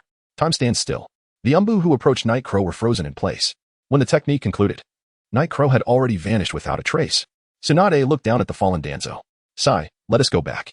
In an unknown cave, Kurizetsu emerged from the ground. Uchiha Nightcrow has defected from Konoha. Obito stood up, surprised. I didn't expect it to happen so soon. With a wave of spatial distortion, Obito vanished. Nightcrow hid in a tree hollow, recovering his chakra. Suddenly, he sensed a spatial disturbance ahead. Obito and Kurizetsu emerged. Nightcrow thought he had concealed his presence well, yet they found him. Have you made your decision? Nightcrow stood. Let us hear your plan. Very well. About half an hour later, Obito concluded his explanation. It turned out he was the mastermind behind Akatsuki. I have two requests. Obito nodded. Speak. First, I have matters to attend to before I join Akatsuki. Second, tell me the truth behind the Uchiha massacre. Agreed. After hearing Obito's account, Nightcrow found it aligned closely with his own investigations. What role did the third Hokage play in the massacre? Obito replied with a mocking tone, an ineffectual observer. Afterward, Danzo remained a leader of Root. Isn't that telling? Obito continued, are you seeking vengeance against Konoha? They must have already prepared countermeasures against you. It would be wise to wait until they let their guard down before making your move. Akatsuki can assist you in your revenge. Nightcrow shook his head. Revenge is inevitable, but not now. I have other matters to attend to. Obito fell silent for a moment. Very well. He tossed Nightcrow a ring inscribed with the word empty. This is a symbol of your affiliation with Akatsuki, a tool for communication among members. And it has other important purposes that you will discover in time. I understand. Nightcrow slipped the empty ring onto his pinky. Once you have resolved your affairs, contact Akatsuki's leader, Pain. He will assign you tasks. And do not mention my existence to any other Akatsuki members. With that, Obito departed with Kurizetsu. The following day, in Konoha, Red Bean opened her door, sitting listlessly on the couch. Why? One after another, they had all turned traitor. Suddenly, her gaze fell upon the dango on the table. She remembered finishing all the dango she had bought yesterday. As she picked up the dango, she noticed a note beneath it. It read, I'm sorry, Red Bean. Tears streamed down Red Bean's cheeks. Damn it. Knock, knock. The sound of knocking startled her. Is he back? Opening the door, she found an umbu waiting. Red Bean instinctively clenched the note in her left hand. What is it? The advisor requests your presence. I understand. I will be there shortly. After the umbu departed, Red Bean opened her hand, only to find the note had turned to fragments. A flame ignited in her palm, turning the remnants to ash. Chapter 33, The Akatsuki Organization. Days later, on a remote island, Nightcrow lamented. Orochimaru truly lives up to his reputation. The distance from the mainland rendered him incapable of sensing the chakra lingering on Sasuke. Just yesterday, Orochimaru had opened the scroll Nightcrow had left for him, indicating that he was already aware of Nightcrow's defection from Konoha. Nightcrow tucked away the ring on his pinky, recalling that Orochimaru had once been a member of the Akatsuki, only to later defect for reasons unknown. The island failed to yield any trace of Sasuke, which suggested that Orochimaru was not foolish enough to reveal his presence. At that moment, Orochimaru stood atop a high rock, just beyond the range of Nightcrow's techniques. Nightcrow, it's been a while, he greeted. Orochimaru, now that we are both rogue ninjas from Konoha, is there really a need for such wariness? Nightcrow replied. Orochimaru chuckled. Nightcrow, you have nearly taken my life on several occasions. It's wise to remain cautious. I seek to exchange my blood for the cultivation data of Hashirama's cells, Nightcrow stated, tossing a small vial to Orochimaru. Orochimaru opened the vial and inhaled its contents. A truly exquisite scent, he remarked. Are you not afraid I might go back on my word? Night Crow replied with calm assurance. I believe that amount is insufficient for your experiments. I can provide more blood. However, I must have complete control over the cultivation of Hashirama cells. Without hesitation, Orochimaru agreed. It's a deal. 3 months later, Night Crow departed from the island. It turned out that Orochimaru had been cultivating Hashirama cells through dilution, which significantly reduced their rejection rate. No wonder Night Crow had been unable to utilize large-scale would-release techniques. As for Sasuke, he surmised that his elder brother would be more invested in the matter, Itachi Uchiha. After leaving Orochimaru's base, Night Crow sought refuge in a secluded cave. After a brief organization of his surroundings, he retrieved several scrolls containing experimental tools obtained from Orochimaru. Once he laid out the equipment, he prepared to work with a strand of hair from the Sage of Six Paths. After cutting a small segment, he placed it into a pre-prepared test tube, adding Orochimaru's specially formulated nutrient solution. 10 days later, it appeared as though the hair had begun to take root, with white tendrils sprouting forth. Night Crow consistently added nutrient solution every few days. Approximately a month later, the entire test tube transformed into a white gel-like substance. He extracted a single drop, which contained immense vitality. This was the Sage of Six Paths cells, undeniably superior to Hashirama's. Night Crow dropped this precious essence into a nutrient vessel the size of a water tank, allowing the sage cells to rapidly diffuse and imbue the entire container with life. He then produced a small vial, the secret potion for diluting Hashirama's cells, which Orochimaru had only provided in limited quantity, without divulging the formula. About half an hour later, Night Crow drew some diluted sage cells into a syringe and proceeded to another area where 5 containers housed his own cellular cultivations. He injected the sage cells into the cultivation forms, which began to swell and ultimately transformed into towering trees. Night Crow attempted to replicate the process using half the previous amount of sage cells, yet the cultivation failed again. After 3 more attempts, all 5 cultivation forms met the same fate, necessitating a complete redo of the experiments. This cycle continued. 5 months later, the once barren mountaintop flourished with towering trees. Night Crow sighed. Indeed, the sage cells were not easy to study. The Akatsuki had urged him repeatedly for progress. With no advancements to report, he decided to temporarily set the experiments aside. After sealing the cave, he departed. In the rain village, Pain opened his eyes, sensing an overwhelming emptiness. A flickering projection appeared before him. I am Uchiha Night Crow, he introduced himself. Pain, the leader of the Akatsuki, has assigned you a partner, known as White Tiger. She will seek you out. Understood, Night Crow replied. As the connection severed, Conan emerged, questioning, Nagato, why must I be the one to go? Uchiha Night Crow is tied to Uchiha Madara. I worry about him teaming up with Black and White Zetsu. The plan to capture the tailed beast has commenced. Your presence is more fitting, Pain asserted. But Nagato, Conan began, only for Pain to shake his head. I am fine here. Should my involvement be necessary, I will summon you. Conan nodded, recognizing Pain's authority. White Tiger, according to Jiraiya's intel, was indeed associated with Pain. Night Crow awaited at a derelict temple as instructed. A day later, a woman clad in black and red clouds entered. Conan, codename White Tiger, she introduced herself. Night Crow nodded in acknowledgement. Conan handed him an Akatsuki cloak, which he donned. She took note of the slash on his forehead protector, but chose to sit alone in a corner of the dilapidated temple. The following day, they were to journey to the land of Earth, where rumors suggested the presence of the Five-Tails Jinchuriki. The next day, they each had a light breakfast at a nearby market. Conan maintained her icy demeanor, speaking not a word. Truly, she was a woman of few words. Uchiha Night Crow, the Five-Tails Jinchuriki is a perilous individual. We should familiarize ourselves with each other's abilities, she remarked. My jutsu is the goddess paper jutsu. Night Crow rested his chin on his hand, contemplating her near-immune ability to physical attacks and her flight capabilities. The Akatsuki indeed housed formidable members. As for my intel, I trust you are already well informed, he replied, observing as Conan silently exited. He shrugged and followed her. In the land of Earth, at a natural hot spring, intel indicated that an enigmatic hermit resided there, likely the Five-Tails Jinchuriki. Night Crow glanced at Conan soaring above. She seemed to have taken on the role of a human shield. He cautiously approached the hot spring, where a small hut stood nearby, bearing signs of habitation. Suddenly, the hut's door creaked open, revealing an elderly man with white hair.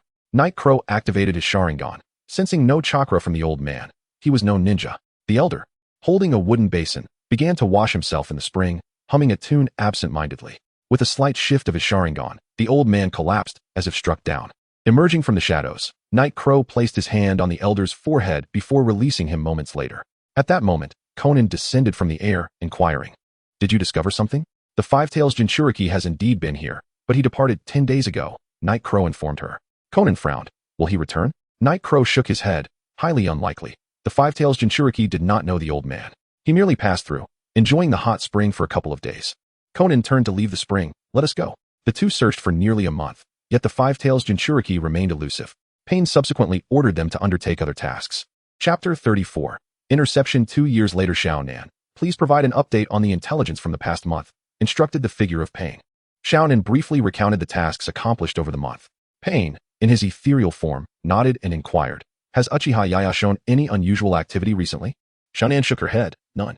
6 months ago, his Hashirama cells went out of control, unleashing an enormous wood release that nearly engulfed the entire mountain peak. Such a level of power in wood release is likely beyond even Hashirama's capabilities. After a moment of silence, Xiaonan added, soon, it will be Orochimaru's triannual body transfer. Perhaps then we can witness the true extent of Uchiha Yaya's wood release. Once Pain acknowledged her words, he severed the connection with Xiaonan. 2 years had passed, and Uchiha Yaya appeared noticeably more mature. Xiaonan, I have heard that Sasori and Deidara have commenced their pursuit of the one-tailed Jinchuriki. Xiaonan maintained her stoic demeanor. Yaya smirked slightly, noting her perpetual expression that surely hindered her prospects for marriage. Following the successful capture of the one-tail, the sealing of the tailed beast would commence, necessitating a pause in our tasks to conserve chakra and ensure the sealing's success. Understood. Has the capture of the tailed beast begun? Pain's ambition was to gather all 9 tailed beasts to exert military pressure on the ninja world, thus achieving a different kind of peace. His aspirations mirrored those of a certain individual who claimed to be Uchiha Madara, one seeking dominion, while the other, more deranged, contemplated unleashing illusions upon the entire ninja realm. If their intentions were genuinely for peace, it would be acceptable. However, one must remain vigilant against those who cloak their sinister motives under the guise of peace. I must devise my own plans. Yaya retrieved a green test tube. His previous experimentation with sage cells had nearly cost him his life, indicating that merging with sage cells would be a long and arduous journey, if it were even feasible at all. He set the tube aside and produced a lighter-colored vial, an experimental concoction of his own cells designed as a harmonizing agent to cultivate Hashirama cells. Although far less effective than genuine Hashirama cells, it exhibited reduced rejection. This weakened variant of Hashirama cells could not only heal injuries, but also be implanted into a body to enhance a ninja's chakra, albeit at the cost of wood release abilities. 5 days later, Yaya was taken aback by the rapid capture of the one-tailed Jinchuriki. At that moment, 10 members of Akatsuki stood atop the fingers of the outer path golem. Yaya's gaze fell upon the ethereal form of Itachi Uchiha. Since joining Akatsuki, Yaya had encountered nearly all members, except for Itachi and his partner. Itachi also regarded Yaya, and as their eyes met, the other Akatsuki members observed the tension between the two Uchiha, both emanating a palpable aura of hostility. Pain then spoke, let us commence. The words beneath each Akatsuki member began to illuminate. The mouth of the golem opened, and 9 chakra dragons emerged, enveloping the one-tailed Jinchuriki, Gaara, and commencing the absorption of his chakra. Suddenly, Yaya furrowed his brow, sensing a disturbance within his ninja tool pouch. Stealing a glance at Xiaonan, who remained oblivious to his actions, Yaya reached into the pouch. It was a star sealed within a talisman. The star trembled, as though attempting to break free from its confinement. Yaya quietly unsealed the star, and in that instant, it siphoned a fragment of the one-tail's chakra. Xiaonan opened her eyes and turned to Yaya. He swiftly enveloped the star in chakra and withdrew his hand from the pouch. What was that just now? Xiaonan queried, her expression icy. Before Yaya could formulate a response, Zetsu interjected, an enemy approaches. Konoha's Jonin, Might Guy. Pain turned to the other Akatsuki members. Which technique should we employ? Who among you will go? Yaya's mind raced, recalling the technique, transference technique. Pain's unique ninjutsu could absorb an Akatsuki member's chakra and create a clone from a living sacrifice. Yaya intended to volunteer, but in the end, Pain opted for Kisame, citing his greater chakra reserves. Yet, Yaya felt little concern, as the clone's chakra would only amount to 30% of the original's. Guy was a formidable opponent. Approximately an hour later, Zetsu spoke again. Another presence is approaching, Kakashi Hitaki. Yaya promptly interjected. Allow me to handle this. Pain scrutinized Yaya momentarily, then acquiesced. Yaya's transference technique clone was something he had only observed previously. He deemed the creation of clones from living sacrifices to be inhumane. Kakashi, Sakura, Naruto, and an elderly sand ninja approached. Yaya positioned himself before them. Kakashi regarded Yaya. I never expected our next encounter would unfold in this manner. Yaya offered a smile. My apologies, Kakashi-sensei. Turning to Naruto and Sakura, Yaya added, Naruto and Sakura, it's been years, you've both matured. Naruto, visibly anxious, stepped forward. Uchiha Yaya, step aside. We need to rescue him. Yaya surveyed Naruto, who had grown but retained his impulsive nature. Sakura advanced. Yaya-sensei, I understand your defection from Konoha was due to Shimura Danzo, but we are here on the orders of the 5th Hokage to provide support. Please do not obstruct us. Kakashi cast an approving glance at Sakura, recognizing her attempt to appeal to Yaya's emotions. However, Kakashi was privy to deeper truths. The village's portrayal of Yaya's confrontation with Danzo was merely a surface-level narrative. The reality was that Danzo was likely connected to the massacre of the Uchiha clan. Prior to Yaya's defection, Kakashi had heard of Yaya's investigation into the Uchiha's downfall. Impatiently, Naruto could no longer afford to engage in prolonged discourse with Yaya. Rasengan. Yaya observed as Naruto charged at him. His three-tome Sharingan subtly shifted. Naruto abruptly redirected his attack, slamming the Rasengan into a tree trunk. Kakashi inwardly cursed the situation. Sakura, Naruto, is under a Jinjutsu. Hurry and help him break free. But remember not to make direct eye contact with Yaya's Sharingan. Sakura appeared momentarily stunned, as her previous encounters with Yaya had not revealed him to be a practitioner of Jinjutsu. At this instant, she recognized the overwhelming power of the Sharingan. As a mere glance had ensnared Naruto in an illusion, Kakashi pushed aside his forehead protector, revealing his own unclosable Sharingan, and charged toward Yaya. Meanwhile, Sakura and Chio hurried to assist the frenzied Naruto in breaking the Jinjutsu. Kakashi regarded Yaya with a grave expression. After several exchanges, he sensed something amiss.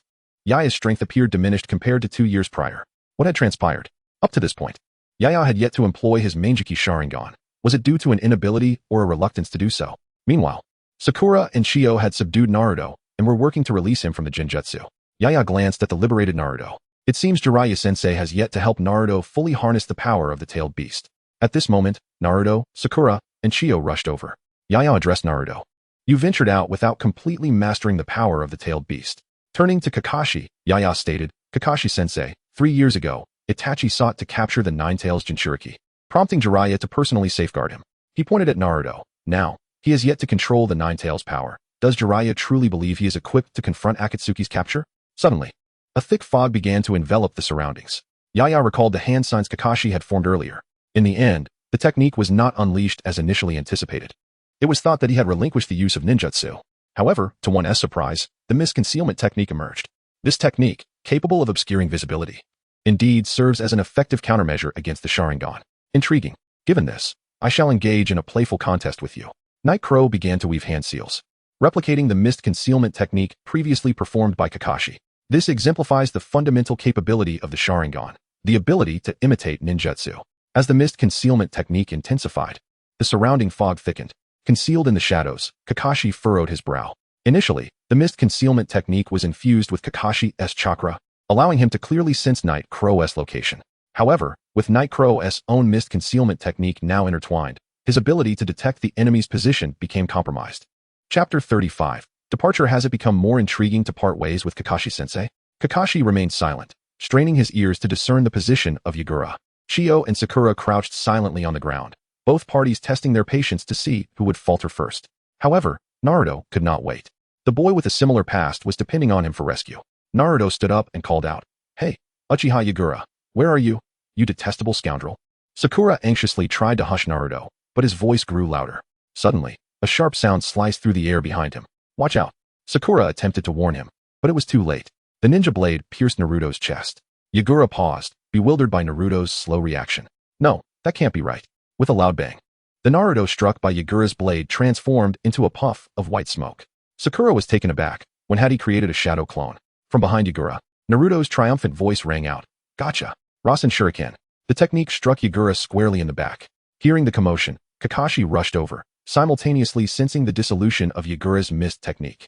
Upon arriving, Kakashi saw Yagura being hit by the Rasen Shuriken and also dispelled the mist technique.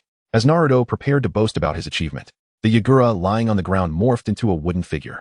Kakashi cautiously scanned the surroundings and soon spotted Yagura perched on a nearby tree. No way. That felt nothing like a clone, Naruto remarked incredulously. Kakashi explained, that was a wood clone, distinct from ordinary shadow clones. Truly impressive, Kakashi-sensei, Yagura said as he leaped down from the tree. I don't have much chakra left. I'll give this to you, Naruto. In an instant, Yagura appeared beside Naruto, striking him in the abdomen. Yagura sealed the remaining would-release chakra within Naruto, ensuring that if Naruto's tailed beast ever went berserk, it could help suppress it. At that moment, Kakashi, Sakura, and Chio simultaneously struck Yagura. Blood spurted from Yagura's mouth as he declared, I have repaid my debt to Konoha. He then looked at Kakashi, saying, Tell Danzo that the day I take his life is approaching. With that, Yagura drew his final breath. However, after his demise, Yagura's appearance transformed into that of another individual. Chio gazed at the altered visage and murmured, Yura, a jonin from the village. On the outer path's golem, Yagura bowed his head, having just absorbed a trace of the tailed beast's chakra, and Pain cast a glance in his direction, as if he had noticed something. Suddenly, memories from the shadow clone returned to his body. Pain observed Yagura's anomaly. The time is nearly up, It's sufficient for us to seal the one-tail. 3 days later, Yagura gazed down at the one-tailed Jinchuriki from a distance, the last remnants of chakra being absorbed by the outer path's golem. It was regrettable. The young boy who had just emerged from darkness to bask in the sunlight had met an untimely demise. Deidara looked at Yagura and asked, "Hey, what are you talking about?" Pain glared at Yagura intently. "What did you do when you absorbed the tailed beast's chakra?" Yagura's heart sank. He had indeed been discovered. Pain and Appos. S gaze fixated on Yagura and Appos. S ninja tool pouch. "What do you have in there? Show me." With an impassive expression, Konan sat beside Yagura. Yagura responded to Pain. "In that case, I have no intention of remaining with Akatsuki." With that, Yagura exited the Jinjutsu technique. Pain watched as Yagura vanished. Uchiha Yagura has defected from Akatsuki. Kill him.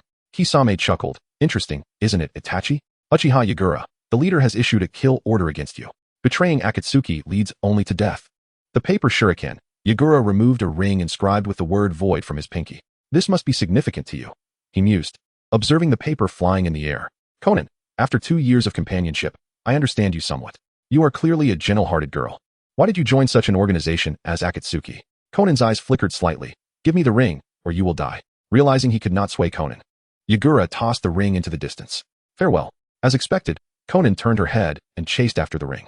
Yagura had correctly deduced that the ring was a crucial medium for sealing tailed beasts. In the land of rain, the ring was obtained, but the person had escaped. Pain nodded. "Konan, return. I may personally capture the tailed beast and will need your assistance." "Understood." After concluding the conversation with Konan, a spatial disturbance appeared before Pain. The masked man emerged from within. "I know that the person you sought has betrayed Akatsuki." The mask concealed his expression, but his tone conveyed his anger. "I never expected him to betray us.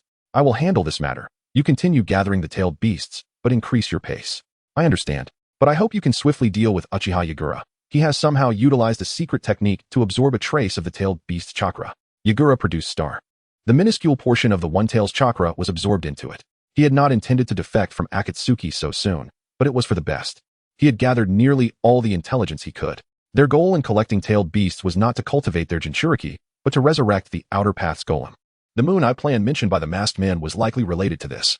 These lunatics. Yagura activated his Manjiki Sharingan. "Come forth." Several white Zetsu emerged from within him. Yagura observed the fallen white Zetsu. They were indeed excellent materials for cultivating experimental subjects. In a certain underground location, white Zetsu emerged. The masked man inquired, "Have you located Uchiha Yagura?" White Zetsu shrugged. "The cloak left on him has been dealt with. Finding him will require some time." After pondering for a moment, the masked man replied, "No need to rush. He will reveal himself." After resolving the matter with the tail, Yagura returned to the previous experimental cave. Over the years, sage cells had become remarkably stable due to Yagura's adaptations and experiments. He had tested small doses a few times. Although unsuccessful, he had made some progress. Suddenly, Yagura had an epiphany. The cells of Hashirama were balanced through the Sharingan, enabling successful transplants. Did sage cells also require a form of energy? Yagura retrieved star from his tool pouch. The chakra of tailed beasts was indeed a potent energy source. He extracted some of the tailed beast's chakra and sealed it within a test tube. Next, he took out another test tube filled with sage cells. With several white Zetsu experimental subjects on hand, he could save time in cultivating them. Yagura injected the sage cells into a white Zetsu experimental subject. Within seconds, signs of collapse appeared. After a dozen seconds, the experimental subject lost control and transformed into a tree atop the mountain. Yagura approached another white Zetsu experimental subject and repeated the procedure, injecting sage cells while simultaneously introducing the sealed tailed beast chakra. To his astonishment, the experimental subject, previously on the verge of collapse, stabilized. Night Crow felt a surge of joy. Had success truly arrived? However, before he could revel further in his elation, the white absolute experimental subject suddenly detonated with a resounding bang. Fortunately, Night Crow reacted swiftly, evading the explosion. He surveyed the surroundings, noting that several white absolute experimental subjects had been damaged by the shockwave. The chakra of the tailed beasts proved effective, yet upon failure, it resulted in an explosion rather than transforming into a colossal tree. It seems he must arrange for a separate laboratory. Otherwise, these experimental tools, now at risk of destruction, would be quite difficult to replace. Chapter 36. Two Tails. 6 months later, a muffled explosion echoed from a smaller cave within the experimental cavern. Nightcrow emerged, having nearly completed the experimentation on the ratio of sage cells to tailed beast chakra. What remained was a substantial amount of tailed beast chakra for the final phase of testing. Nightcrow pondered, if only he had not severed ties with the Leaf Village. Acquiring tailed beast chakra would have been a simpler task. Alas, he must now turn his attention to other tailed beasts. These creatures are closely guarded secrets of their respective villages and possess formidable power. However, the Akatsuki is currently capturing tailed beasts which might present an opportunity for him. According to Night Crow's intelligence, the outer path golem absorbs chakra through the tails of the tailed beasts. Their next target is likely to be the Two Tails Jinchuriki. He wondered if they had managed to capture the Two Tails Jinchuriki in the past 6 months. Regardless, he decided to gather intelligence in the Land of Lightning. 3 days later, in the Land of Lightning, Night Crow wandered through several relatively prosperous villages, but heard no news regarding the capture of the Two Tails Jinchuriki. It appeared that the Akatsuki had not succeeded yet. Still, Night Crow was uncertain of when the Akatsuki would strike or the current whereabouts of the Two Tails Jinchuriki. Intelligence is indeed paramount. Perhaps he could consult Granny Cat. At the gathering place of the ninja cats, Night Crow approached Granny Cat. I seek information regarding the Two Tails Jinchuriki. Granny Cat regarded him with a piercing gaze. Uchiha's young one, are you also coveting the tailed beasts? I merely wish to borrow something, he replied. Granny Cat sighed. If you were inquiring about other tailed beasts, I would be of no assistance, but I do possess some leads on the Two Tails Jinchuriki. She produced a photograph. This is the leader of the Ninja Cat clan residing in the Land of Lightning. His address is on the back. Whether you can extract information from him is up to you. Night Crow took the photograph. Thank you. What shall be the payment? Granny Cat waved her paw dismissively. This time, consider it a gift, as it is not precisely reliable information. The Ninja Cats of the Land of Lightning reside atop towering mountains, a stark contrast to their counterparts in the Land of Fire. Their homes, hidden among steep cliffs, are accessible only via vines. Night Crow, utilizing chakra, ascended the mountain. As he peeked over the summit, a ninja blade was poised at his throat. A cold gaze from an orange ninja cat scrutinized him. Who are you? Night Crow hastily produced a cat paw ornament from his pouch. I was sent by Granny Cat. The orange ninja cat took the ornament, sniffed it, and said, wait here. I will inform the boss. Night Crow stood in place for about 5 minutes before a muscular, one-eyed black ninja cat, accompanied by a dozen others, approached. I am Rado. What brings you here? Night Crow wasted no time. I seek information on the Two Tails Jinchuriki. Rado's expression hardened. What do you want with her? She's not someone to be trifled with. Night Crow revealed 5 vials of wood release essence. I wish to test my strength against her. Rado swallowed hard upon seeing the wood essence. She resides at Cloud-Piercing Peak, but I advise against seeking her out. Night Crow tossed the wood essence to Rado. I can handle this. With that, he leapt down the mountain. 2 hours later, Night Crow arrived at the Cloud-Piercing Peak described by the Ninja Cat. At the base of the mountain stood several structures in the style of the Land of Lightning. Is this where the Two Tails Jinchuriki trains? Concealed in the valley beneath the peak, it certainly was a secluded location. Without hesitation, Night Crow darted into one of the buildings. After half an hour, he found the structures abandoned, appearing as though they had not been inhabited for quite some time. Had he been deceived by that ninja cat? Suddenly, the ground trembled.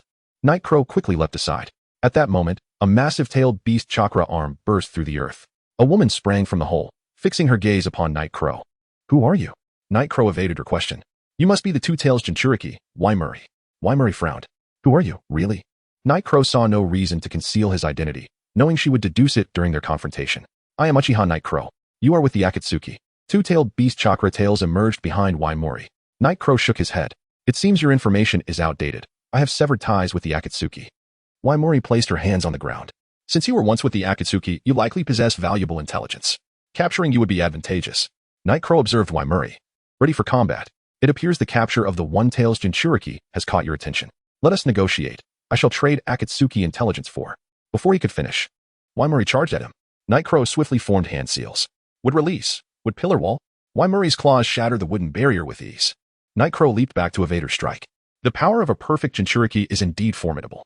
Activating his Manjiki Sharingan, Waimuri suddenly felt a shift in the atmosphere, as though time had frozen around her. When she regained her senses, her hands were pinned to the ground by 2 black rods. Her chakra seemed to be bound, and she could not escape through sheer physical strength. Just as Waimuri prepared to unleash her tailed beast chakra, Night Crow swiftly formed hand seals. Would release, grasping roots. A character appeared in Night Crow's palm. He extracted Waimuri's tailed beast chakra. Rapidly, he produced a sealing scroll, absorbing the extracted chakra until the scroll could no longer contain it. Only then did he cease his actions. Stowing the scroll away, he approached Waimuri, who sat slumped on the ground. Though this tailed beast chakra was not given willingly, I am still inclined to offer you some intelligence regarding the Akatsuki. Their next target is you. With that, Night Crow turned and departed hastily. The recovery rate of tailed beast chakra is rapid. He needed to leave quickly to avoid complications. Little did Night Crow know that shortly after his departure, 2 figures arrived, the immortal duo, Kakuzu and Haiden. Having acquired a substantial amount of tailed beast chakra, Night Crow returned to his experimental base at breakneck speed.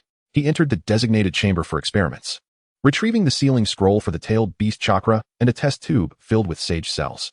Once everything was prepared, Night Crow commenced the experiment. He first injected the sage cells into the cultivation body, then swiftly opened the scroll to infuse the tailed beast chakra into the subject. As the tailed beast chakra flowed in, the distorted surface of the cultivation body began to stabilize. The two energies appeared to reach a harmonious equilibrium. Witnessing this, Night Crow's face lit up with unrestrained elation. Had he succeeded? Chapter 37 Encounter with the Undying Duo. 3 days later, Night Crow returned to the secluded cave. At this moment, the cultivation body had swollen like a balloon, seemingly on the verge of explosion. Night Crow produced a sealing scroll to contain it. Ultimately, the cultivation body remained a lifeless entity. Despite the fusion of sage cells and tailed beast chakra, without human intervention, it could not escape the fate of bursting. However, it was evident that tailed beast chakra indeed played a role in balancing the sage cells. After a brief contemplation, Night Crow resolved to conduct a personal experiment. 3 hours later, Night Crow adjusted his condition to its peak. One hand held a syringe filled with sage cells, while the other grasped a scroll sealing tailed beast chakra. As the syringe pierced his body, he simultaneously unsealed the scroll. Two forces surged into Night Crow, crashing within him like a tempest. Channeling his own chakra, he endeavored to merge these two energies. A muffled groan escaped Night Crow's lips. He dared not relax for a moment, summoning all his chakra to maintain the balance of the two forces. Approximately 30 seconds later, his body was drenched in sweat, and the expression of anguish upon his face deepened. Concurrently, his physique began to swell. This is bad. Night Crow activated his Sharingan, and in a flash, he vanished from his location. Upon reappearing, he found himself restored to normalcy. Another failure. He stored away the scroll containing the remnants of tailed beast chakra. It appeared that successfully transplanting sage cells was not a simple endeavor, with the tailed beast chakra nearly depleted. Further experimentation would necessitate the collection of more chakra from the tailed beasts. The following day, having regained his composure, Night Crow infiltrated the Land of Lightning once more. After all, he only knew of the information regarding the Two Tails Jinchuriki and sought to ascertain her whereabouts. Upon his arrival, he discovered the surrounding structures had been reduced to ruins. What had transpired? Suddenly, a blood-red symbol among the debris caught Night Crow's attention. He swiftly approached the crimson emblem, recognizing it as Haydn's death ritual. Touching the now-dried blood, he realized considerable time had elapsed. They required at least 3 days to seal a tailed beast. It was possible they were elsewhere, absorbing the tailed beast chakra. Night Crow quickly departed the scene. After searching the vicinity for half a day, Night Crow found no trace of Kakuzu and Haydn. He lifted his gaze towards the mountain peak, the dwelling of the ninja cats, pondering whether they might possess some knowledge. Upon reaching the summit, a metallic scent of blood assailed his senses. Could it be? Night Crow dashed towards the ninja cat's abode. Along the way, he encountered numerous corpses of ninja cats. Upon arriving at their dwelling, he found only one individual present, a masked man who identified himself as Uchiha Madara. He was using spatial abilities to extract the corpse of a wooden being. Madara regarded Night Crow with surprise. I did not expect to see you here. Night Crow activated his Sharingan, scanning the surroundings. No need to investigate. Kakuzu and Haydn are engaged in other tasks. I am merely here to retrieve this corpse. Madara approached Night Crow with his spatial abilities. Why have you distanced yourself from the Akatsuki? Do you not seek vengeance against Konoha? Night Crow maintained a vigilant gaze. Of course, I seek revenge. Madara silently scrutinized Night Crow for a moment before speaking. Kakuzu and Haydn's next target is the Nine Tails Jinchuriki. Konoha will undoubtedly be vulnerable then. Perhaps it will be your opportunity. With that, Madara vanished without a trace. The Nine Tails, indeed, in the Land of Fire. At the underground exchange, Kakuzu was infatuated with wealth. Wherever he went, he would eliminate bountied individuals. However, Night Crow did not harbor high hopes for Kakuzu and Haydn's endeavor to capture the Nine Tails Jinchuriki. Konoha was not like the Sand Village. Nor did the Land of Lightning completely underestimate the Akatsuki, allowing the Jinchuriki to wander alone. If he could lure these two to the root space, there might be an opportunity to eliminate Danzo. Just as Night Crow prepared to reveal himself and head to the exchange, he suddenly sensed numerous chakra signatures converging upon the location. Someone was approaching. It was Asuma, along with his disciple Nara Shikamaru, and the two gatekeeping ninjas he had encountered before, Kamizuki Izumo and Kato Tetsu. Upon spotting Kakuzu and Haydn, Shikamaru immediately recognized them. It's the Akatsuki's undying duo. Asuma, beads of sweat forming on his forehead, inquired, did they eliminate the Land of Earth? Shikamaru warned Asuma, be cautious of Haydn's scythe. According to intel, if he obtains blood, it will become very troublesome. Kakuzu mockingly quipped to Haydn, they are aware of your abilities. Haydn snorted derisively, it must be that Uchiha Night Crow. The next time I see him, I will offer him to Lord Jashin. Haydn then turned his gaze towards Asuma and the others, even if they know. So what? With that, he lunged madly towards Asuma. Shikamaru manipulated his shadow to distract Haydn while keeping a wary eye on Kakuzu, who had yet to make a move. Their current objective was to buy time for rescue. However, Shikamaru noticed Asuma's offensive becoming increasingly fierce. He was intent on avenging his fallen comrade from the 12 Guardian Ninja. Haydn leveraged the length of his scythe to overpower Asuma. Shikamaru's shadow attempt came a moment too late. With a swift slash, Haydn's scythe cut across Asuma's cheek. Haydn drew back his scythe, licking the blood from its blade, and erupted into maniacal laughter. Haha, this feeling is exquisite. Haydn began to trace the symbol of his death ritual in the blood on the ground. From the shadows, Nightcrow sighed. Were it anyone else? He might have turned a blind eye. Yet this was the son of the third Hokage, a figure Nightcrow held in some esteem. Emerging from the shadows, Nightcrow was immediately spotted by Kakuzu. Uchiha Nightcrow. Haydn turned in surprise to Nightcrow. It's you. Once I finish with him, I will deal with you. Haydn raised the sharp end of his scythe towards his own heart. In that fleeting moment, Nightcrow activated his Manjikyu Sharingan.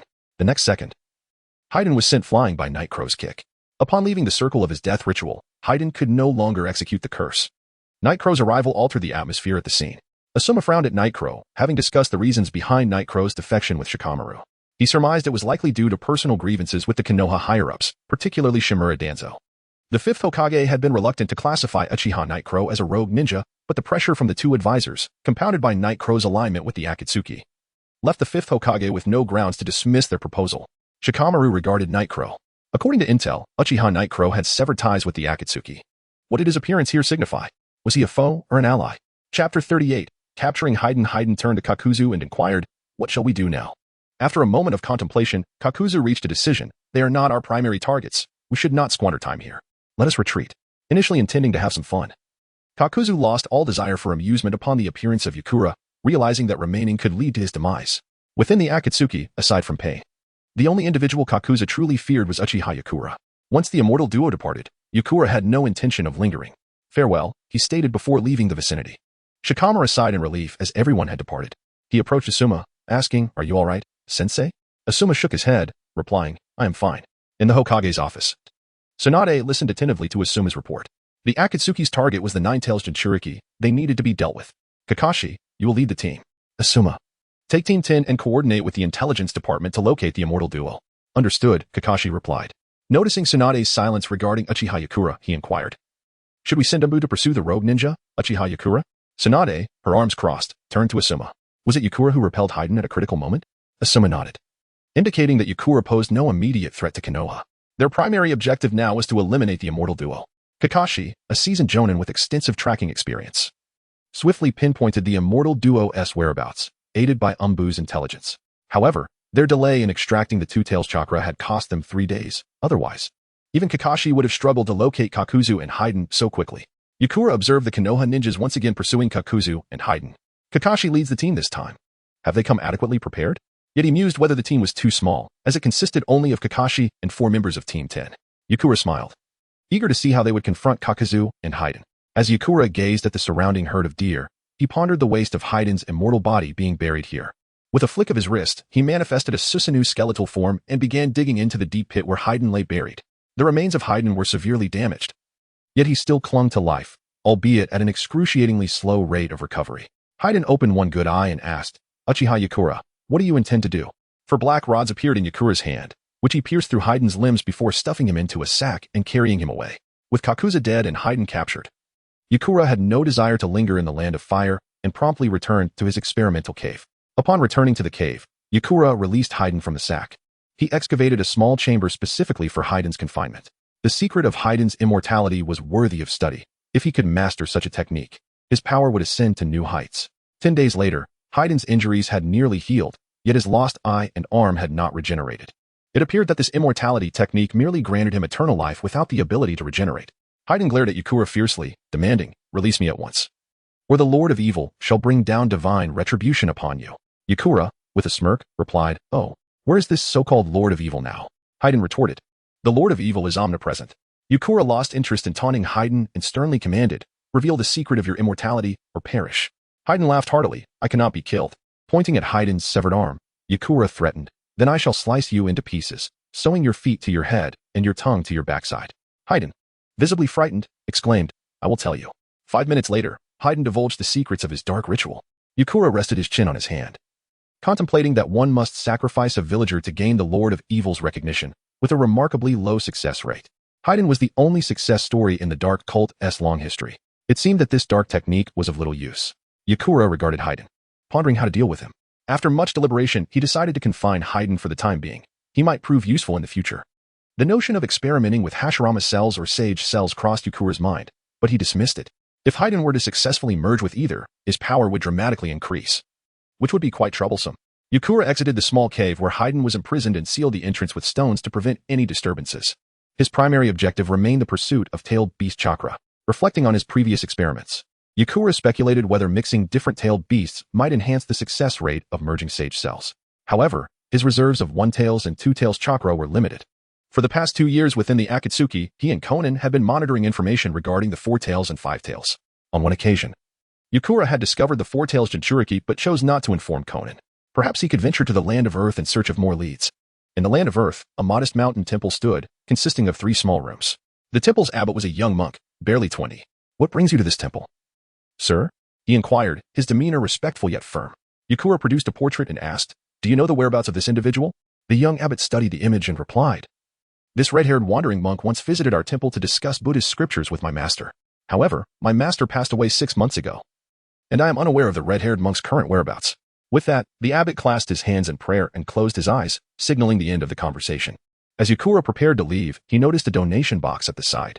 He extracted several thousand ryo from his wallet and deposited it into the box. "Thank you for the information," he said, just as he reached the door. The abbot spoke up again. "My master once said that this red-haired monk wanders without a fixed abode, yet upon encountering a temple, he would stay to discuss scriptures for a few days or even several months. You may search the nearby temples for him." 3 months later, Yakura had traversed the Land of Earth nearly in its entirety, finding only a single clue regarding the four-tails Jinchuriki in a temple. However, that lead was from 5 months prior. He approached a moderately sized temple, realizing that he might need to consider searching beyond the Land of Earth. Just as Yakura stepped to the temple's entrance, the ground began to tremble violently, reminiscent of an earthquake. With keen senses, Yakura detected 2 powerful chakra signatures behind the temple's mountains. Could it be? He swiftly utilized the body flicker technique to rush toward the source of the chakra. "Old Z, come back with me." The Akatsuki is capturing tailed beasts. The one-tails Jinchuriki of Sunagakure and the two-tails Jinchuriki of Kumogakure have already been taken. That individual with the fiery red hair is the four-tails Jinchuriki, Old Z. Old Z scoffed, "Han, I will not return to Awagakure as long as Noki is alive." "You can forget that." Yakura turned his attention to a figure adorned with a red hat, realizing this must be the five-tails Jinchuriki, known as the Steam Ninja. To his surprise, he had found 2 Jinchuriki in one location. Activating his Mangeki Sharingan, Yakura charged toward the 2 Jinchuriki. Both Old Z and Han noticed Yakura simultaneously. He appeared on a tree between them, positioning himself at an adequate distance. Suddenly, Han and Old Z felt as if time had come to a standstill. When they regained consciousness, their limbs were ensnared by 4 black rots.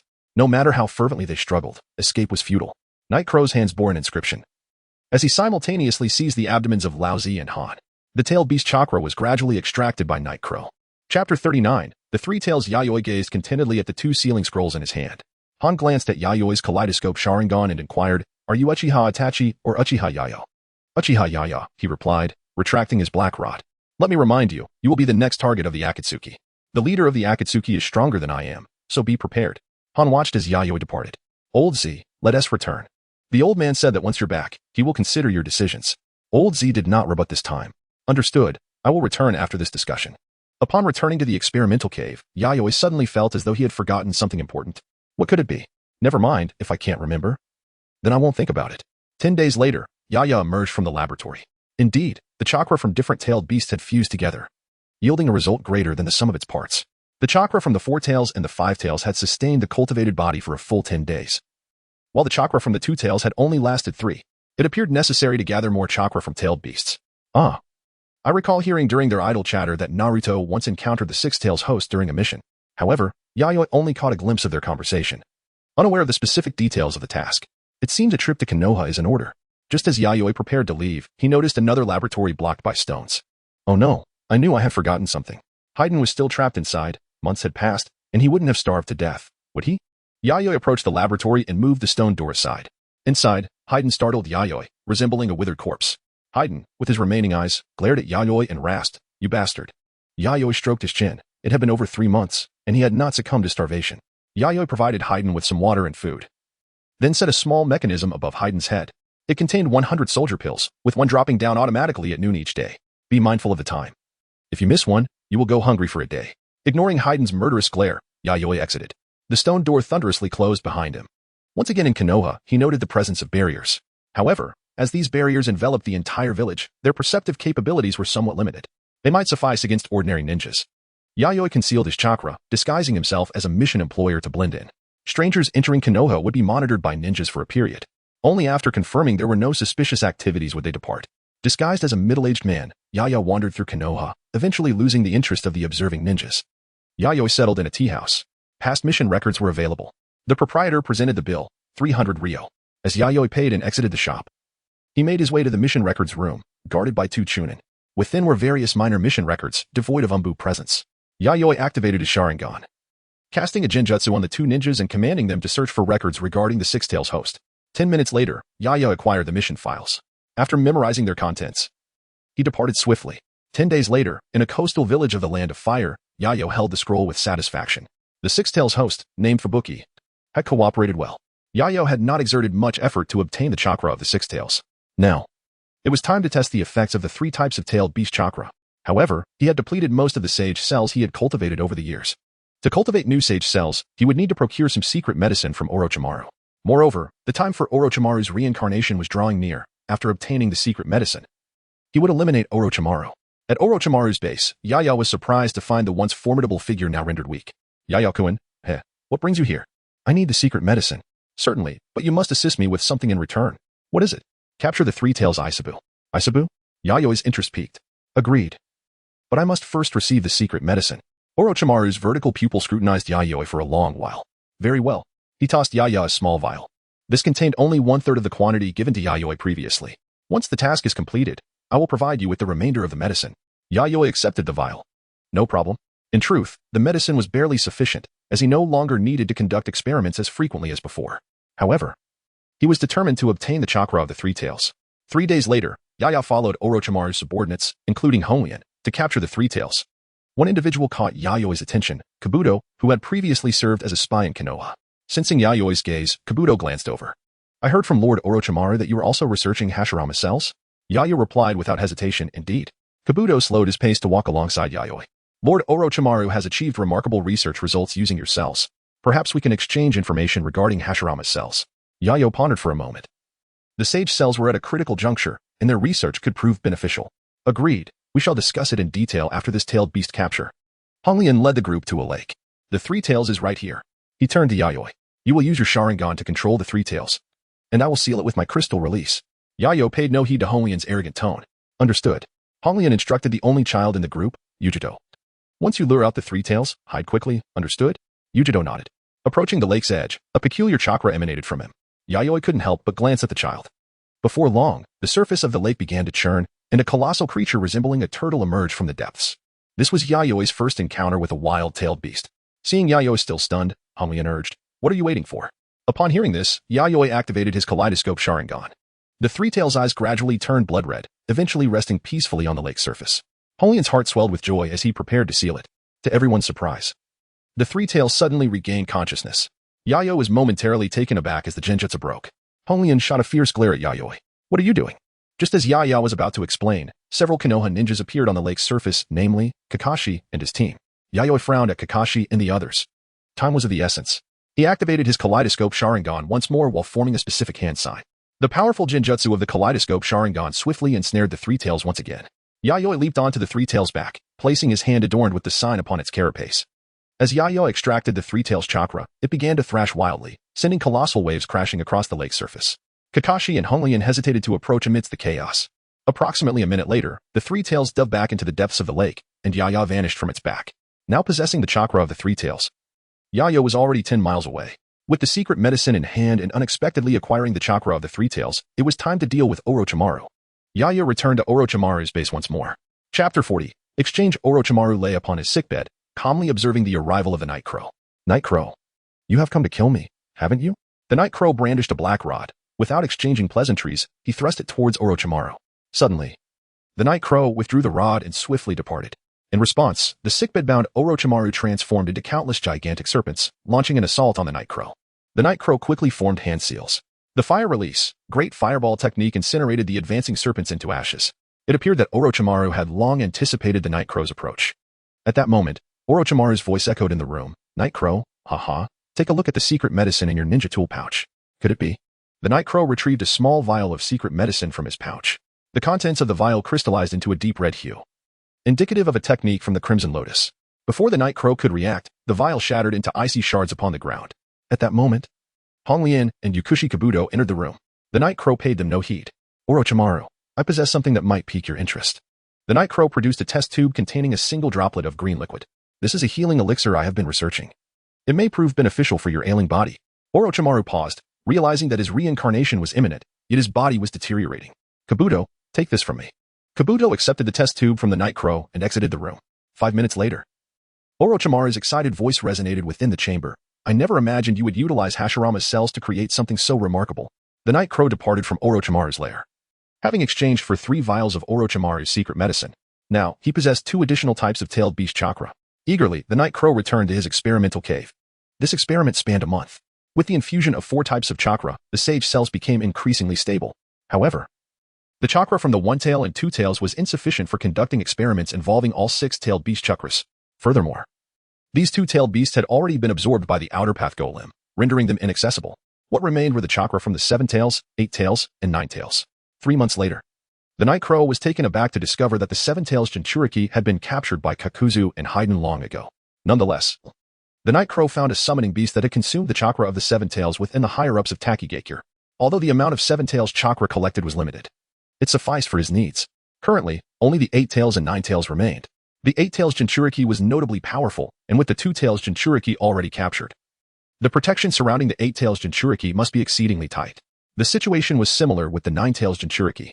Kanagakure was among the first villages to recognize the threat posed by Akatsuki. However, Tsunade seemed to grant Uzumaki Naruto an unusual degree of freedom, allowing him to venture out on missions without confinement or protection.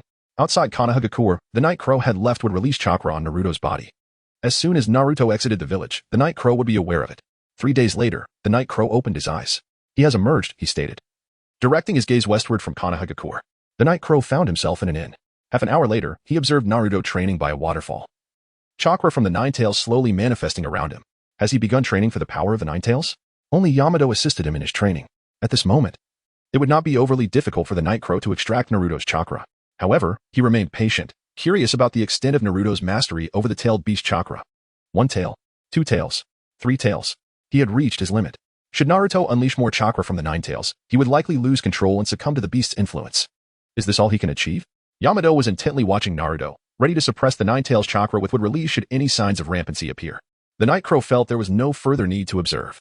Suddenly, Yamato turned to look behind him. What do you want? He regarded the suddenly appearing Night Crow with caution. Naruto also noticed the Night Crow's arrival. Without uttering a word, the Night Crow formed hand seals. A character appeared in his palms. Yamato, witnessing the Night Crow's adept use of this technique, was taken aback. The Night Crow extended his hand towards Naruto, effortlessly siphoning away the exposed chakra of the 9 tails. Perhaps receiving some command, Yamato refrained from acting against the Night Crow. The Night Crow addressed Naruto. Continue to draw from the 9 tails chakra. Even Naruto, despite his simplicity, recognized that the Night Crow was there to aid him in his training. Naruto's chakra searched once more. And soon, 3 tails reappeared. The Night Crow persisted in extracting the chakra from the 9 tails. Hesitating slightly, Naruto continued to unleash the chakra, gradually manifesting a 4th tail. At this point, Naruto teetered on the brink of losing his mind. His skin began to flush, transitioning towards tailed beast transformation. Yamato, seeing that the Night Crow had yet to intervene, could no longer restrain himself and began forming hand seals. Wait, the Night Crow interrupted Yamato. To fully master the 9 tails, he must conquer it with his own will. Just as Naruto was on the verge of complete tailed beast transformation, the Night Crow acted. After extracting a portion of Naruto's 9 tails chakra, Naruto reverted to 3 tails. Proceed. Yamato observed the Night Crow's proficient use of wood release to subdue the tailed beast chakra. Indeed, the Night Crow's skill surpassed his own. With the Night Crow's assistance, Naruto continued the cycle until the sun set. The Night Crow regarded the thoroughly exhausted Naruto, pondering. Is this kid made of iron? The mere act of suppressing the 9 tails chakra had left him utterly drained. The Night Crow then turned his attention to Yamato, wondering how he managed to endure such prolonged training with this eccentric. Perhaps it was time to collect the 9 tails chakra and assist Naruto for 5 days. What level Naruto could reach would depend on him alone. 5 days later, Naruto had mastered the control of 4 tails perfectly. Alright, I must take my leave. Naruto gazed at the Night Crow's departing figure. Captain Yamato, is he really a rogue ninja? Why? Yamato sighed. Perhaps this is the fate of the Uchiha. Upon returning to the cave, the Night Crow conducted experiments with the chakra of the 3 tails, 4 tails, 5 tails, 6 tails, 7 tails, and 9 tails. Yet, the results left him with an unsettling feeling, as if something vital was missing. He refrained from recklessly experimenting on himself. Such potent chakra, if it were to fluctuate, could lead to catastrophic explosions. Additionally, the Night Crow discerned a peculiar connection among these tailed beasts. As for what it truly was, perhaps only by obtaining the final 8 tails chakra would he uncover the truth. It seemed prudent to pay a visit to the Land of Lightning. 3 days later, the Night Crow arrived in the Land of Lightning, Kumogakure. Over the years, the Land of Lightning had flourished, emerging as one of the most developed nations among the great powers. The Second and Third Shinobi World Wars had scarcely touched its homeland. Chapter 41. Abayunle Gorge. Yunin is a hidden village where physical techniques and lightning-release ninjutsu are predominant. However, one should not underestimate their sensory troops. The Night Crow disguised himself as a wandering warrior to infiltrate. The Land of Lightning, being renowned for its physical prowess, has the highest number of wandering warriors aside from the Land of Iron. The appearance of an unfamiliar wandering warrior did not attract much attention. The Night Crow swiftly integrated himself into the local group of warriors. Hey, have you heard? Some guy's back to selling concert tickets. One of the warriors remarked with a disdainful expression. You mean that Karabi guy, right? Upon hearing Karabi's name, the Night Crow's interest was piqued. Indeed, it was he. Many warriors had attempted to ingratiate themselves with this esteemed individual to learn some sword techniques. However, before the concert had even concluded, a significant number of attendees fled, unable to tolerate his mesmerizing voice. It was rumored that some stayed until the end, but that esteemed individual taught them nothing. The Night Crow approached the warrior who had spoken. Excuse me, where can I purchase tickets for this concert? The warrior glanced at the Night Crow. You must be new here. I advise you to give up. That guy's performance is not something an ordinary person can endure. Another warrior chimed in, indeed. The Night Crow produced a stack of silver notes. I would appreciate your guidance. The warrior eyed the silver notes in his hand. All right. Yes, over there by the cinema entrance. The Night Crow nodded. At the cinema entrance, indeed, there stood a bespectacled gentleman with brown lenses. The Night Crow could sense the profound chakra emanating from him. Could this be the eight-tails Jinchuriki, Karabi? As Karabi sold tickets, he suddenly turned his gaze towards the Night Crow. Karabi frowned, sensing an overwhelming presence from the Night Crow. Yet, why could he not detect any chakra from him? Something felt amiss. The Night Crow approached Karabi. Karabi's frown deepened, the sensation growing more intense. I would like one ticket for the concert. Karabi hesitated before handing a ticket to the Night Crow. As the Night Crow turned to leave, he suddenly glanced back, his eyes activating the Sharingan. The Sharingan. Karabi dashed towards the Night Crow, but the throngs of people made it difficult, and the Night Crow soon vanished from sight. The Night Crow observed Karabi pursuing him. He could not afford to engage in battle within the ninja village. The Night Crow swiftly ran towards the outskirts of Yunin. Their chase quickly drew the attention of the Yunin ninjas. Soon, the Night Crow arrived at the village gates. The four gatekeepers, clearly having received orders, stood ready to confront the Night Crow. He could not be delayed here. The Night Crow activated his Mangeki Sharingan. The four blocking Yunin were momentarily stunned as the intruder breached the village's perimeter. Karabi arrived at the gates as well. Gather the ninjas for reinforcements. I'll pursue him first. One of the Yunin obstructed Karabi. Reikage has given orders. Karabi, you cannot leave the village. Ignoring him, Karabi charged out. Quickly. Inform Reikage that Karabi has exited the village. You two follow me. Half an hour later, the Night Crow halted by a serene lake, watching as Karabi approached. Karabi also regarded the Night Crow. You are Uchiha Night Crow. The Night Crow did not deny it. Karabi continued. Capturing you will yield more information on Akatsuki. The Night Crow wished to avoid unnecessary dialogue. A swift resolution was essential, otherwise, escaping would become impossible with the impending reinforcements from Yunin. The Night Crow activated his Mangeki Sharingan. Time froze. The Night Crow dashed towards the ensnared Karabi, inserting 4 black rods into his limbs. 5 seconds elapsed. A character appeared in the center of the Night Crow's palm. Just as he prepared to extract the tailed beast chakra, Karabi transformed into a puff of white smoke. A shadow clone. The Night Crow's Sharingan swiftly scanned the surroundings. Karabi emerged from the water, his abilities seemingly too well utilized, leading to a breach of secrecy. Karabi unsheathed a short sword from his back and charged at the Night Crow. Their blades clashed, and within mere breaths, they engaged in a flurry of exchanges. The Night Crow noted several wounds upon himself. This warrior's swordsmanship was unexpectedly formidable. Suddenly, a bolt of lightning struck beside Karabi, delivering a punch. I've told you countless times, you are not to leave the village. The Night Crow recognized the newcomer, his heart sinking. The fourth Reikage, Karabi recoiled slightly. Big brother. Turned his attention to the Night Crow. Let us resolve the immediate problem. A signal to Karabi, who nodded and swiftly retreated. The Night Crow observed Karabi distance himself just outside the range of his technique. One was within the technique's grasp, while the other was beyond its reach. Thus, the Night Crow could only control one. While one was restrained, the other could rush in for rescue. It appeared they had devised strategies specifically to counter the Night Crow. The Night Crow thought quickly, realizing he had to escape. Reinforcements from Yunin were en route, and being surrounded would render his flight a mere fantasy. Susanoo. The Reikage gazed at the towering Susanoo and instructed Karabi, transform into your tailed beast form. Karabi nodded as a colossal octopus with a bull's head materialized. The Night Crow observed the 8 tails, marveling at how thoroughly Karabi had mastered the beast. Truly, he was the most perfect Jinchuriki. The shield and sword of Susanoo vanished as its hands came together. This was the Night Crow's first time employing Susanoo's unique ninjutsu, Time Domain. An enhanced version of Time Stop. The range was double that of Time Stop, which could only affect a few units. Time Domain, however, would immobilize time across an entire area for 10 seconds. The Night Crow had not anticipated utilizing it here. He commanded Susanoo to approach the octopus form of Karabi. Just as he prepared to extract the chakra from the Eight-Tails Jinchuriki, reinforcements from Yunin arrived in the distance. The Night Crow contemplated for a mere second before decisively abandoning the extraction, directing Susanoo to flee. The Yunin, noticing the immobile Reikage in Karabi, sought to investigate. However, as they stepped into the domain, they were immobilized. What is happening? One of the Yunin wondered in fear. As 10 seconds passed, the ninjas within the domain regained their mobility. The Reikage glanced in the direction the Night Crow had departed. I never expected he possessed such ninjutsu.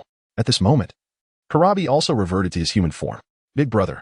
The fourth Reikage snorted. Let us head back. Chapter 42. The guide the Night Crow ran swiftly for half a day before finally halting once he had escaped the borders of the Land of Thunder. The mission in the Land of Thunder had come to naught. At present, he was merely short of the Eight-Tails chakra. Yet, it was during such times that one must remain composed. Moreover, the time for Orochimaru's resurrection was rapidly approaching. It would be prudent to return and make some preparations. Night Crow glanced back at the Land of Thunder, resolute in his determination to acquire the Eight-Tails chakra. Upon returning to the cave laboratory, Night Crow examined Haydn. This individual had been noisy since their first encounter, but now he merely raised his gaze to take a cursory glance. Night Crow paid him no mind. Checking the mechanisms of the military rations before stepping outside, Haydn, watching the stone door close, displayed a sinister smile as a white Zetsu emerged from the ground. Somewhere underground in the ninja world, white Zetsu surfaced, having discovered the secret base of Uchiha Night Crow. The masked man as Sharingan glowed red. Oh, where is it? White Zetsu pointed to a map behind the masked man, indicating a mountain range situated between the Land of Fire and the Land of Wind. Haydn is confined there. He appears to have sustained severe injuries, losing an eye and an arm. Haydn, that fool. The masked man pondered for a moment. Have we located the Akatsuki ring? White Zetsu shook his head. Haydn mentioned it should be on his severed hand. A clone has already been dispatched to search that area and should find it shortly. Excellent. Is there any other intelligence? White Zetsu continued. Yes, Uchiha Night Crow seems to be conducting some form of experiment. His base is filled with various experimental apparatus. And there are several cultivation bodies of Hashirama cells. Hashirama cells. The masked man scoffed. Let him study them. They are inconsequential compared to the true essence of power. He added, withdraw your White Zetsu clone, leaving only the cloak. We must not alert the enemy. Understood. The masked man sat in his chair, increasingly bewildered by Uchiha Night Crow's motives. What was he plotting? Initially, he intended to employ Night Crow to exact revenge on Konoha and assist Akatsuki in seizing the Nine-Tails Jinchuriki. Yet, this individual had yet to take action and had distanced himself from Akatsuki. Was his hatred insufficient? There exists a more suitable candidate, Uchiha Sasuke. Were it not for Kaguya, I would have eliminated this unpredictable variable long ago. Kaguya was left behind by Uchiha Madara to monitor him, and the masked man found it difficult to countermand his orders. The following day, Night Crow woke. It was time to seek out Orochimaru. At a certain oceanic base belonging to Orochimaru, Night Crow made no attempt to conceal his presence as he strode inside. Who goes there? Several ninjas surrounded him. Night Crow expanded his perception but detected neither Sasuke nor Orochimaru's chakra. However, another chakra piqued his interest. Before the ninjas could approach to thwart him, they fell victim to an illusion. Night Crow traversed the corridors of the base, noting the numerous captives, likely subjects of Orochimaru's experiments. As he turned a corner, he sensed that intriguing chakra nearby. Just as he prepared to open the door, it swung open of its own accord. A girl with red hair and glasses emerged. Who are you? She inquired, sensing the power emanating from him. His chakra bore a resemblance to someone she knew. Karen. Where is Orochimaru? Night Crow demanded. Karen hesitated, aware of the consequences of betraying Orochimaru. Yet, she sensed the overwhelming strength of the individual before her, surpassing even Orochimaru himself. Nevertheless, fear kept her tongue tied. I do not know. Orochimaru's whereabouts are a closely guarded secret. Night Crow frowned. Where is Uchiha Sasuke? Sasuke. Karen's heart raced. You are Uchiha Night Crow? Night Crow nodded. A tacit confirmation. A thought flashed through Karen's mind. Was he here to aid Sasuke? With Orochimaru's resurrection imminent, she understood the gravity of the situation. Having been sheltered by him for so many years, ultimately, her affections for Sasuke overcame her fear of Orochimaru. I will tell you Orochimaru's location. Night Crow was taken aback by her swift compliance. Was it a trap? Speak. Karen divulged that Orochimaru was near a small town in the Land of Rice. Night Crow nodded. Lead the way. Should you deceive me, you shall die. The intent behind his words sent a shiver through Karen. After a moment, she steadied herself. Very well. In the Land of Rice, Night Crow fixed his gaze upon the small town below. He could already sense the chakra lingering on Sasuke. You may leave now. With that, Night Crow descended toward the town. Karen contemplated and ultimately decided to follow, intrigued by his actions. Somewhere in the ninja world, Uchiha Itachi opened his eyes. Activating his Sharingan, he briefly turned it before closing it once more. Kisame, may I have a moment? Kisame paid him no mind. Upon Itachi's return, Kisame felt an inexplicable sense of unease, though he could not pinpoint its source. At Orochimaru's base, The fact that he could sense Sasuke's chakra indicated that Orochimaru's resurrection ceremony had yet to commence. Just then, Night Crow detected a familiar chakra. He vanished into the woods, where Uchiha Itachi, clad in black and red clouds, stood upon a tree. Night Crow looked up at Itachi. "You have indeed arrived." Itachi descended. "You have a tail following you, and you remain unaware?" "A tail?" Night Crow sensed around him, but found no one. "Do not search. She is over 10 kilometers away." The one named Karen is of the Uzumaki clan, possessing the secret art of the divine eye, capable of sensing chakra from dozens of kilometers away. Dozens of kilometers? Night Crow was astonished by Karen's perceptive abilities. He quickly restrained his chakra. 10 kilometers away, Karen suddenly lost track of Night Crow's position. "Has he discovered me?" After a moment's hesitation, she chose not to retreat but to relocate, as she could still sense Sasuke's chakra. Night Crow regarded Itachi. "Do you have anything else to say regarding the Uchiha clan?" "Nothing." Itachi remained silent for a while before asking, "Will you seek revenge on Konoha?" A murderous glint appeared in Night Crow's eyes. "Shimura Danzo must die. Danzo is currently hiding in Konoha. If you wish to kill him, you shall render yourself an enemy of the entire village. You should be more concerned about what Sasuke will do. He is not like me." Night Crow snorted. If he were to discover the truth one day, he would likely stop at nothing to annihilate everyone in Konoha. Itachi fell silent once more, and after a moment, produced a glass vial. This contained Shirsue's Sharingan. "I hope that when that day comes, you will be able to stop him. Not Kodo Amatsukami." Night Crow recalled how Danzo had once used it against him, imposing the caster's will over the subject's original intent. The original will resemble the prisoner, forced to watch another self take control. "I will accept the Sharingan, but unless absolutely necessary, I shall not use it against Sasuke.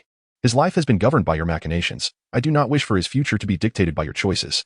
Uchiha Itachi lowered his head in silence. Night Raven retracted Shirsue's Sharingan. He gazed at Orochimaru's lair and inquired, "What shall you do next?" "Wait. He has his own path to follow." Night Raven comprehended. Sasuke must confront Orochimaru on his own. A twinge of concern gripped Night Raven. Not long ago, he had provided Orochimaru with some of his specially crafted Hashirama cells. Thus, Orochimaru's condition should be markedly improved from before. Chapter 43. The end of Orochimaru begins. Night Crow opened his senses. Indeed, two formidable chakras were clashing at Orochimaru's base. This mental energy confrontation was far more perilous than ninjutsu. 5 minutes later, Uchiha Itachi opened his eyes. "It is over." Night Crow retracted his senses. Itachi stood up. "I must return. If I linger too long, Kasame may notice something amiss." Night Crow frowned at Itachi. "Why do you need to go back?" "There are matters to attend to." With that, Itachi utilized the body flicker technique to depart. Night Crow chose to remain. There were intriguing elements within Orochimaru's domain. Sasuke gazed at the lifeless phosphorus snake. It was time to eliminate that man. However, preparations were required first. As Sasuke contemplated, he suddenly unleashed a Chidori sharp spear towards the window. "Who goes there?" Night Crow jumped through the window. Upon recognizing Night Crow, Sasuke retracted his hand. "What brings you here?" Night Crow cast a glance at the fallen Orochimaru. "What do you think?" Realization dawned on Sasuke, and he scoffed. "I can handle this myself." Night Crow crouched down, severing a piece of flesh from the phosphorus snake and sealing it within a scroll. Sasuke frowned at Night Crow's actions. "What are you doing?" Night Crow stood up. "I find certain aspects of Orochimaru's work quite fascinating. The allure of immortality is indeed tempting." Night Crow began rummaging through Orochimaru's bookshelf, picking up a scroll. "Edo Tensei. How intriguing." This forbidden technique, devised by the second Hokage, Tobirama Senju, was noted in the book he had sealed. However, the requirement for a living sacrifice had deterred Night Crow from focusing on this ninjutsu. Yet now, with his proficiency in cultivating Hashirama cells, he could easily replace the living sacrifice. Night Crow retrieved another scroll related to cursed seals. After examining it for a while, he looked at Sasuke with a grim expression. "It seems you have not completely eliminated Orochimaru." Sasuke understood the implication. He will not have the chance to resurrect. Night Crow recalled the technique Itachi had used to seal the cursed mark on him. Evidently, Itachi had anticipated this. Currently, Night Crow had no effective means to dispel the cursed seal, but perhaps mastering Orochimaru's scrolls would yield a solution. Night Crow contemplated whether to reveal the truth about the clan to Sasuke. A sudden clarity struck him. Previously, when his strength was inadequate, Itachi had remained silent. Today, however, he was willing to discuss these matters solely because Night Crow had grown powerful enough. Revealing this to Sasuke now, with his current strength, would undoubtedly lead to his demise and seeking vengeance against Konoha. Should he tell him, then employ Kodo Amatsukami? Night Crow shook his head. He would not resort to Kodo Amatsukami unless absolutely necessary. Perhaps his brother had already devised a plan. "What do you intend to do next?" Sasuke's eyes brimmed with murderous intent. "I will kill that man. You are no match for him." Sasuke looked at Night Crow, puzzled. "Why have you not sought out Uchiha Itachi during your years in Akatsuki?" His mind was consumed with thoughts of Itachi, dismissing the notion that he lacked the strength. Sasuke stepped outside. "I need to find a few allies before confronting Uchiha Itachi."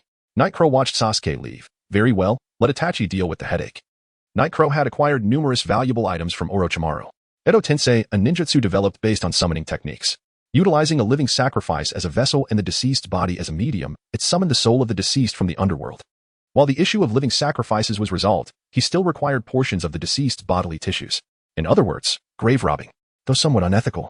Nightcrow was willing to undertake this if it meant acquiring a powerful ally. Suddenly, an idea struck him. He retrieved a strand of white hair from his ninja tool pouch. The Sage of Six Paths should be deceased by now. If I could summon him, wouldn't I be invincible? He quickly shook his head. Orochimaru's scroll warned that summoning overly powerful souls could lead to uncontrollable backlash. Summoning the Sage of Six Paths might result in his own demise, hardly an ideal outcome. An epiphany flashed through Nightcrow's mind. He had previously severed a tentacle from Kakuzu, initially intending to hand it over to Konoha for research. Now, it could prove useful. Nightcrow produced a sealing scroll. Upon unsealing it, a dark, gray tentacle emerged. He then retrieved a cultivated body from a glass container.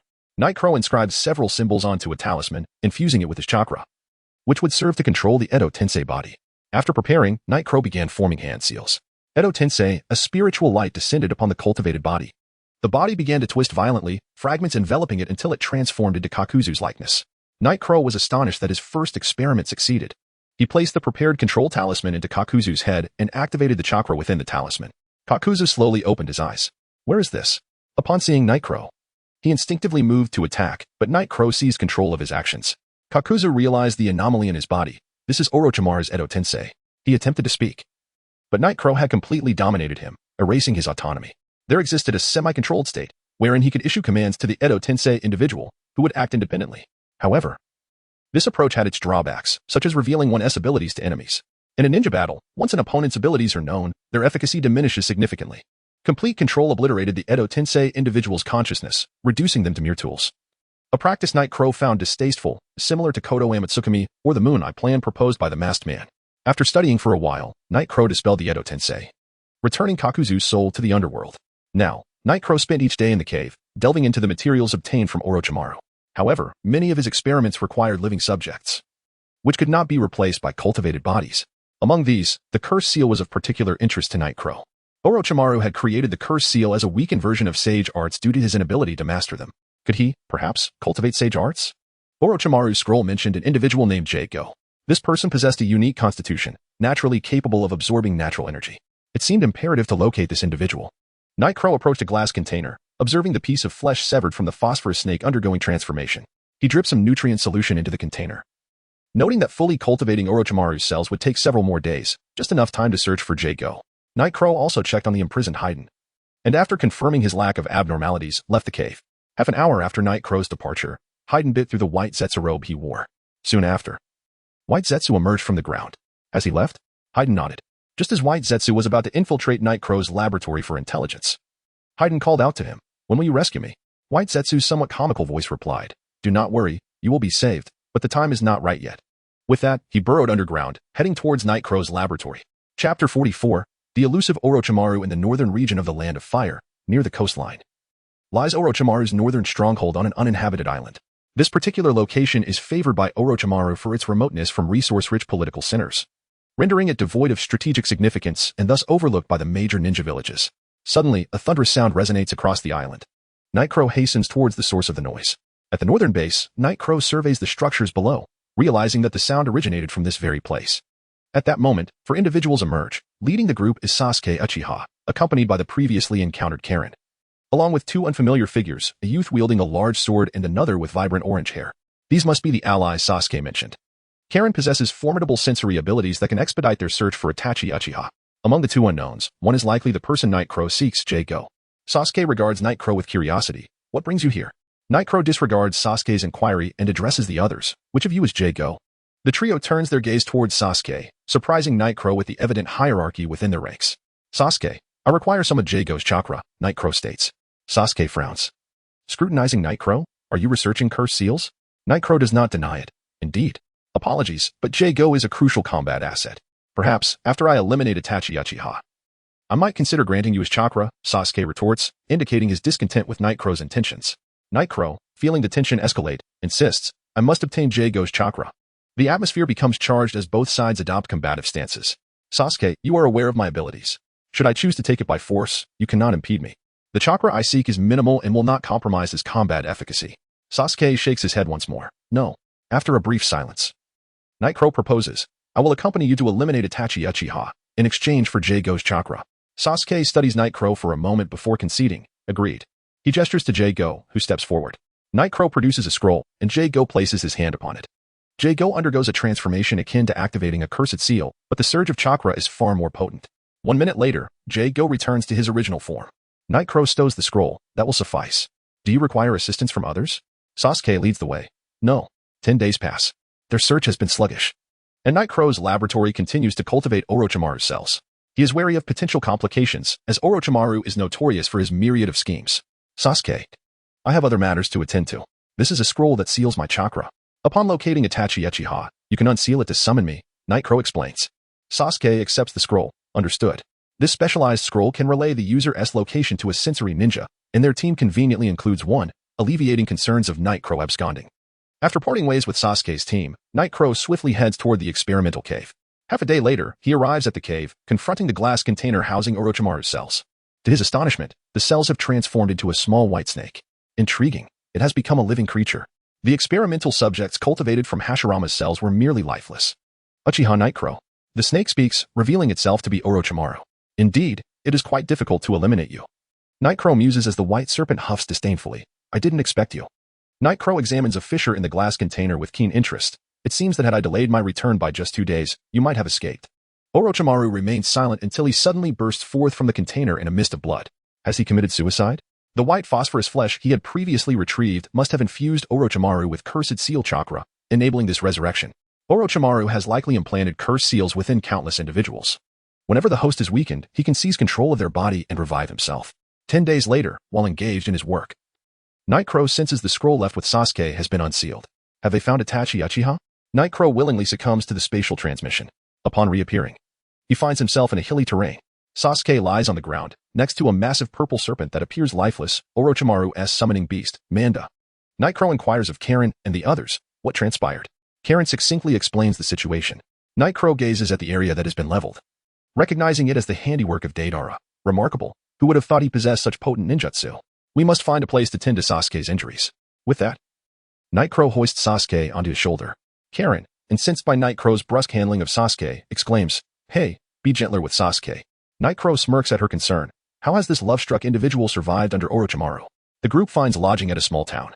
Sasuke, having absorbed Orochimaru's soul, inherits some of his abilities, including the white snake's regenerative prowess, hastening his recovery.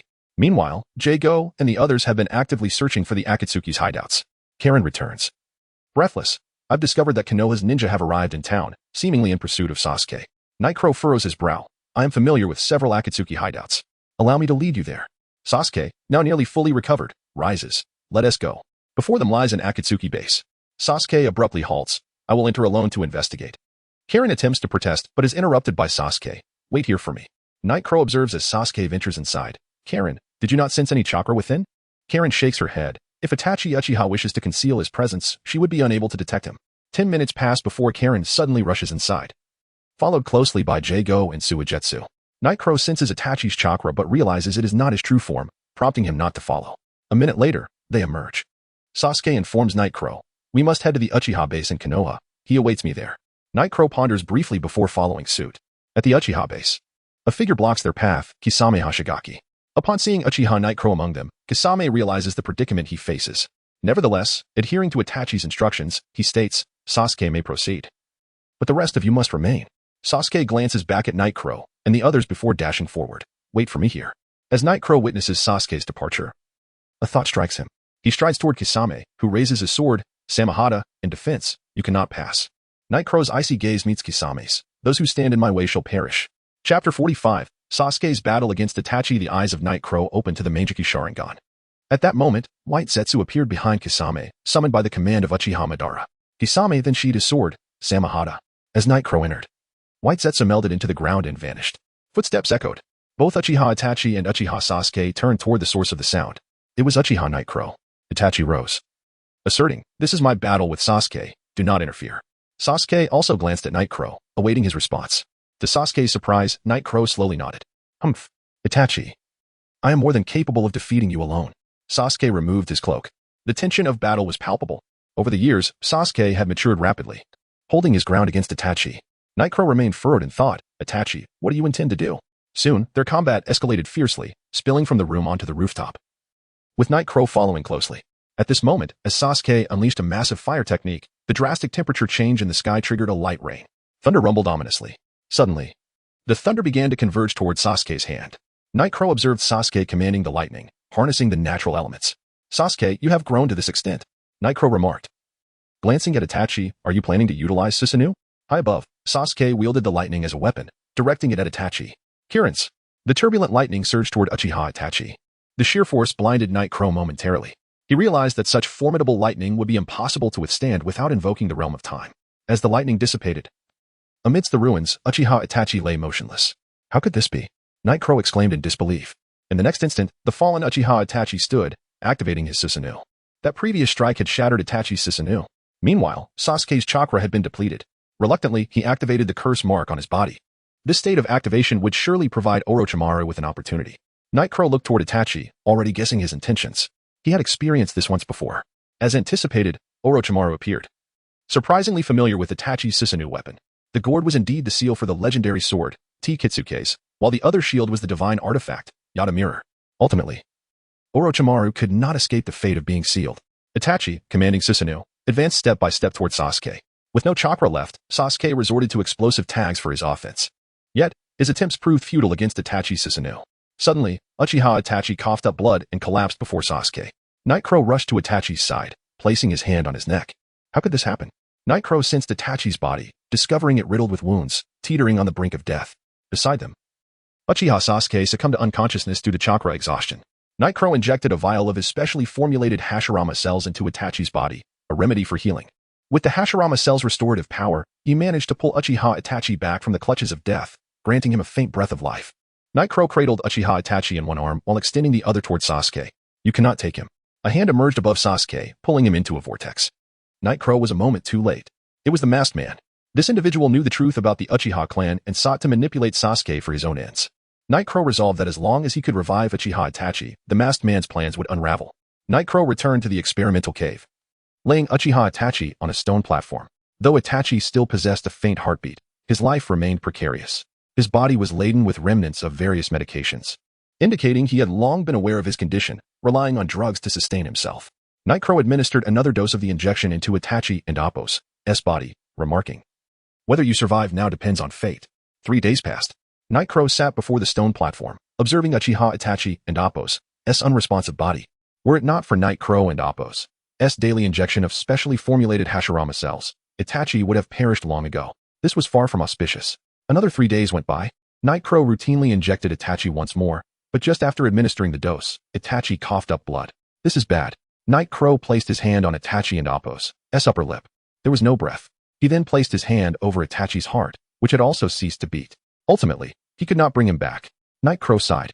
"Is this the conclusion you designed for yourself, Uchiha Itachi?" Somewhere underground in the shinobi world, White Zetsu emerged. Uchiha Itachi had died, and Uchiha Night Crow had failed to save him.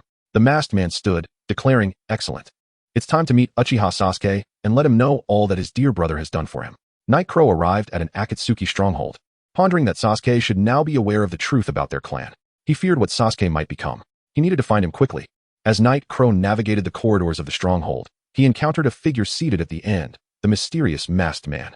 "Uchiha Night Crow, you've arrived," the masked man greeted, surprising Night Crow, who had not anticipated his presence. "Where is Uchiha Sasuke?" Night Crow inquired. The masked man, observing Night Crow's murderous gaze, chuckled, "Oh, do not be so impatient. He has joined Akatsuki." A heavy weight settled in Night Crow's heart. It seemed this man had surely filled Sasuke's ears with deceit. "I must see him," Night Crow insisted. The masked man feigned regret, saying, "Unfortunately, he has gone on a mission with his snake team. Oh no, it's now called Team Hawk." "What mission?" Night Crow pressed. "To capture the Eight Tails Jinchuriki." The Eight Tails. Night Crow turned and departed the base. Kisame followed closely behind. Why divulge Sasuke's information? What if he takes him away? The masked man coldly replied, "He cannot take him. Uchiha Sasuke's suffering is 1,000-fold greater than that of Uchiha Night Crow. Besides, by now, he is likely encountering the Eight Tails. With Uchiha Night Crow's involvement, they might indeed capture the Eight Tails Jinchuriki." In the land of lightning, Sasuke gasped for breath. Astonished by the strength of the Eight Tails Jinchuriki, Killer Bee glared fiercely at Sasuke, declaring, "Another from the Uchiha clan. This time, you will die here."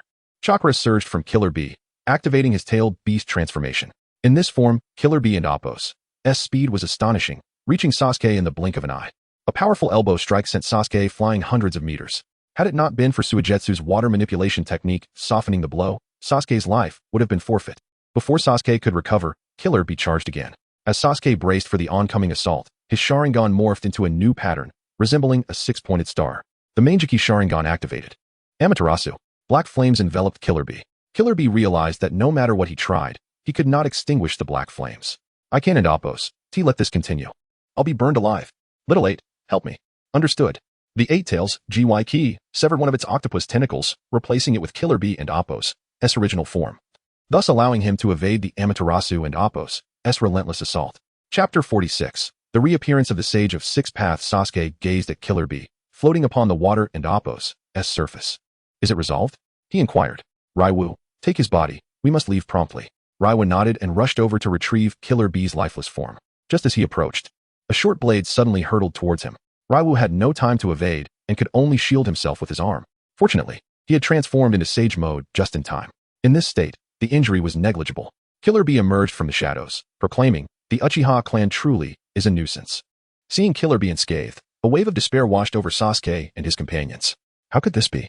At that moment, Sasuke realized he could no longer employ Amaterasu. Was he destined to perish here? Amidst Sasuke's hopelessness, a voice echoed, time stands still. Killer Bee sensed impending doom upon hearing those words. When he regained consciousness, his limbs were ensnared by black rods. He beheld the man before him, Uchiha Yang. Without a word, Yang manifested a seal with his palm and struck Killer Bee's abdomen, extracting the chakra of the Eight Tails. Deprived of chakra, Killer Bee slumped down. Damn Uchiha. He cursed, but Yang paid no heed. He addressed Raiwu, who still had the capacity for action. Take them and leave. Raiwu wasted no time, hoisting Sasuke, Karen, and Suigetsu away from the scene. Once they had departed, Yang shouldered Killer Bee and swiftly made his way towards the hidden cloud village. Observing from a distance, the cloud ninjas were bewildered. What is happening? Why is he coming this way? As they contemplated escape, Yang had already arrived behind them. Yang tossed Killer Bee to the cloud ninja, commanding, return him. He had no desire to grant the Akatsuki another advantage.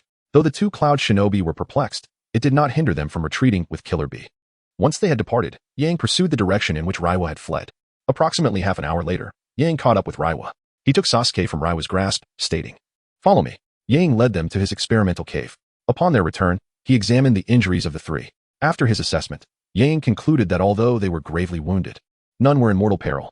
He instructed Raiwu, you shall rest here temporarily. We will devise a plan once you have healed. 3 days later, Sasuke and his companions awakened. Yang summoned Sasuke for a private conversation. You are aware of the truth regarding your clan, are you not? Sasuke lowered his gaze, then suddenly raised it to meet Yang's. You knew all along, didn't you? Yang silently nodded. Sasuke called for Raiwu and the others, declaring, we must go. Yang did not obstruct their departure, allowing the four to leave. Having acquired the chakra of the Eight Tails, it was time to conduct the final experiment. Once he perfectly fused with the Sage cells, he would address the matter concerning Sasuke. At that point, even if the masked man sought him out, he would have nothing to fear. Yang sat upon a stone chair. A syringe and 9 sealing scrolls lay before him. Due to the limited chakra of the One Tail and Two Tails, he had but a single opportunity for experimentation. Yang steadied his breath, unsealing the 9 scrolls before injecting the syringe into his body. He swiftly absorbed the chakra from the scrolls, feeling an overwhelming surge of energy that nearly overwhelmed him. He quickly consumed a nutrient solution to stabilize himself. 10 distinct energies began to converge within Yang's body. To his astonishment, the tailed beast chakra actively merged with the Sage cells. Yang's task now was to blend his own chakra into this fusion. He mobilized his chakra, initiating the process. Initially, the two energies exhibited some resistance, but as Yang persisted, his chakra began to integrate. The fusion was a painstakingly slow process. Yang dared not merge too much at once for fear of provoking a violent reaction from the energies. Minutes slipped by, and Yang lost track of time. Eventually, he slowly opened his eyes, moving his hands and feeling an unparalleled strength coursing through him. As he activated his chakra, he sensed a qualitative transformation within. Yang activated his Sharingan, evolving from the 3-tomo to the Manjiki Sharingan. Yet, he sensed that this was not its limit. He continued to channel chakra, and his Sharingan underwent a new transformation, adopting a ripple-like appearance. This was, Yang grasped a mirror, revealing the Rinnegan. To his astonishment, the fusion of Sage cells had awakened the Rinnegan. Suddenly, a shock coursed through Yang. His chakra was rapidly depleting, coalescing into a white sphere before him. What was happening? A spirit suddenly entered the sphere, causing it to morph into a humanoid form. As the figure's face came into full view, Yang staggered, nearly collapsing to the ground. The Sage of Six Paths. The sage opened his eyes, fixing his gaze upon Yang. Indeed, It is you, Uchiha Yang. Years ago, you employed a certain time ninjutsu to deceive me, which prompted me to prepare for you later. Your Rinnegan possesses overwhelming power. I must seal it, lest you become invincible within the ninja world. The sage began to weave hand seals. Yang attempted to flee, only to find his body immobilized, unable to move. Before he could take any further action, the sage's hand rested upon Yang's forehead. The seals of his two Rinnegan began to manifest, the incantations flowing forth and converging upon Yang's brow. Just as the two incantations were about to merge, they abruptly halted. With a hint of regret, the sage retracted his hand. Alas, there is insufficient chakra. However, this will seal away most of your Rinnegan's abilities. Uchiha Yang, you have stolen my power, and this is your punishment. I hope you do not threaten the ninja world. Otherwise, I shall not show you mercy. With that, the sage began to disintegrate, vanishing before Yang's eyes. Yang touched the seal upon his forehead, a bitter smile gracing his lips as he shook his head. Success and failure alike, all stem from the sage. Chapter 47. Scheming Yi propped his chin on his hand. Astonished that he had fallen into a trap set by the Sage of Six Paths regardless, he decided to explore the capabilities of his current Rinnegan. Extending his right hand towards a distant chair, he employed the universal pull technique to draw it closer. Upon releasing his grip, the chair, crafted from wood release, was instantly obliterated by repulsive force. This bore a striking resemblance to some of Pain's abilities. However, the Sage of Six Paths had mentioned that most powers of his Rinnegan were sealed, implying that there existed even more formidable abilities, which Yi had never witnessed Pain utilize. Had he concealed them? This was certainly a point to be wary of in the future. A black rod materialized in Yi's hand, the same kind that Pain had numerous of affixed to him. What purpose did it serve? As Yi activated the chakra of his Rinnegan, he suddenly detected something concealed beneath the cave floor. Placing his hand on the ground, his chakra began to seep underground. Shortly thereafter, several white Zetsu emerged under his coercion. White Zetsu. He had been under their surveillance all along. Yi glanced towards the stone door that imprisoned Haiden. It must be him. The white Zetsu had been left on Haiden to monitor every member of Akatsuki. Now that this location had been compromised, it was time to relocate. In the Land of Wind, an underground base stood as one of Orochimaru's rare strongholds. Even Orochimaru hesitated to establish a base in this desolate land, illustrating the harshness of the environment. Yet, it was now the perfect hideout for Yi. He confined Haiden within a secret chamber and retrieved various experimental tools from sealing scrolls. After forming hand seals, Yi utilized wood release to create some everyday furniture. The technique of the Senju clan proved remarkably practical. Suddenly, a brilliant idea struck him. Why must ninjutsu solely revolve around destruction? Why couldn't and oppos it serve the ninja world? For instance, water release could irrigate farmland, earth release could pave roads, and wood release could green the deserts. However, altering this perception among ninjas would prove arduous. Destruction stemmed from war, and war arose from unequal distribution of interests. At its core, it all traced back to the concept of interests. Yi pondered for a considerable time, yet found no answers. The Moon Eye plan proposed by the masked man was impractical, while Pain's strategy of deterrence through overwhelming force bore some merit. Having spent 2 years with Konan, Yi discerned her gentle nature. Perhaps a conversation with her would be beneficial. However, before that, he needed to thoroughly understand all the abilities of his Rinnegan. At the Uchiha Nana shrine, Yi gazed at the stone tablet. Indeed, upon activating the Rinnegan, he could perceive new information. He commenced deciphering the inscriptions. An hour later, he confirmed that the tablet documented the 6 secret arts of the Rinnegan, the 6 paths of pain, the Deva path, the Azura path, the Earth Explosion Star, the Rinne Rebirth, and these were merely the foundational abilities of the Rinnegan. Much like the Sharingan, the Rinnegan harbored unique ocular techniques. It was likely that the special ocular techniques sealed by the Sage of Six Paths were those housed within Yi and Appo's Rinnegan. However, what truly astonished Yi were the subsequent entries, summoning the Outer Path Golem, collecting tailed beasts, resurrecting the Ten Tails, and becoming the Ten Tails Jinchuriki to attain immortality. The notion of immortality ensnared Yi's thoughts. Was this the true objective of Akatsuki? If so, it would be prudent to keep the information regarding his Rinnegan concealed. Should they uncover his Rinnegan secrets, it would jeopardize their very essence. As for approaching Konan, that plan would have to be postponed. No, my current influence is too weak. I must establish my own power. Resolute in his decision, Yi departed from the shrine. Back at the base in the Land of Wind, Yi began to systematically study the secret arts he had observed on the tablet. The Earth Explosion Star was a technique that Pain had not utilized. It was a powerful sealing technique, precisely what Yi lacked in his arsenal of ninjutsu. After several attempts, he managed to grasp the technique, albeit barely. The following technique surprised him: Rinne Rebirth. It was a resurrection ninjutsu that required the sacrifice of one's own life. Contemplating this, Yi found it intriguing. If successful, the implications could be profound. Yi arrived at a marketplace in the Land of Wind. The stalls were few, primarily offering various meats with some nuts. Though vegetables and fruits were present, their exorbitant prices exceeded those in other regions by tenfold or more. After spending a considerable portion of the day at the market, he procured items from most stalls, particularly purchasing fewer vegetables and fruits. With his shopping completed, Yiya returned to the base. He wheeled a cart filled with delicacies into Hayden's secret chamber. Upon entering, he found Hayden indifferent to his presence, clearly aware that without outside assistance, escape was improbable. Observing Hayden's gaunt frame, a result of years of subsisting solely on soldier pills, Yiya spoke. Hayden. At that moment, Hayden caught a whiff of the enticing aroma.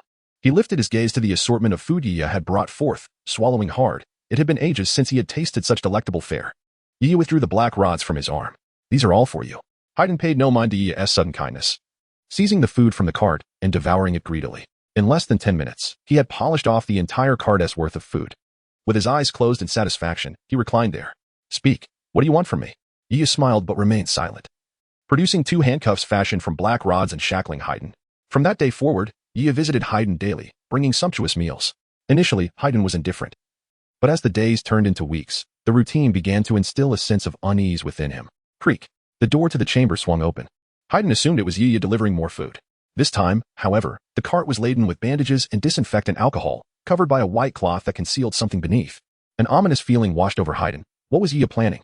Yiya pushed the cart closer to Hayden, who looked at him with apprehension. What are you doing? Yiya donned rubber gloves. I need your assistance to save someone. Lifting the white cloth, he revealed none other than Uchiha Itachi. Hayden frowned at the sight of the lifeless Uchiha. He was certain that Itachi was beyond saving. Yiya's Sharingan morphed into the Mangeki Sharingan, the transformation not ceasing until it assumed a ripple pattern. Hayden's eyes widened in terror. The Rinnegan. Pain's eyes, how do you possess them? Yiya offered no explanation. Instead, he produced a syringe. Firmly grasping Hayden's head, Yiya declared, what are you going to do? This is my specially crafted Hashirama cell, capable of rapid healing. Yiya injected the serum adjacent to Hayden's ruined eye. After completing this, he pressed his middle and index fingers together and abruptly jabbed them into his own eye. A Rinnegan was extracted and then implanted into Hayden's destroyed eye socket. Yiya adjusted the Rinnegan's position before disinfecting Hayden's swollen eye socket with alcohol. Finally, he was carefully wrapped in gauze. After completing these tasks, Yiya produced a glass vial containing the Sharingan of Uchiha Shursui. Yiya then inserted the Sharingan into his own eye socket. Simultaneously, he secured the recently transplanted Sharingan with gauze. Upon finishing these procedures, Yiya rendered Fade One unconscious. Chapter 48. Resurrection. 3 hours later, Night Crow removed the bandages from his eyes. He tested the transplanted Eternal Mangeki Sharingan and found it to be functioning properly. Night Crow approached Fade One and unwrapped the bandages from his eyes, carefully examining the connections of the Rinnegan's nerves. It appeared that the specially crafted Hashirama cells had indeed taken effect. The transplant was successful. Night Crow then lifted the eyelid of Fade One and Appo's other ordinary eye. Tsukuyami. Fade One's eyeball twitched slightly before settling into a calm state. The genjutsu was completed. Night Crow did not employ the full force of Tsukuyami. Had he done so, even with the Hashirama cells, it would have taken him at least a year or 2 to regain that power. The weakened Tsukuyami he used on Fade One could control him for approximately 3 days. Night Crow splashed a cup of water onto Fade One's face, jolting him awake. Night Crow activated his Sharingan to control Fade One, who crossed his arms and formed the snake hand seal. Fade One's chakra, his life force, began to converge into the transplanted Rinnegan. Moments later, he let out a pain scream. Outer path, Samsara technique. Green light began to radiate around Uchiha Itachi. Simultaneously, Fade One and Appo's body visibly emaciated. After a few breaths, the green light faded. Fade One coughed a couple of times and exclaimed, Bastard, what have you done to me? Night Crow was taken aback. How had Fade One broken free from Tsukuyami? Fade One's transplanted Rinnegan was forcibly extracted by Night Crow, holding the Rinnegan in his hand. Night Crow then removed his own transplanted Eternal Mangeki Sharingan and returned the Rinnegan to its socket. After placing the Eternal Mangeki Sharingan into a glass vial, he wrapped the newly transplanted Rinnegan with bandages. Night Crow observed Fade One, noting the significant loss of vitality, yet he was still alive. At this moment, Uchiha Itachi opened his eyes, sitting up in bewilderment. What happened? Itachi glanced at his hands, attempting to move them. I used the Rinnegan to resurrect you. Itachi turned to Night Crow. The Rinnegan. Night Crow briefly explained the situation to Itachi. So, what will you do next? Night Crow asked, looking at Itachi. Itachi stood up from the cart. You need to establish your own faction. What is your ultimate goal? Night Crow pondered for a moment before replying. The immediate objective is to confront Akatsuki. Their existence poses not only a threat to my life, but to the entire shinobi world. Itachi nodded, understood. Does your faction have a name? Night Crow shook his head. After a moment of contemplation, Itachi said, Since we are opposing Akatsuki, let us call it Dawn. Akatsuki once represented rebirth. Yet they have descended into darkness. We shall become the light of dawn. Night Crow felt somewhat helpless, for he did not harbor such grand ambitions. Nevertheless, the shinobi world indeed required a glimmer of hope to shatter the existing paradigm. Witnessed by Night Crow and Itachi, the Dawn organization was established. Night Crow produced 2 glass vials. Itachi, your eyes have completely lost their vision. I happen to have 2 eternal Meijiki Sharingan from Shursui. Uchiha lay on the stone bed and nodded. Simultaneously, I will transplant the specially crafted Hashirama cells. They will significantly enhance your chakra while also slowing the deterioration of your Meijiki Sharingan. Thud. Itachi's blinded Sharingan was placed into the glass vials. Half an hour later, both of Itachi's eyes were bandaged. The Hashirama cells and Sharingan would require time to integrate. During this period, try not to use chakra. Night Crow instructed. Itachi nodded. I understand. Rest for now. Night Crow closed the door and exited the room. After leaving Itachi's chamber, he headed directly to the secret room where Fadewan was confined. A selection of delectable food lay before him, yet Fadewan had not touched a single bite. Night Crow sat opposite him and began to eat. Even if you do not eat, it matters not. I can simply administer nutritional fluids directly to you. Fadewan's emaciated body began to tremble uncontrollably. Suddenly, he burst into maniacal laughter. Is this what the village chief refers to as karma? He glared fiercely at Night Crow. You will eventually taste the bitterness of this karma. Night Crow frowned and pushed the cart out of the room. Uchiha Itachi and Night Crow sat facing each other. If we are to oppose Akatsuki, we must establish our own intelligence network, Itachi stated. Night Crow nodded. I have a few promising candidates in mind, Karen and Jugo, who are loyal subordinates of Sasuke. Karen possesses the Kekai Jinkai of the heart, while Jugo has the ability to communicate with animals. Both are adept at gathering intelligence. Night Crow looked at Itachi. They currently serve Uchiha Sasuke and are very loyal. I know. I will resolve this matter with Sasuke, Itachi replied, pausing before continuing. Sasuke has inherited Orochimaru's memories. Perhaps remnants of Orochimaru's influence can also be utilized. Night Crow reflected for a moment before saying, I believe that merely these individuals will not suffice. Akatsuki undoubtedly possesses other hidden cards. I have a plan. Itachi regarded Night Crow's solemn expression. What is the plan? Night Crow remained silent for a long time before stating, Edo Tensei. I wish to summon some ninja who share our aspirations or are willing to aid us. If you agree to this plan, we must prepare in advance. Very well. Night Crow did not expect Itachi to agree so readily. Given Itachi's character, he would likely oppose the desecration of the deceased. In the land of fire, Itachi had already removed his bandages. Holding a bouquet of white flowers, he placed them on an unmarked grave. Night Crow did the same with his flowers. Let us go. Itachi turned and walked away. Night Crow glanced back one last time before following. Itachi led Night Crow to a cliff. Night Crow recalled this place as where he first witnessed Uchiha Itachi activate his Meijiki Sharingan. It was from this very spot that Shursui had jumped. Later, he discovered Shursui's body below and buried him beneath a willow tree at the cliff's base. Itachi descended the cliff, and 10 minutes later, they arrived at the bottom. Itachi gazed at the now more robust willow tree. I am sorry, Shursui. On a mountaintop outside Konoha, Night Crow looked down at the bustling village below. Itachi, is Konoha truly that important to you? A gentle breeze brushed against Itachi's cheek. I do not know. What about you? Night Crow recalled the image of Akane. Perhaps there is a hint of nostalgia. Danzo and the higher-ups of Konoha conspired against the Uchiha clan, and ultimately, there would be a reckoning. The 5th Hokage, Tsunade, is a commendable leader. Itachi turned to Night Crow. This is the reason you have yet to act against Konoha. Night Crow turned away in our fight against Akatsuki. The 5 great ninja villages are crucial forces. According to my current intelligence, Akatsuki has already captured several tailed beasts. Jiraiya of Konoha has perished while trying to gather information on pain. The 5 great nations have begun to recognize the threat of Akatsuki. Night Crow continued.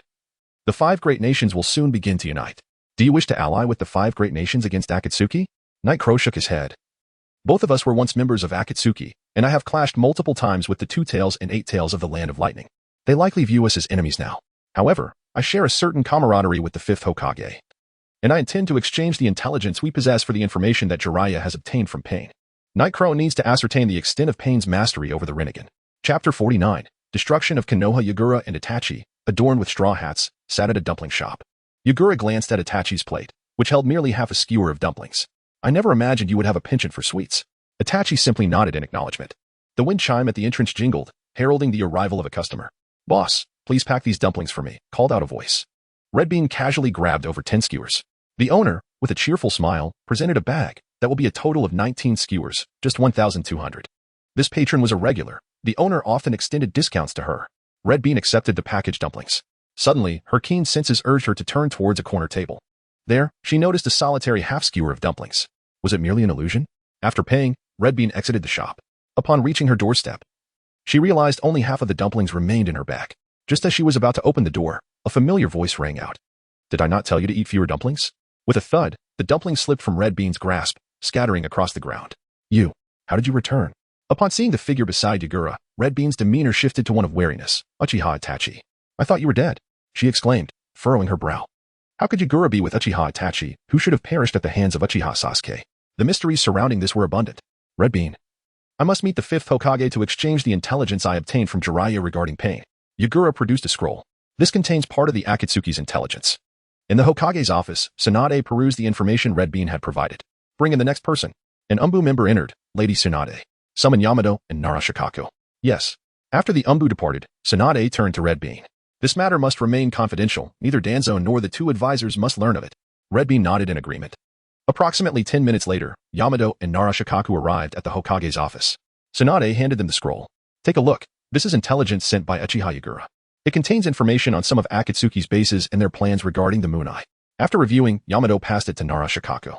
Upon finishing, Shikaka remarked, both Uchiha Yagura and Uchiha Itachi have distanced themselves from Akatsuki. They possess knowledge that we are unaware of. We should attempt to make contact. However, we must remain cautious. The Uchiha clan's massacre is a matter of deep personal grievance for them. What could have led them to ally? Lady Tsunade. The only plausible explanation is that there may be another perpetrator behind the Uchiha clan's downfall. Narashikaki was astute. The circumstances surrounding the massacre had always been shrouded in suspicion. Tsunade began to piece things together. I understand. Bring Kakashi to accompany me in meeting Uchiha Yagura. Outside Konoha.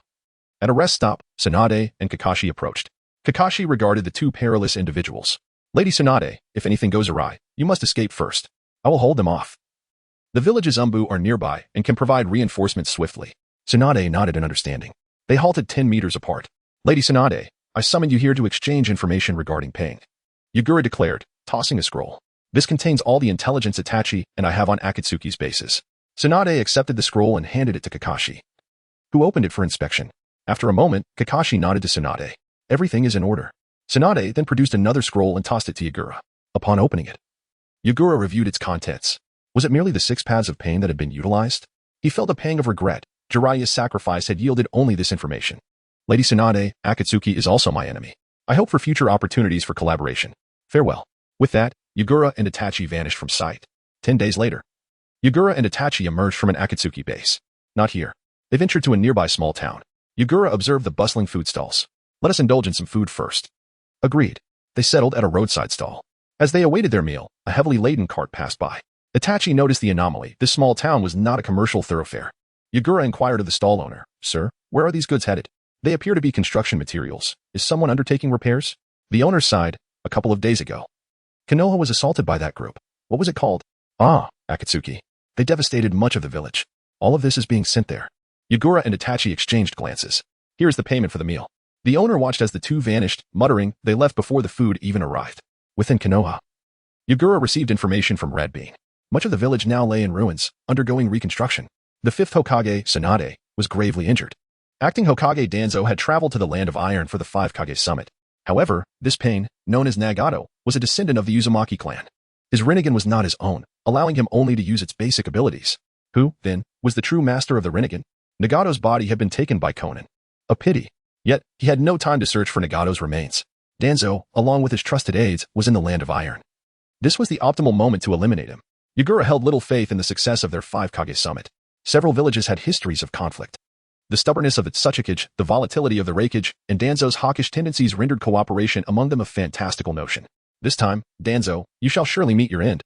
Chapter 50, The 5 Shadows Conference. The Land of Iron is a neutral nation composed entirely of samurai. While they are indeed warriors, they differ significantly from wandering samurai.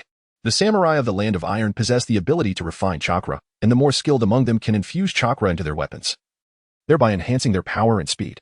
The leader, Mifune, is renowned for his swordsmanship, with tales suggesting that opponents often fall before they can even form hand signs. It is rumored that Mifune's strength rivals that of the 5 Kages. The climate in the Land of Iron is exceptionally frigid, with heavy snowflakes cascading from the sky. Yao Gao and Itachi are clad in thick windbreakers. Yao Gao gazes at the castle not far away, contemplating the ambush of Danzo on his return journey. Itachi nods in agreement and summons a raven to keep watch. The raven takes flight towards the castle at Itachi's command. Itachi turns to Yao Gao, pondering whether to act after Danzo departs the Land of Iron, considering the presence of the 5 Kages. Yao Gao shakes his head, asserting that Danzo likely did not come with just 2 guards. His roots are probably lurking at the border of the Land of Iron. During the 5 Shadows Conference, Danzo would not dare bring his subordinates into the Land of Iron, for if the other Kages discovered his numerous followers, he would become a target. Once Danzo leaves the Land of Iron, reuniting with his subordinates would complicate any attempts on his life. Yao Gao's eyes glint with murderous intent, I will utilize the power of the Rinnegan if necessary. 2 hours later, the snowfall has gradually ceased. A raven returns, landing on Itachi's shoulder. Yao Gao is curious about how the raven communicates with Itachi. Itachi activates his Sharingan to converse with the raven perched on his shoulder. It is revealed that communication occurs through the Sharingan. Yao Gao refocuses. Do you have any intelligence? Itachi sends the raven back to the realm of summoning. A conflict has erupted. It is Sasuke. Yao Gao curses under his breath. That fool. Nonetheless, he is merely a puppet controlled by the masked man. Let us go. As the two approach the castle, the sounds of battle resonate within. Without hesitation, they hasten towards the commotion. Ah, how lively it is. Yao Gao and Itachi burst into the dilapidated venue. All eyes in the hall converge upon the two of them. Noki, who had intended to attack Sasuke, temporarily halts his actions. However, the technique of dust release, detachment of the primitive world in his hand remains ready to be unleashed at any moment, directed towards either Sasuke or Uchiha Yao Gao. Sasuke, seeing Itachi beside Yao Gao, exclaims in disbelief. How is this possible? Brother. Itachi leaps to Sasuke's side. Sasuke, I am sorry. Before they can catch up, Naka's dust release technique hurtles towards them. Disappear, you rogue of Konoha. A blinding light accompanied by a deafening sound erupts towards Itachi's position. Boom. A massive crater forms. As the dust settles, Itachi has already leaped with Sasuke to Yao Gao's side. Yao Gao glances at the severely injured Sasuke, Karen, hearing Yao Gao's voice. Karen immediately comprehends the situation and rushes over to provide treatment for Sasuke. At this moment, aside from the already fled Danzo, the other 4 Kages remain present. All gazing at the lifeless Uchiha Itachi. Noki, hovering in the air, remarks, Wasn't it said that Uchiha Itachi was dead? The others fall silent. Clearly as bewildered as he is. Yao Gao then speaks. We are not enemies. I do not wish to engage in pointless combat with you. Yao Gao activates his Manjiki Sharingan as a show of strength. Noki narrows his eyes at Yao Gao. 3 Uchiha. 3 pairs of Manjiki Sharingan. He is acutely aware of the Manjiki's potency. Since you do not wish to oppose us, state your purpose here. To kill Danzo. The extermination of the Uchiha clan was orchestrated entirely by Danzo. This is a private vendetta between the Uchiha clan and him. This revelation sends shockwaves through the gathering. Danzo was the one responsible for the Uchiha's downfall. The Uchiha is Sharingan, the pinnacle of bloodline limits, and yet Danzo dared to commit such folly. The Raikage scoffs. Noki turns to the silent Terumime. What is so surprising? The Land of Water once boasted the highest number of bloodline limits, only to face persecution in the end. Terumime scoffs. Who was it that drove away their own disciple to join the Akatsuki, even forcing the Jinchuriki to flee? Just as Noki is about to respond that the missed Jinchuriki had also escaped, he is interrupted by Gaara. Enough. This is not the time for mutual accusations. Silence envelopes the Kages for a moment. Suddenly, an ominous presence fills the conference space. Yao Gao recognizes this sensation well. The masked man has arrived. Upon seeing Uchiha Itachi, the masked man appears momentarily taken aback. I did not anticipate my information to be incorrect. You are still alive, Uchiha Itachi. However, it matters not, for I have already obtained the Rinnegan. In contrast to Yao Gao, the 4 Kages harbor even greater animosity towards the self-proclaimed Uchiha Madara. He has already captured 7 tailed beasts. The tailed beasts, as the secret weapon of the 5 great shinobi nations, possess immense power, and the 4 Kages are acutely aware of this. At this moment, the Raikage can no longer contain his fury and throws a punch at the masked man. Unsurprisingly, the Raikage's attack passes through the masked man as if he were an illusion. In his fury, the Raikage demands, what is the Akatsuki's objective? And what is the Moon Eye plan? The masked man glances at the Raikage. Since you wish to know, I shall enlighten you. The tailed beasts from Shikaka to Kurama are all fragments of the Ten Tails. My goal in collecting all 9 tailed beasts is to resurrect the Ten Tails. Then, I shall become its Jinchuriki, transcending existence itself. As the Jinchuriki of the Ten Tails, I will possess the power of the Sage of 6 Paths, enabling me to execute a certain technique once created by the Sage. The Sage once sought to use this technique to save the fractured shinobi world but ultimately abandoned it. Noki frowns and inquires, what technique? Upon becoming the Jinchuriki of the Ten Tails, I will project my ocular powers onto the moon, casting a grand illusion known as Infinite Tsukuyomi. I refer to this as the Moon Eye plan. Yao Gao furrows his brows as he regards the masked man. He has seen the Uchiha stone tablet, which states that becoming the Jinchuriki of the Ten Tails grants 1 infinite chakra, leading to immortality. Yet, he has not mentioned a word about this. Is it that he is unaware, or is he deliberately concealing the truth? Is Nagato's Rinnegan connected to this masked man? All of this remains uncertain. Yao Gao harbors a persistent feeling that there is an unseen hand orchestrating these events. That individual is the master of the Rinnegan, the one whom Yao Gao has always feared. With his own Rinnegan currently sealed, encountering that hidden master would certainly spell disaster for him. This realization compels Yao Gao to exercise even greater caution in utilizing the Rinnegan. Chapter 51. The downfall of Danzo the masked man continued. Infinite Tsukuyomi can cast illusions on everyone on the ground. In this world of illusions, I shall create a perfect realm devoid of barriers and disputes, where everyone can attain their desires. Anoki replied sharply, so, the entire shinobi world will exist under your control. What a naive aspiration. The masked man slowly rose to his feet, stating, "I am not here to negotiate. I merely wish to inform you that surrendering the 8 tails and 9 tails might reduce casualties." "Absolutely not." The 4 Kage responded with unwavering resolve. "How could we entrust the world to someone like you?" Night Raven sneered. "It seems your plan has garnered no support." The masked man chuckled coldly. "Then I officially declare war upon you, the 4th Great Ninja War, until we meet on the battlefield." With that, he activated his space-time ninjutsu and vanished. After the masked man departed, Night Raven turned to Sasuke, who had nearly recovered thanks to Karin's healing.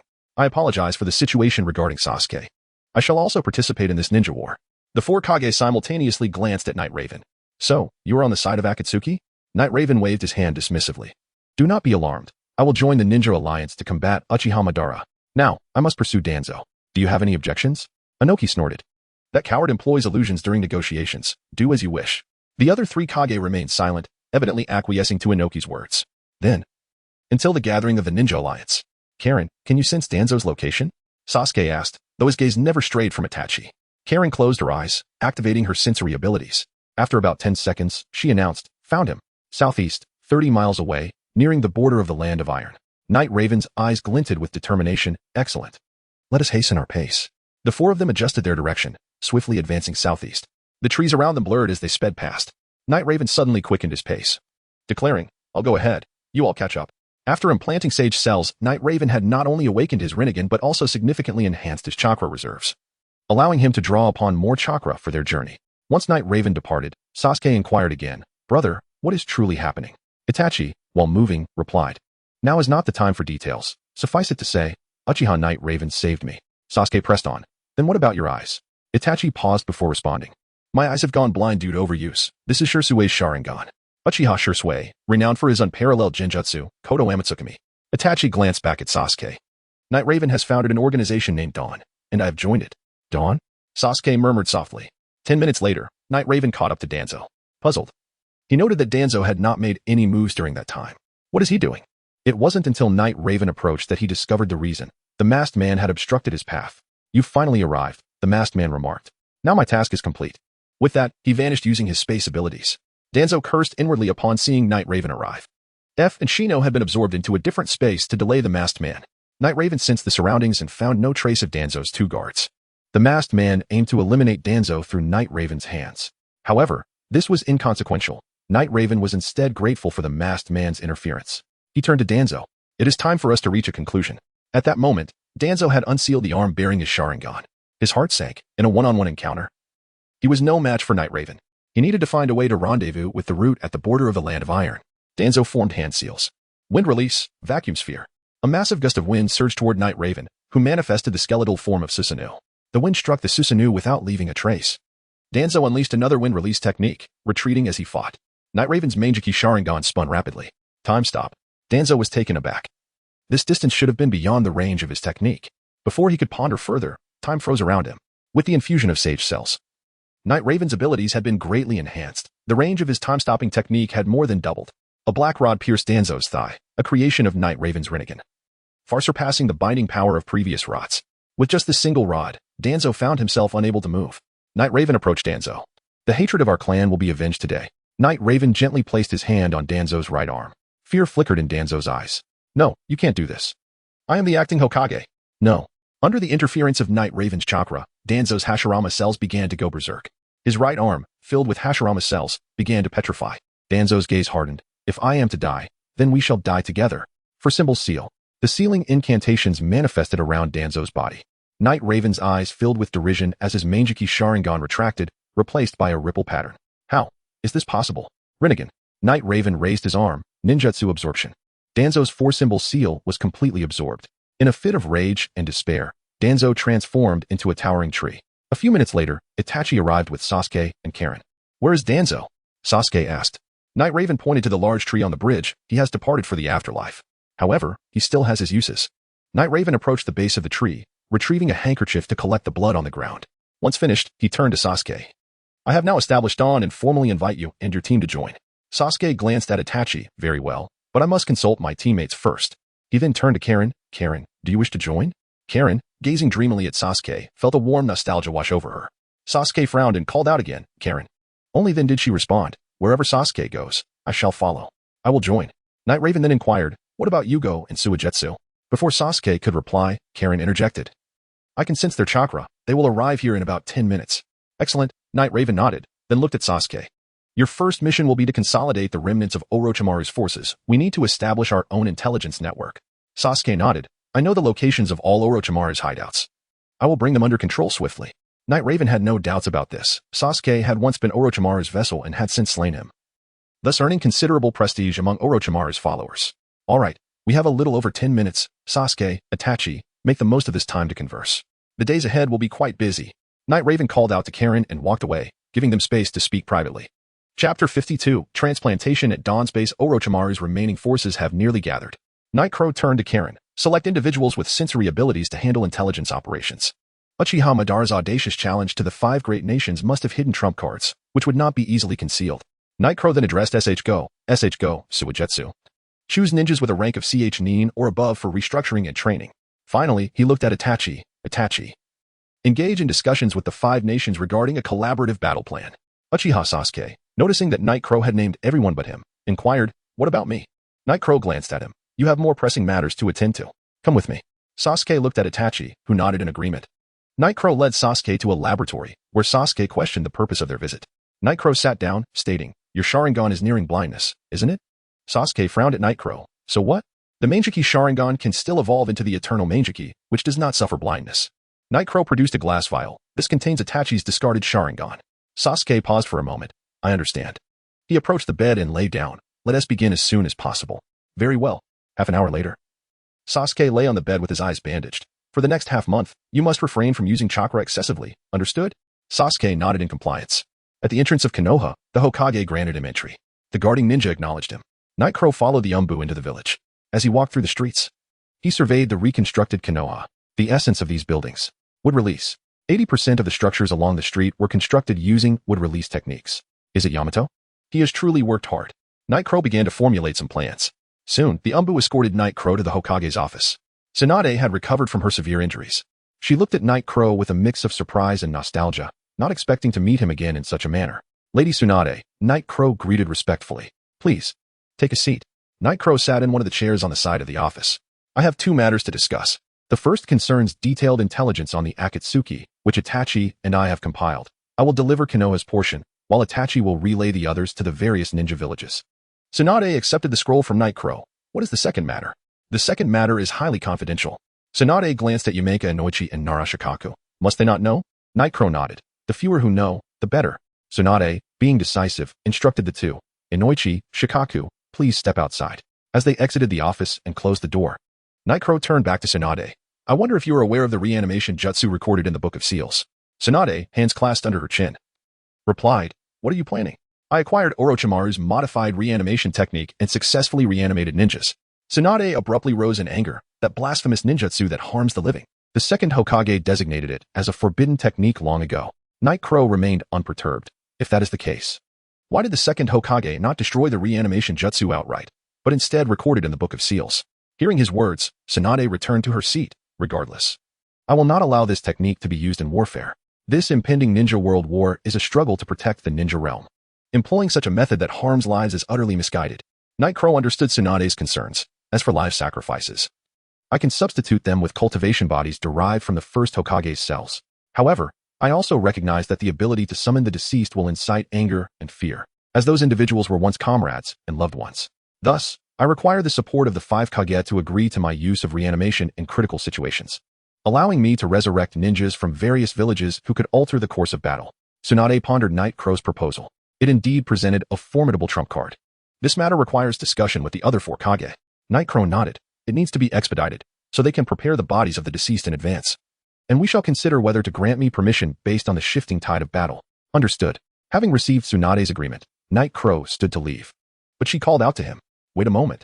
Night Crow turned back. Is there anything else, Lady Tsunade? With a serious expression. Tsunade stated, I now need you to help me reanimate someone. Whom? My grandfather, Senju Hashirama. The one who calls himself Uchiha Madara may have a method to counter him. Very well. In a certain underground chamber in Konoha, Tsunade and Night Crow traversed a dimly lit corridor. The village had once conducted research on the first Hokage's cells.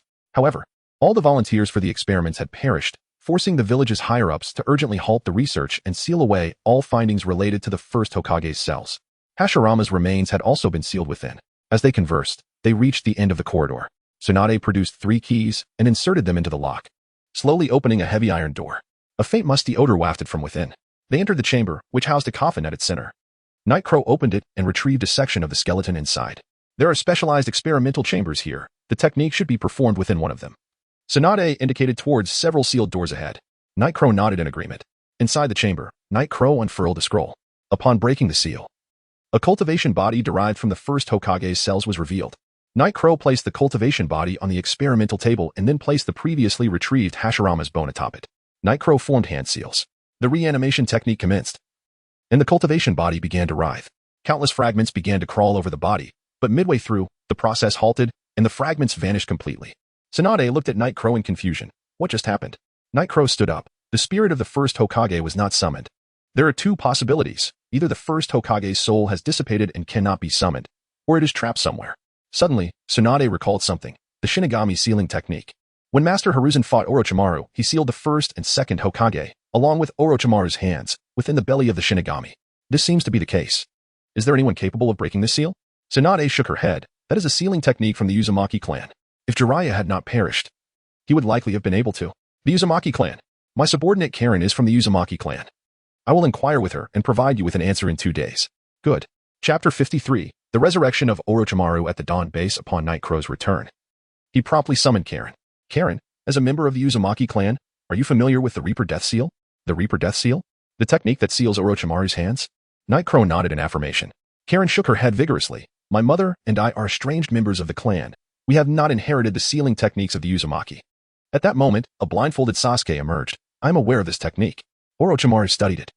But due to the immense cost required to unravel it and his deteriorating physical condition, he has not pursued its release.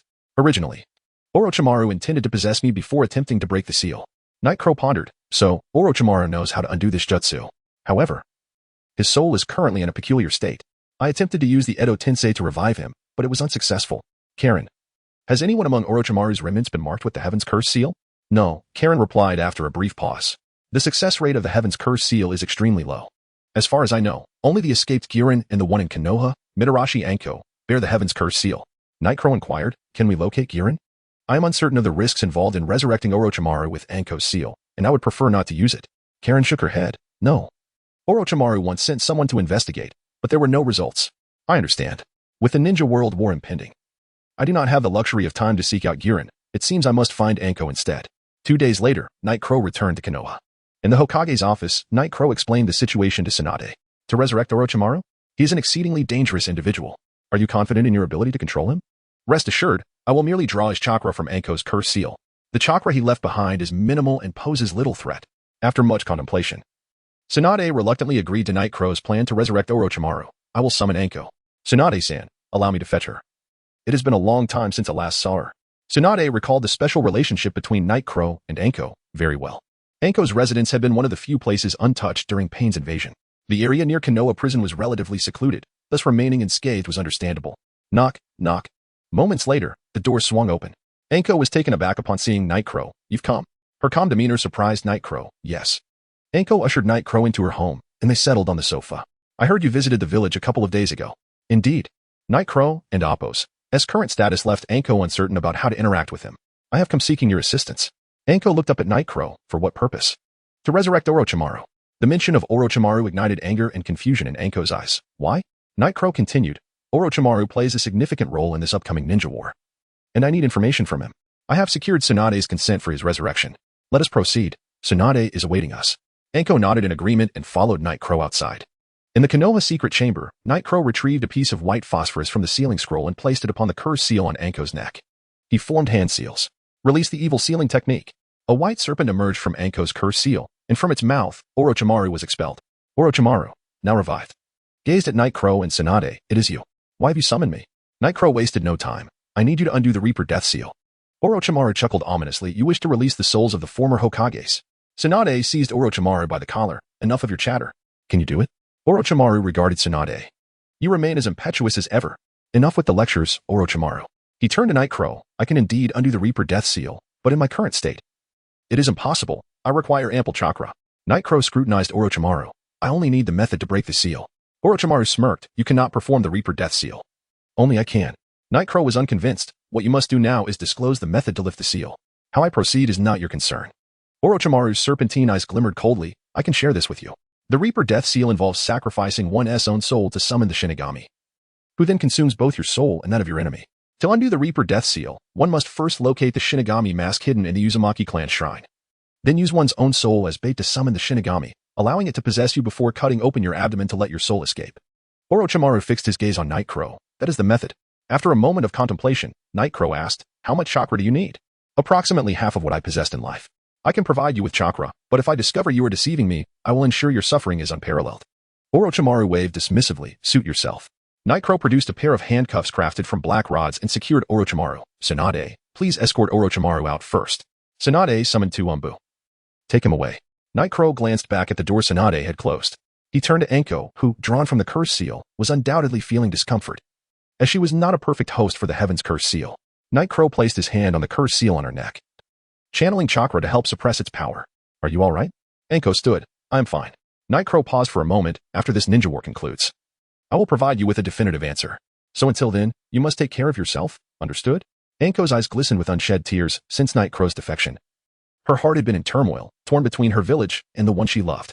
Now, Nightcrow had finally bestowed upon her a promise. You must also protect yourself. Understood. The two embraced tightly, and in the secret chamber, they experienced an indescribable, exquisite moment together. In the land of whirlpools, at the shrine, Orochimaru led Nightcrow and three Umbu under Kakashi Hitachi's command to their destination. This is the place. Nightcrow surveyed the wall adorned with masks. Which one is it? Orochimaru approached the wall of masks. Do not rush. The Shinigami mask is a crucial artifact for summoning the Shinigami.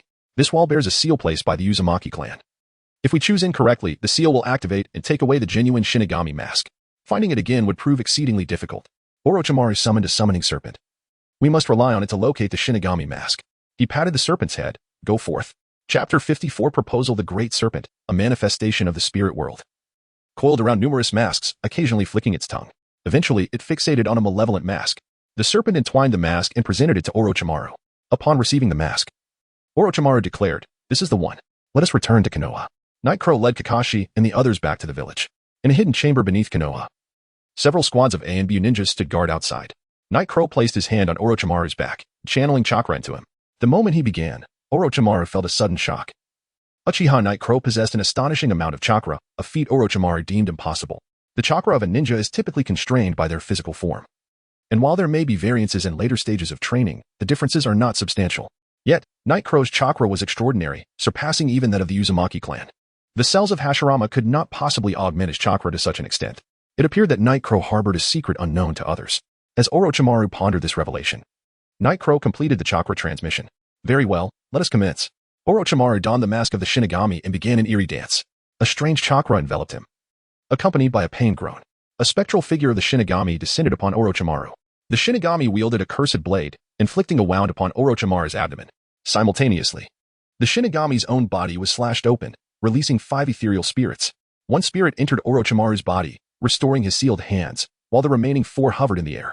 Nightcrow produced 5 cultivation bodies derived from Hashirama's cells and placed one beside Orochimaru.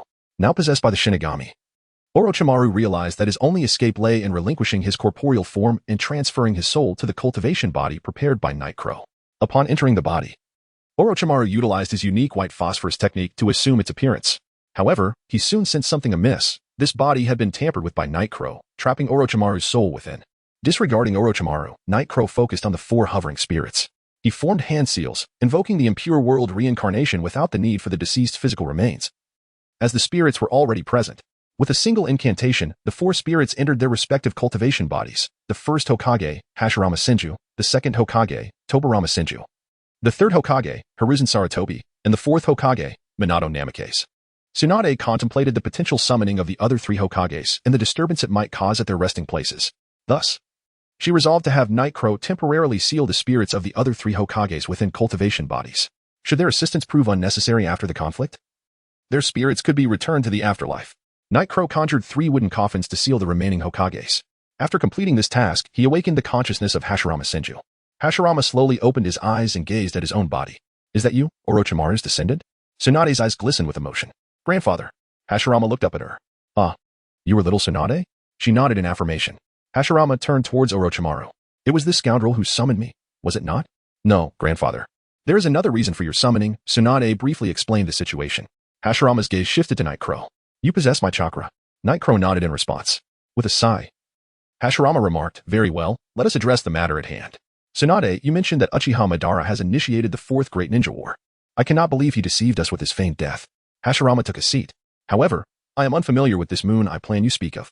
Since he has yet to gather all 9-tailed beasts and has not become the 10-tails Jinchuriki, there remains a chance to confront him. Allow me to handle it. Wait. Night Crow interjected. First Hokage, are you aware that Uchiha Madara has awakened the Rinnegan? The Rinnegan? What is this about? Night Crow explained, the leader of the Akatsuki, controlled by Madara, possesses a pair of Rinnegan. However, the leader, Pain, is not the true owner of the Rinnegan. Now that Pain is deceased, Madara likely has seized his Rinnegan. Night Crow continued, Pain was unable to unleash the true power of the Rinnegan. If Madara is its rightful owner, first Hokage, you may not stand a chance against him. Hashirama calmed himself. The Rinnegan was said to be the eye of the Sage of Six Paths. And indeed he might be outmatched. Ultimately, Night Crow gleaned no useful information from Hashirama. He now needed to uncover the identity of the masked man who had instigated the war. If he could neutralize this threat beforehand, Madara would be left vulnerable. And even as the master of the Rinnegan, he would likely falter against the united forces of the ninja world. As Night Crow departed from Konoha, he took Orochimaru with him. At the Dawn base, Itachi Uchiha had returned from the other 4 nations. The major ninja villages had gathered their forces, preparing for a summit in 3 days. Night Crow led the members of Dawn to the meeting location, situated in the Land of Rivers. Between the Land of Fire and the Land of Wind, in close proximity to the Akatsuki's headquarters in the Land of Rain, the 5 Kages took their respective seats. Night Crow, lacking the credentials to attend this exclusive meeting, was permitted entry due to the critical intelligence he had provided regarding the Rinnegan. The Raikage snorted in disdain, harboring resentment towards the Uchiha clan, particularly since his arm had been severed by Uchiha Sasuke. Inoki, the most senior among the Kages, spoke first. This war concerns the survival of the entire ninja world. I hope all can set aside their grievances and unite. The 5 Kages commenced their formal discussions, ultimately designating the 4th Raikage, as the commander of the Ninja Alliance, with the 5th Hokage, Tsunade, as the chief strategist, and the 5th Kazekage, Gaara, as the commander of the Alliance's main forces. Nara Shikaku from Konoha and Mabui from Kumogakure were appointed as deputy strategists, with additional roles for the intelligence division, reconnaissance teams, and special strike forces. The total number of troops in the Ninja Alliance exceeded 80,000. As the meeting reached its conclusion, Night Crow signaled to Tsunade. She acknowledged him with a nod. Everyone, I have a proposal. The other 4 Kages turned their attention to Tsunade. Chapter 55. Turtle Island. Tsunade briefly elucidated the matter concerning the reincarnated ninjas of the past. Inoki cast a glance at Yagura, stating, while this is indeed a commendable proposal, I harbor distrust towards this individual. The reincarnated ninjas lack autonomy in battle, being entirely subject to the control of a single person. Should he betray the allied shinobi forces, it would spell a catastrophic blow for us. Kuratsuchi nodded in agreement. That you possess charm, I concur with Inoki. Your past affiliation with Akatsuki and your assaults on the 2 Jinchuriki are concerning. Yagura shrugged. If you do not trust me, then consider this proposal null and void. Suddenly, the 4th Raikage, supreme commander of the allied shinobi forces, interjected, I endorse this proposal. There is no need to wait until the tides of battle turn against us. We shall immediately summon the legendary ninjas from each village and deploy them to the battlefield. Yagura admired the decisiveness of the 4th Raikage. However, Inoki attempted to retort but was interrupted. As the supreme commander of the allied shinobi forces, I hereby endorse this proposal, the Raikage declared, raising his lone arm. Tsunade followed suit. I concur. Gaara squinted, glancing between Yagura and Tsunade, before slowly raising his hand. I agree. With 3 votes in favor, the proposal was accepted as per their prior agreement. Inoki was left with no choice but to acquiesce, and Kuratsuchi could hardly contest it. The 4th Raikage turned to Yagura. You are now appointed as the captain of the 6th Division of the allied shinobi forces. You shall immediately proceed to the 5 nations to resurrect the deceased warriors from each village. The Raikage then addressed Samui. You will represent Kumogakure and accompany Uchiha Yagura to the Land of Lightning. Inoki, Mizukage, Kazekage, and Hokage. You are to promptly select reliable shinobi representatives to accompany Uchiha Yagura to each village. Understood, the 4 Kages responded in unison. Yagura was flanked by 5 individuals, Samui from Kumogakure, Temari from Sunagakure, Ao from Kirigakure, Kuratsuchi from Iwagakure, and Yamado from Konohagakure. Each of them held considerable influence within their respective villages. With their presence, the shinobi from various villages would be more inclined to trust and cooperate with Yagura's endeavors. Their first destination was Kumogakure in the Land of Lightning. As they proceeded, Yagura remarked, we should prioritize summoning those who are sympathetic to our cause, this way. I need not exert special control over them, and they will assist us willingly. Of course, if exceptionally powerful ninjas are involved, I will enhance my control over them post-summoning. The group nodded in understanding.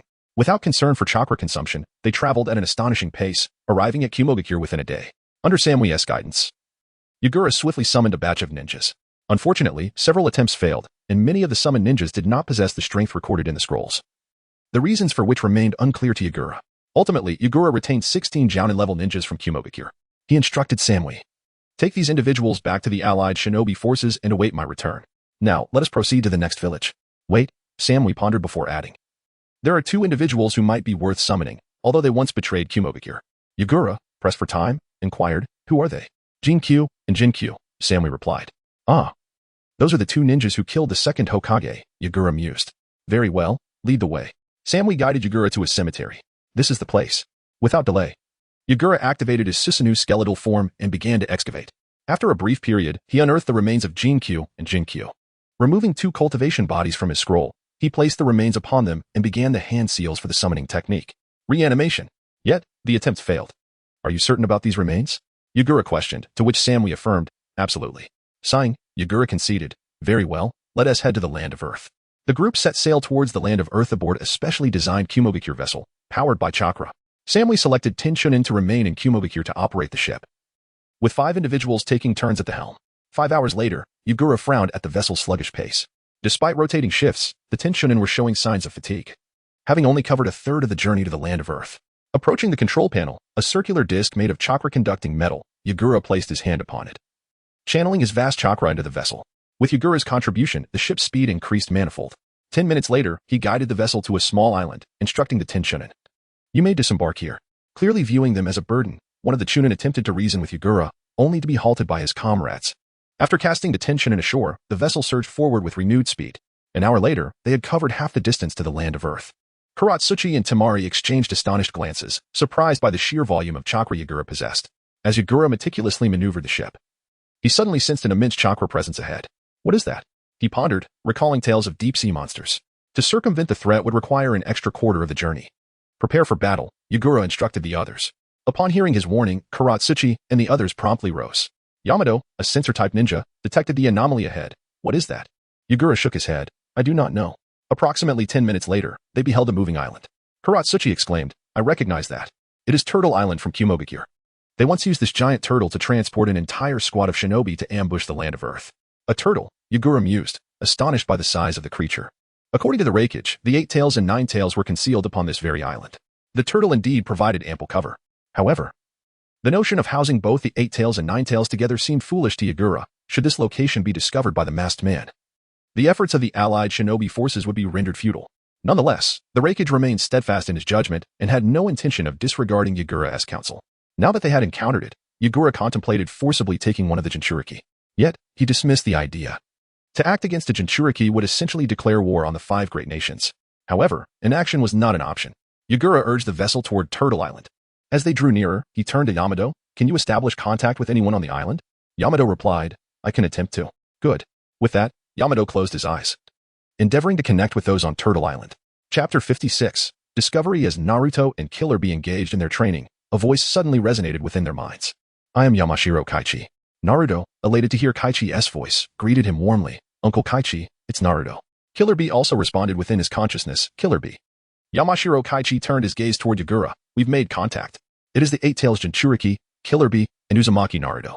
Yagura nodded. "Can you connect me with them?" Yamashiro Kaichi silently regarded Yagura. Lady Tsunade had instructed him to cooperate fully with Yagura. However, the words of the Tsuchikage, Inoki, had instilled a measure of caution in him, especially now that they had discovered the hiding places of the 8 tails and 9 tails. In the midst of his contemplation, Yagura's voice echoed again. "What is it? Is there a difficulty?"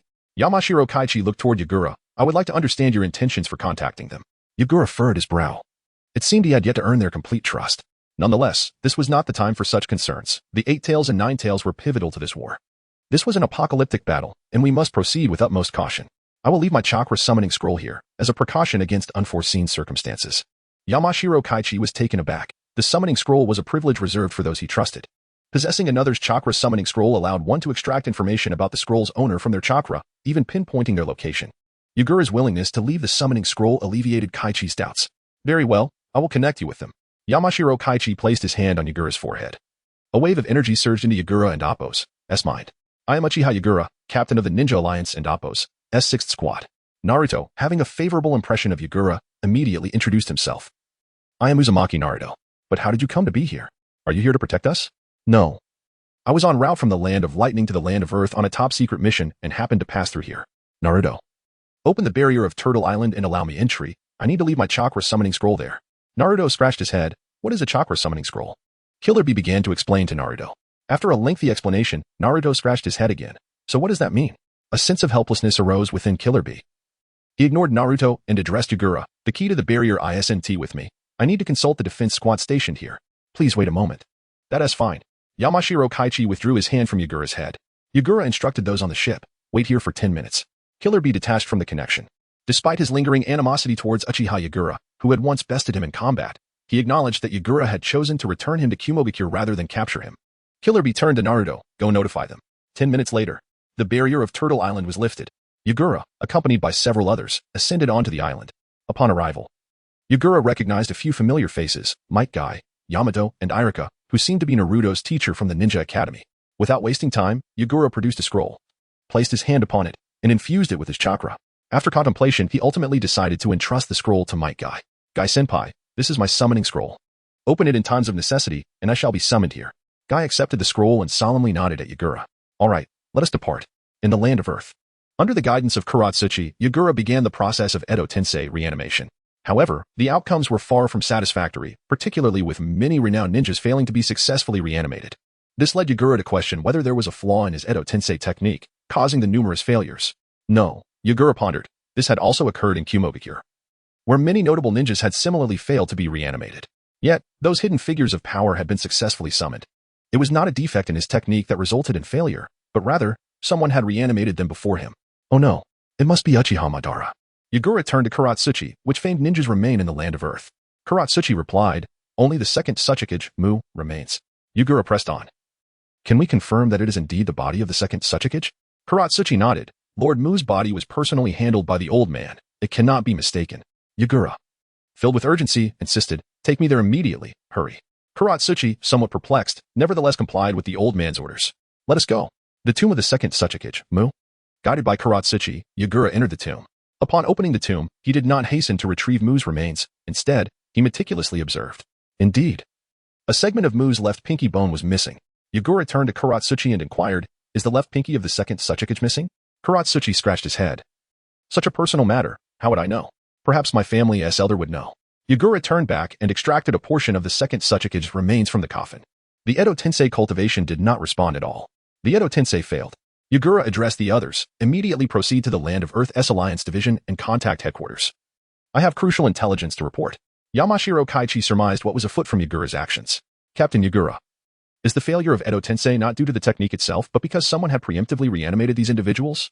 Yagura replied in a low voice, indeed. Yamashiro Kaichi fully understood the gravity of this information. Even a second's delay in relaying it to headquarters could result in catastrophic losses. Captain Yagura, it will take at least an hour to reach the Land of Earth Alliance Division, and with the cumbersome inspection processes, it may take even longer. My family's secret technique can connect directly to headquarters. Yagura regarded Yamashiro Kaichi, whose resolve was unwavering. They were at least 1,000 miles from the Alliance headquarters. Employing such a technique would surely come at a steep cost. However, now is not the time for hesitation. Very well, establish contact with the Alliance headquarters immediately. Yamashiro Kaichi sat down on the ground. A minute later, the 4th Raikage and Tsunade received Yamashiro Kaichi's connection at the headquarters. I am Yamashiro Kaichi, with crucial intelligence to report to headquarters. Upon recognizing Yamashiro Kaichi, who had departed with Yagura, the Raikage looked to Tsunade. You take it. Tsunade nodded. I am the 5th Hokage, Tsunade. From the other end, Yamashiro Kaichi's voice came through. The captain of the 6th Squad, Uchiha Yagura, discovered during the Edo Tensei process that numerous renowned ninjas could not be reanimated. Preliminary assessments indicate that it is not a defect in the technique, but that these powerful individuals have been preemptively reanimated, likely by Uchiha Madara. The Raikage, infuriated, smashed the desk before him. Damn it. Tsunade, however, remained composed. The headquarters has received the intelligence. The command is for the 6th Squad captain to immediately proceed to Konoha and verify the condition of the past 4 Kage. Upon confirmation, he must report back to headquarters without delay. Understood. Yagura, observing the weakened Yamashiro Kaichi, placed a hand on his shoulder. A surge of chakra flowed into Kaichi's body. Yamashiro Kaichi looked at Yagura in astonishment. The chakra of each individual possesses unique independence. Accepting another's chakra is an exceedingly perilous endeavor. Yet, his chakra flowed seamlessly into his own body. This man became increasingly enigmatic in the eyes of Hai, nestled within the mountains. Chapter 57. The Konoha F4 upon receiving news from Yamashiro Kaichi, the 4th Raikage and Tsunade convened an urgent meeting at headquarters. Narashikaka stood at the center of the gathering. Renowned ninjas of the shinobi world had been resurrected en masse through the reanimation jutsu. And the mastermind behind this was none other than Uchiha Madara.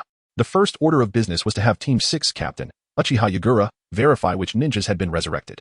Headquarters would then analyze their intelligence and deploy ninjas capable of countering them. Tsunade nodded, stating that Uchiha Yagura was en route to Konoha and would contact headquarters upon arrival. Meanwhile, they would dispatch ninjas to intercept him along the way to ensure he received the orders promptly. Narashikaka continued, stating that once Yagura was contacted, he should report on the methods to counter the reanimation jutsu. Furthermore, it was imperative to alert all allied forces to be vigilant for potential attacks from the reanimated army. They must report enemy names to headquarters, which would relay the necessary intelligence on those ninjas without delay. Shortly thereafter, Yagura, Yamashiro Kaichi, and Temari arrived at Konoha. Kuratsuchi accompanied them, bringing reanimated ninjas to headquarters as they awaited Yagura's arrival. Yamashiro Kaichi, previously the head of Konoha's intelligence division, now held a direct order from the 5th Hokage to escort Yagura to Tsunade's concealed chamber, where the 4 previous Hokages were hidden. Yagura formed hand seals, and the 4 wooden coffins in the chamber slowly opened. The former Hokages lay quietly inside. Yagura instructed them to establish communication with the allied forces and Appo's headquarters. After a brief conversation with the headquarters, Yamashiro Kaichi informed Yagura that they were ready to converse. "I am Uchiha Yagura," he announced. The voice on the other end belonged to Narashikaku. "I am Narashikaku." Following discussions at the command center, Yagura was tasked with compiling a list of ninjas from Konoha, Kumogakure, and Iwagakure who might have been preemptively reanimated by Uchiha Madara. He was also to gather intelligence on the strongest ninjas from Sunagakure and Kirigakure, as the allied forces had already identified several enemy reanimated ninjas. The headquarters required insights into the weaknesses of the reanimation jutsu and methods to dispel it. Without hesitation, Yagura responded, "Reanimated ninjas cannot be eliminated by conventional means. The only feasible approach I can conceive at present is sealing techniques. Please mobilize a sealing unit promptly." He explained that the reanimation jutsu was akin to summoning techniques, retaining the summoner's characteristics. Even if the summoner were killed, the jutsu would remain unbroken. There are 3 methods to dispel the reanimation jutsu. First, cast genjutsu on the summoner to compel them to release it. Second, the reanimated ninja can break free from the binding through their own will and return to the afterlife. Third, if the summoned ninja possesses overwhelming strength, they can forcibly dispel the jutsu. After a moment of contemplation, Shikaku acknowledged, understood. He then severed communication with Yagura. Yagura opened his eyes and began to awaken the 4 Hokages. As he completed the hand seals, the former Hokage slowly opened their eyes. Hashirama Senju looked at Yagura, inquiring, "Has it begun?" Yagura nodded affirmatively. The other 3 Hokages soon followed suit, awakening from their slumber.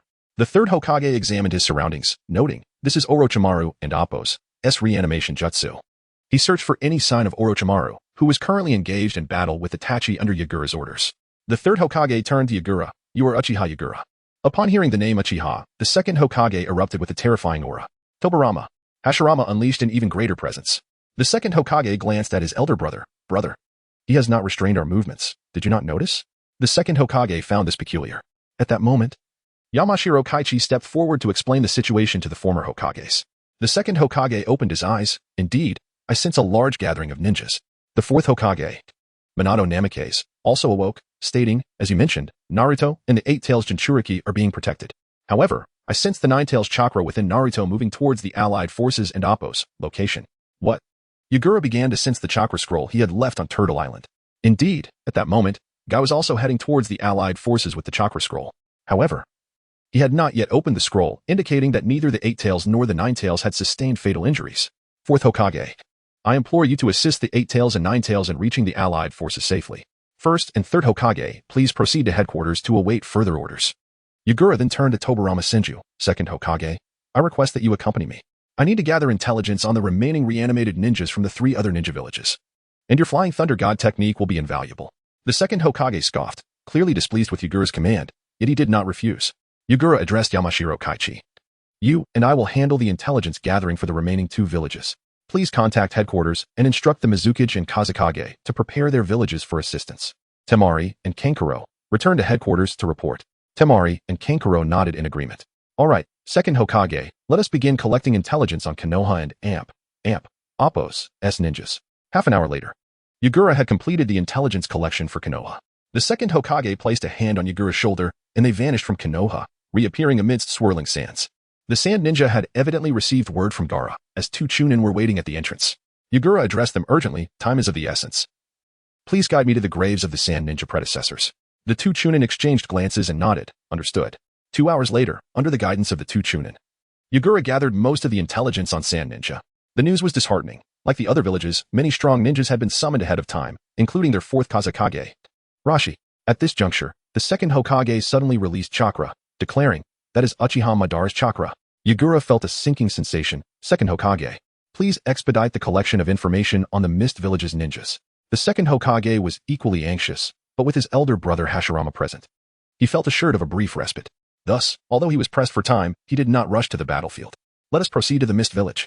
The second Hokage placed his hand on Yagura and Appo's shoulder, activating the Flying Thunder God technique as they vanished from their location. Chapter 58. The reanimation of impure world. In a certain part of the ninja world, Naruto and Killer Bee were hastening towards the allied forces.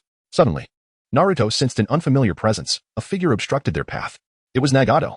He too had been resurrected through impure world reincarnation. Just as Nagato attempted to warn Naruto, he found himself entirely under Kabuto's control. Under Kabuto's influence, Nagato proclaimed, 8 tails, 9 tails, heh. He extended his hand, summoning a powerful gravitational force from his palm. However, Naruto, having already mastered the tailed beast cloak, was not easily drawn in by Nagato's technique. Several colossal chakra hands sprouted from Naruto's tailed beast form. With a swift motion, one of the hands fashioned a Rasengan. Naruto directed the Rasengan towards Nagato. Sensing danger, Nagato quickly withdrew and leaped backward. Naruto's Rasengan struck the earth, creating a massive crater. For the moment, Nagato found himself in a stalemate against the combined efforts of Naruto and Killer Bee. Kabuto, realizing he could not afford to prolong the confrontation, commanded Nagato to unleash the Shinra Tensei. The celestial sphere in the sky emitted a tremendous pulling force. Killer Bee gazed up at the sphere, inquiring, "Naruto, what do we do now? How did you break this before?" Naruto struggled to articulate a response. Trees and stones around them were being drawn towards the sphere. This could not continue. They needed to launch their most formidable attack, or they would risk being sealed. Understood. Killer Bee declared, gathering energy for a tailed beast bomb. Meanwhile, Naruto released a barrage of Rasengan shuriken. Their combined assaults targeted the hovering stone sphere, following a violent explosion. Although half of the sphere was obliterated, it quickly reabsorbed the debris. Again, they shouted, but before their next attack could coalesce, the sphere had drawn them perilously close. Suddenly, a flash of yellow light illuminated the scene. Naruto and Killer Bee vanished alongside the brilliant glow. Nagato, bewildered, gazed into the sky. At that moment, he detected a familiar chakra re-emerging behind him. A yellow figure came into view, Minato Namikaze, the fourth Hokage. Naruto called out, "Dad." Minato turned and gave a thumbs up, saying, "Well done, Naruto. It seems you have fully harnessed the power of the Nine Tails. You two hold him off. I will seal him." Naruto and Killer Bee nodded and advanced towards Nagato. Kabuto, taken aback by Minato's unexpected resurrection, realized the odds were now decidedly against Nagato, 3 against 1. Nagato, a critical piece on this chessboard, could not afford to be sealed here. He raised his arm, invoking the powerful Shinra Tensei. Naruto and Killer Bee, aware of the technique's destructive potential, activated their tailed beast powers to shield themselves against the repulsive force. Yet, they were unprepared for Nagato's sudden leap. Utilizing the recoil from Shinra Tensei, he propelled himself away. Not far off, Minato completed a series of hand signs. He tossed a Flying Thunder God shuriken to Naruto, instructing, "Throw it." Understanding his father's intention, Naruto hurled the shuriken towards Nagato. Bolstered by the tailed beast energy, the shuriken swiftly pursued Nagato, dodging the attack. Nagato was caught off guard by another flash of yellow light as Minato appeared before him. 8 trigrams sealing, Minato intoned, as countless runes extended from his hands, enveloping Nagato.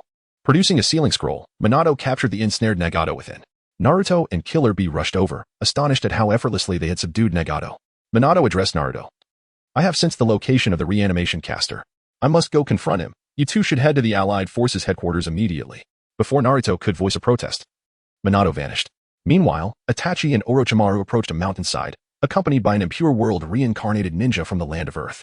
Orochimaru was astonished that the Kodoame Tsukumi could override Kabuto and Appo's control over the reanimated bodies. The land of Earth ninja opened his eyes and declared, "This is the place."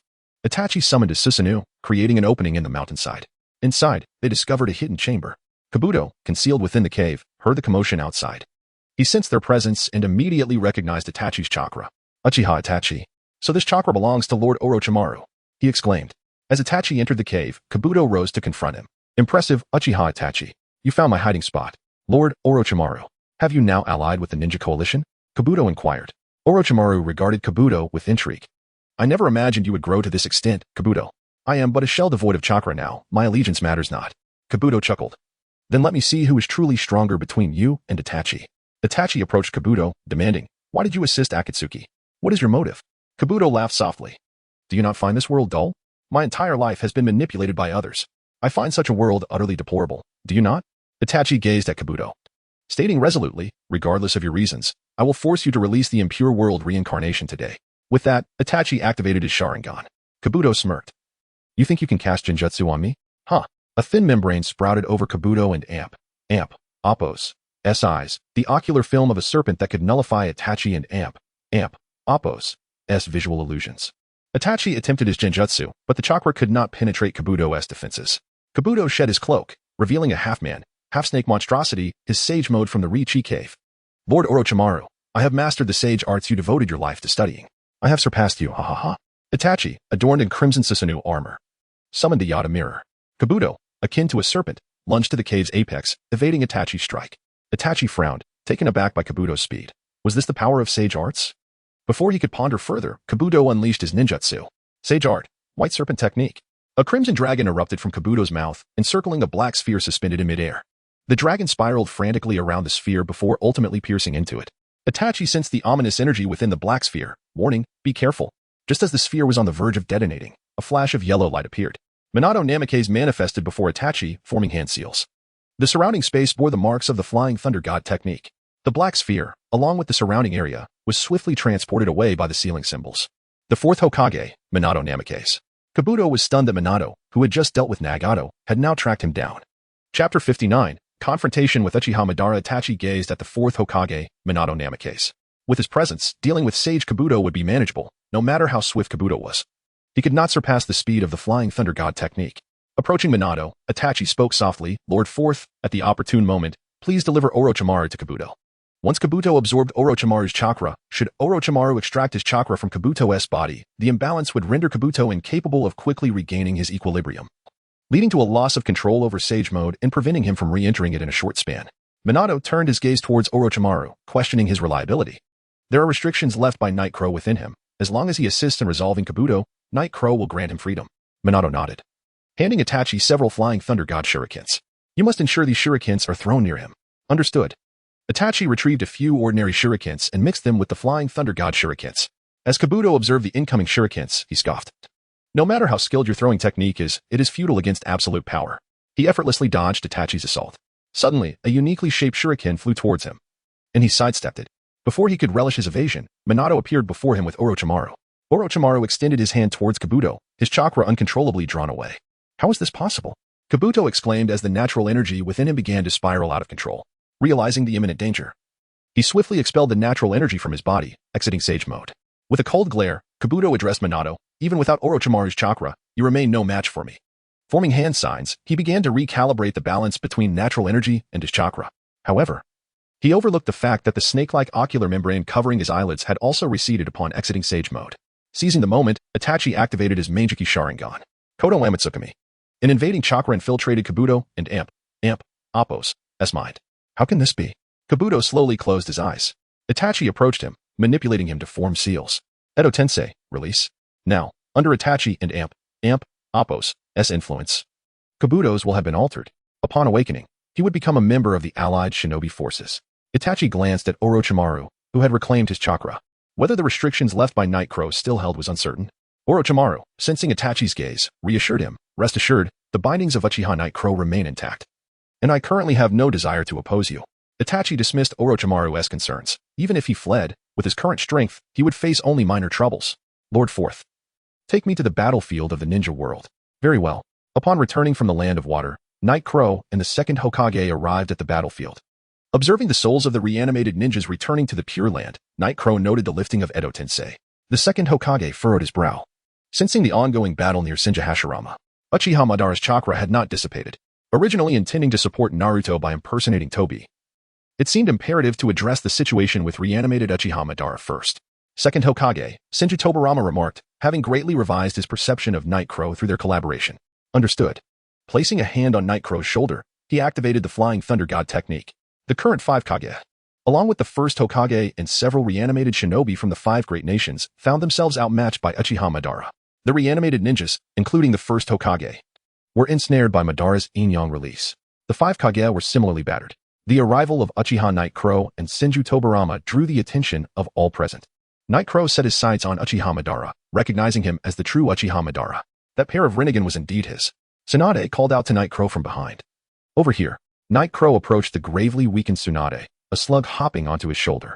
This Uchiha Madara is formidable. The slug will relay his intel to you. Night Crow nodded, adjusting Tsunade into a more comfortable position. Uchiha Madara regarded the approaching Night Crow and Tobirama, refraining from immediate aggression. His Rinnegan shifted between Tobirama and the advancing Night Crow. Noticing Night Crow's Mangeki Sharingan, a flicker of interest crossed his face. Oh, have so many exceptional talents emerged among the younger generation? What is your name? Uchiha Night Crow. Madara nodded in satisfaction. Excellent. I formally invite you to join me in reshaping this world. What say you? Night Crow narrowed his eyes. The fact that he was attempting to sway him indicated his reservations. I harbor no interest in your infinite Tsukuyami. For one so powerful as you to yearn for such a void existence is a sign of weakness. Uchiha Madara. Madara, enraged by Night Crow and Amp, Appo's S-words, laughed maniacally, huh? How amusing. An interesting junior. How could an ant like you comprehend my ambitions? Ant. Night Crow fixated his gaze on Uchiha Madara, his eyes beginning to transform. Ripples replacing the patterns of his Mangeki Sharingan. What? The five Kage, as well as the first and second Hokage, were astonished, as was Uchiha Madara, who stammered. How is this possible? How did you awaken the Rinnegan? Night Crow set the slug down from his shoulder. Realizing that Madara in his current state could only utilize the basic abilities of the Rinnegan, akin to his own sealed Rinnegan powers. Meanwhile, Black Zetsu, lurking in the shadows, gleamed with intrigue. I did not anticipate another to awaken the Rinnegan. Had I known, I would not have expended so much effort in my schemes over the years. However, with this unexpected individual emerging, Black Zetsu had not prepared a contingency should Night Crow become the Jinchuriki of the Ten Tails. The odds of a successful ambush would be less than 50%. He needed to hasten the resurrection of Uchiha Madara by Abido. For once he possessed the power of the six paths, Night Crow's Rinnegan would be inconsequential. Black Zetsu burrowed into the ground, vanishing from sight. Night Crow's Rinnegan merely momentarily astonished Uchiha Madara. Come, let me see how adept you are with the Rinnegan. Madara, evidently aware of the sealing runes surrounding Night Crow's Rinnegan, initiated the first strike. Fire style, great fireball technique. A massive fireball hurtled towards Night Crow. He extended his left hand. Ninjutsu absorption. Madara witnessed his technique being absorbed by Night Crow. It appears the Rinnegan is indeed in play. Let us see how you handle this. Madara raised his hand. Universal pull. A tremendous force drew Night Crow swiftly toward Madara. In response, Night Crow lifted his hand. Universal pull. Both were pulled towards one another. With a resounding clash, their arms collided, and they each leaped back. Madara shook his slightly numbed arm. He had refrained from unleashing the unique techniques of the Rinnegan. Is he testing me? Or is he unable to use the Rinnegan's unique techniques, just as I cannot in my current reanimated state? Chapter 60. The Duel of the Rinnegan. Night Crow glanced back at Senju Hashirama, who was ensnared by the black rods. The second Hokage attempted to extract the rods, but upon contact, his reanimated form was jolted as if struck by electricity. Night Crow raised his hand towards Hashirama. Universal pull. The black rods were drawn towards him. Free from their control, Senju Hashirama stood up. Night Crow urged, first and second Hokage, please retreat with the five Kage to heal. I can manage here. Very well. Uchiha Madara did not impede their departure. His primary adversary was the Rinnegan-wielding Night Crow. The departure of the others was inconsequential. However, if Tobirama Senju remained, his Flying Thunder God technique combined with Night Crow would pose significant complications for Madara. Madara's gaze was fixed intently on Night Crow's Rinnegan. How had he awakened it? Madara had only activated his own Rinnegan in old age after acquiring Hashirama's cells. This pair of Rinnegan was a considerable nuisance that needed to be dealt with. Madara's previously nonchalant demeanor shifted to one of gravity. With his hands clasped together, Madara summoned Susanoo. Night Crow mirrored him, activating his own Susanoo. Madara's blue Susanoo wielded dual swords, while Night Crow's dark golden Susanoo brandished a blade in one hand and a shield in the other. Tsunade, healing at a distance, turned her gaze towards the confrontation. Has he truly grown this powerful? Anoki turned to the fourth Reikage. Were it not for you, we would have likely been repelled. Tsunade, having completed her healing of the last Mizukage, rose. We must prepare to assist Night Crow. Night Crow and Uchiha Madara exchanged blows for several dozen rounds. Beads of sweat forming on Night Crow's forehead. This is untenable. The reanimated body possessed limitless chakra. He needed to devise a way to deliver a decisive blow. Night Crow clasped his hands together. Heavenly obstruction, meteorite. Madara observed the colossal meteorite materializing above him, a smirk curling his lips. He too clasped his hands together. Would release, advent of the tree world. Countless trees erupted from beneath Madara and Appo's feet. Boom. The meteorite collided with the tree world, merely crushing a few branches before being ensnared. Madara addressed Night Crow. Now, allow me to show you the power of a meteorite. Heavenly obstruction, meteorite. Night Crow looked up to see a meteorite of identical size descending upon him. He raised his shield to brace against it. Crack. Night Crow and Appo's Susanoo was forced to one knee under the meteorite and Appo's weight. At that moment, the five Kage, having completed their healing, rushed to the scenes. Their eyes fixed on the meteorite looming above Night Crow.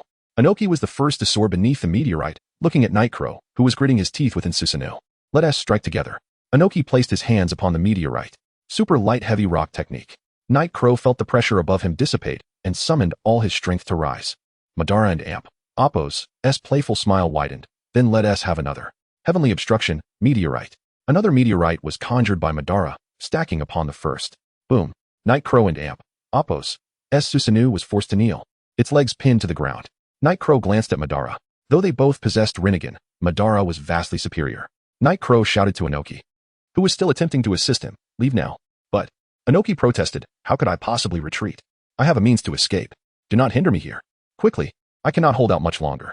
Inoki opened his mouth to argue further, but a tremendous repulsive force sent him flying.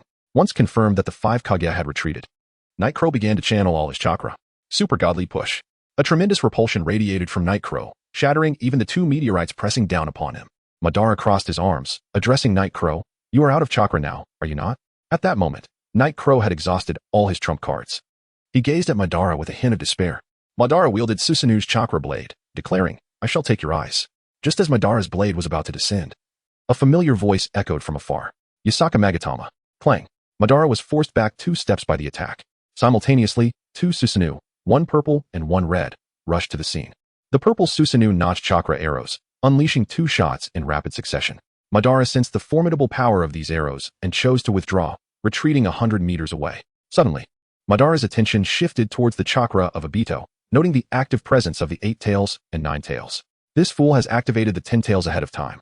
Madara's gaze swept over Itachi, Sasuke, and the 5 Kage along with Hashirama and Tobirama, realizing he needed to resolve this quickly. Madara clasped his hands together. Wood release. Advent of the flowering trees. Countless trees sprouted from the ground, encircling them. Hashirama looked up at the towering trees adorned with flower buds. The buds gradually unfurled, releasing a cloud of yellow pollen. This is bad. The pollen is toxic. We must retreat. The second Hokage acted swiftly, grasping Hashirama and using the flying thunder god technique to escape. Stay here, I'll bring them all out. Before Hashirama could respond, Tobirama had already darted away. TCH. This pollen can erode a ninja's chakra. I hope the reanimated bodies are unaffected. As Tobirama entered the forest of trees, preparing to rescue Night Crow, he took only a couple of steps before suddenly feeling drained, collapsing before Night Crow. Damn it. Outside the tree world, Hashirama prepared to act, but Madara had already appeared before him. Hashirama, just lie quietly for a while. I will make you realize that your past actions were erroneous. Several black rods pierced Hashirama's body, rendering him immobile. After securing this, Hashirama glanced towards the direction of Obito's chakra. That fool. With that, Madara vanished. In the floral sea of the tree world, Night Crow watched Madara depart. His Rinnegan had regressed to the Mangeki Sharingan. Rinnegan. All those who had been unconscious in the tree world vanished. Hashirama observed the disappearance of his companions. What is this? Suddenly, he turned to his side as the recently vanished individuals reappeared before him. Space-time ninjutsu. No, he did not sense any fluctuations in the surrounding spatial field. Night Crow gasped for air, relieved he had previously encountered this technique in the sealing book. As the pollen dispersed, Night Crow had sealed his breathing. He checked on the others' conditions. They had merely fainted due to the pollen and Appo's corrosive effects. They would recover after some fresh air. Madara had seemingly headed towards Naruto and Appo's battlefield. Night Crow approached Hashirama, assisting him in removing the black rods. Lord Hashirama, please head to the battlefield over there where the 8 tails and 9 tails Jinchuriki are. I have exhausted my chakra, but I will recover quickly and follow. Hashirama stood, approaching Night Crow. With my current reanimated strength, it will be difficult to affect Uchiha Madara. You have my cells within you. I believe my chakra will be of use. Hashirama rested his hand on Night Crow and Appo's shoulder, channeling his chakra into him. Night Crow accepted, understanding that this was indeed the best choice at this moment. Chapter 61. The Sage of the 6 Paths of Impure World. Half an hour later, Yain rose to his feet, acutely aware of the chakra surging within him. This power, drawn from Senja Hashirama, allowed him to wield large-scale would release techniques he had previously been unable to access. Suddenly, a tremendous wave of chakra swept through the air. What is happening? Yain turned his gaze towards the direction where Madara had departed. The weakened Hashirama sat on the ground. The 10 tails had been revived. What? Could it be that the 8 tails and 9 tails were captured as well? Yain expanded his sensory perception. No, the chakra of the 8 tails and 9 tails still lingered here. I leave this to you. Hashirama nodded in acknowledgement. Obito and Appo's As sudden transformation left Naruto and the others hesitant to act.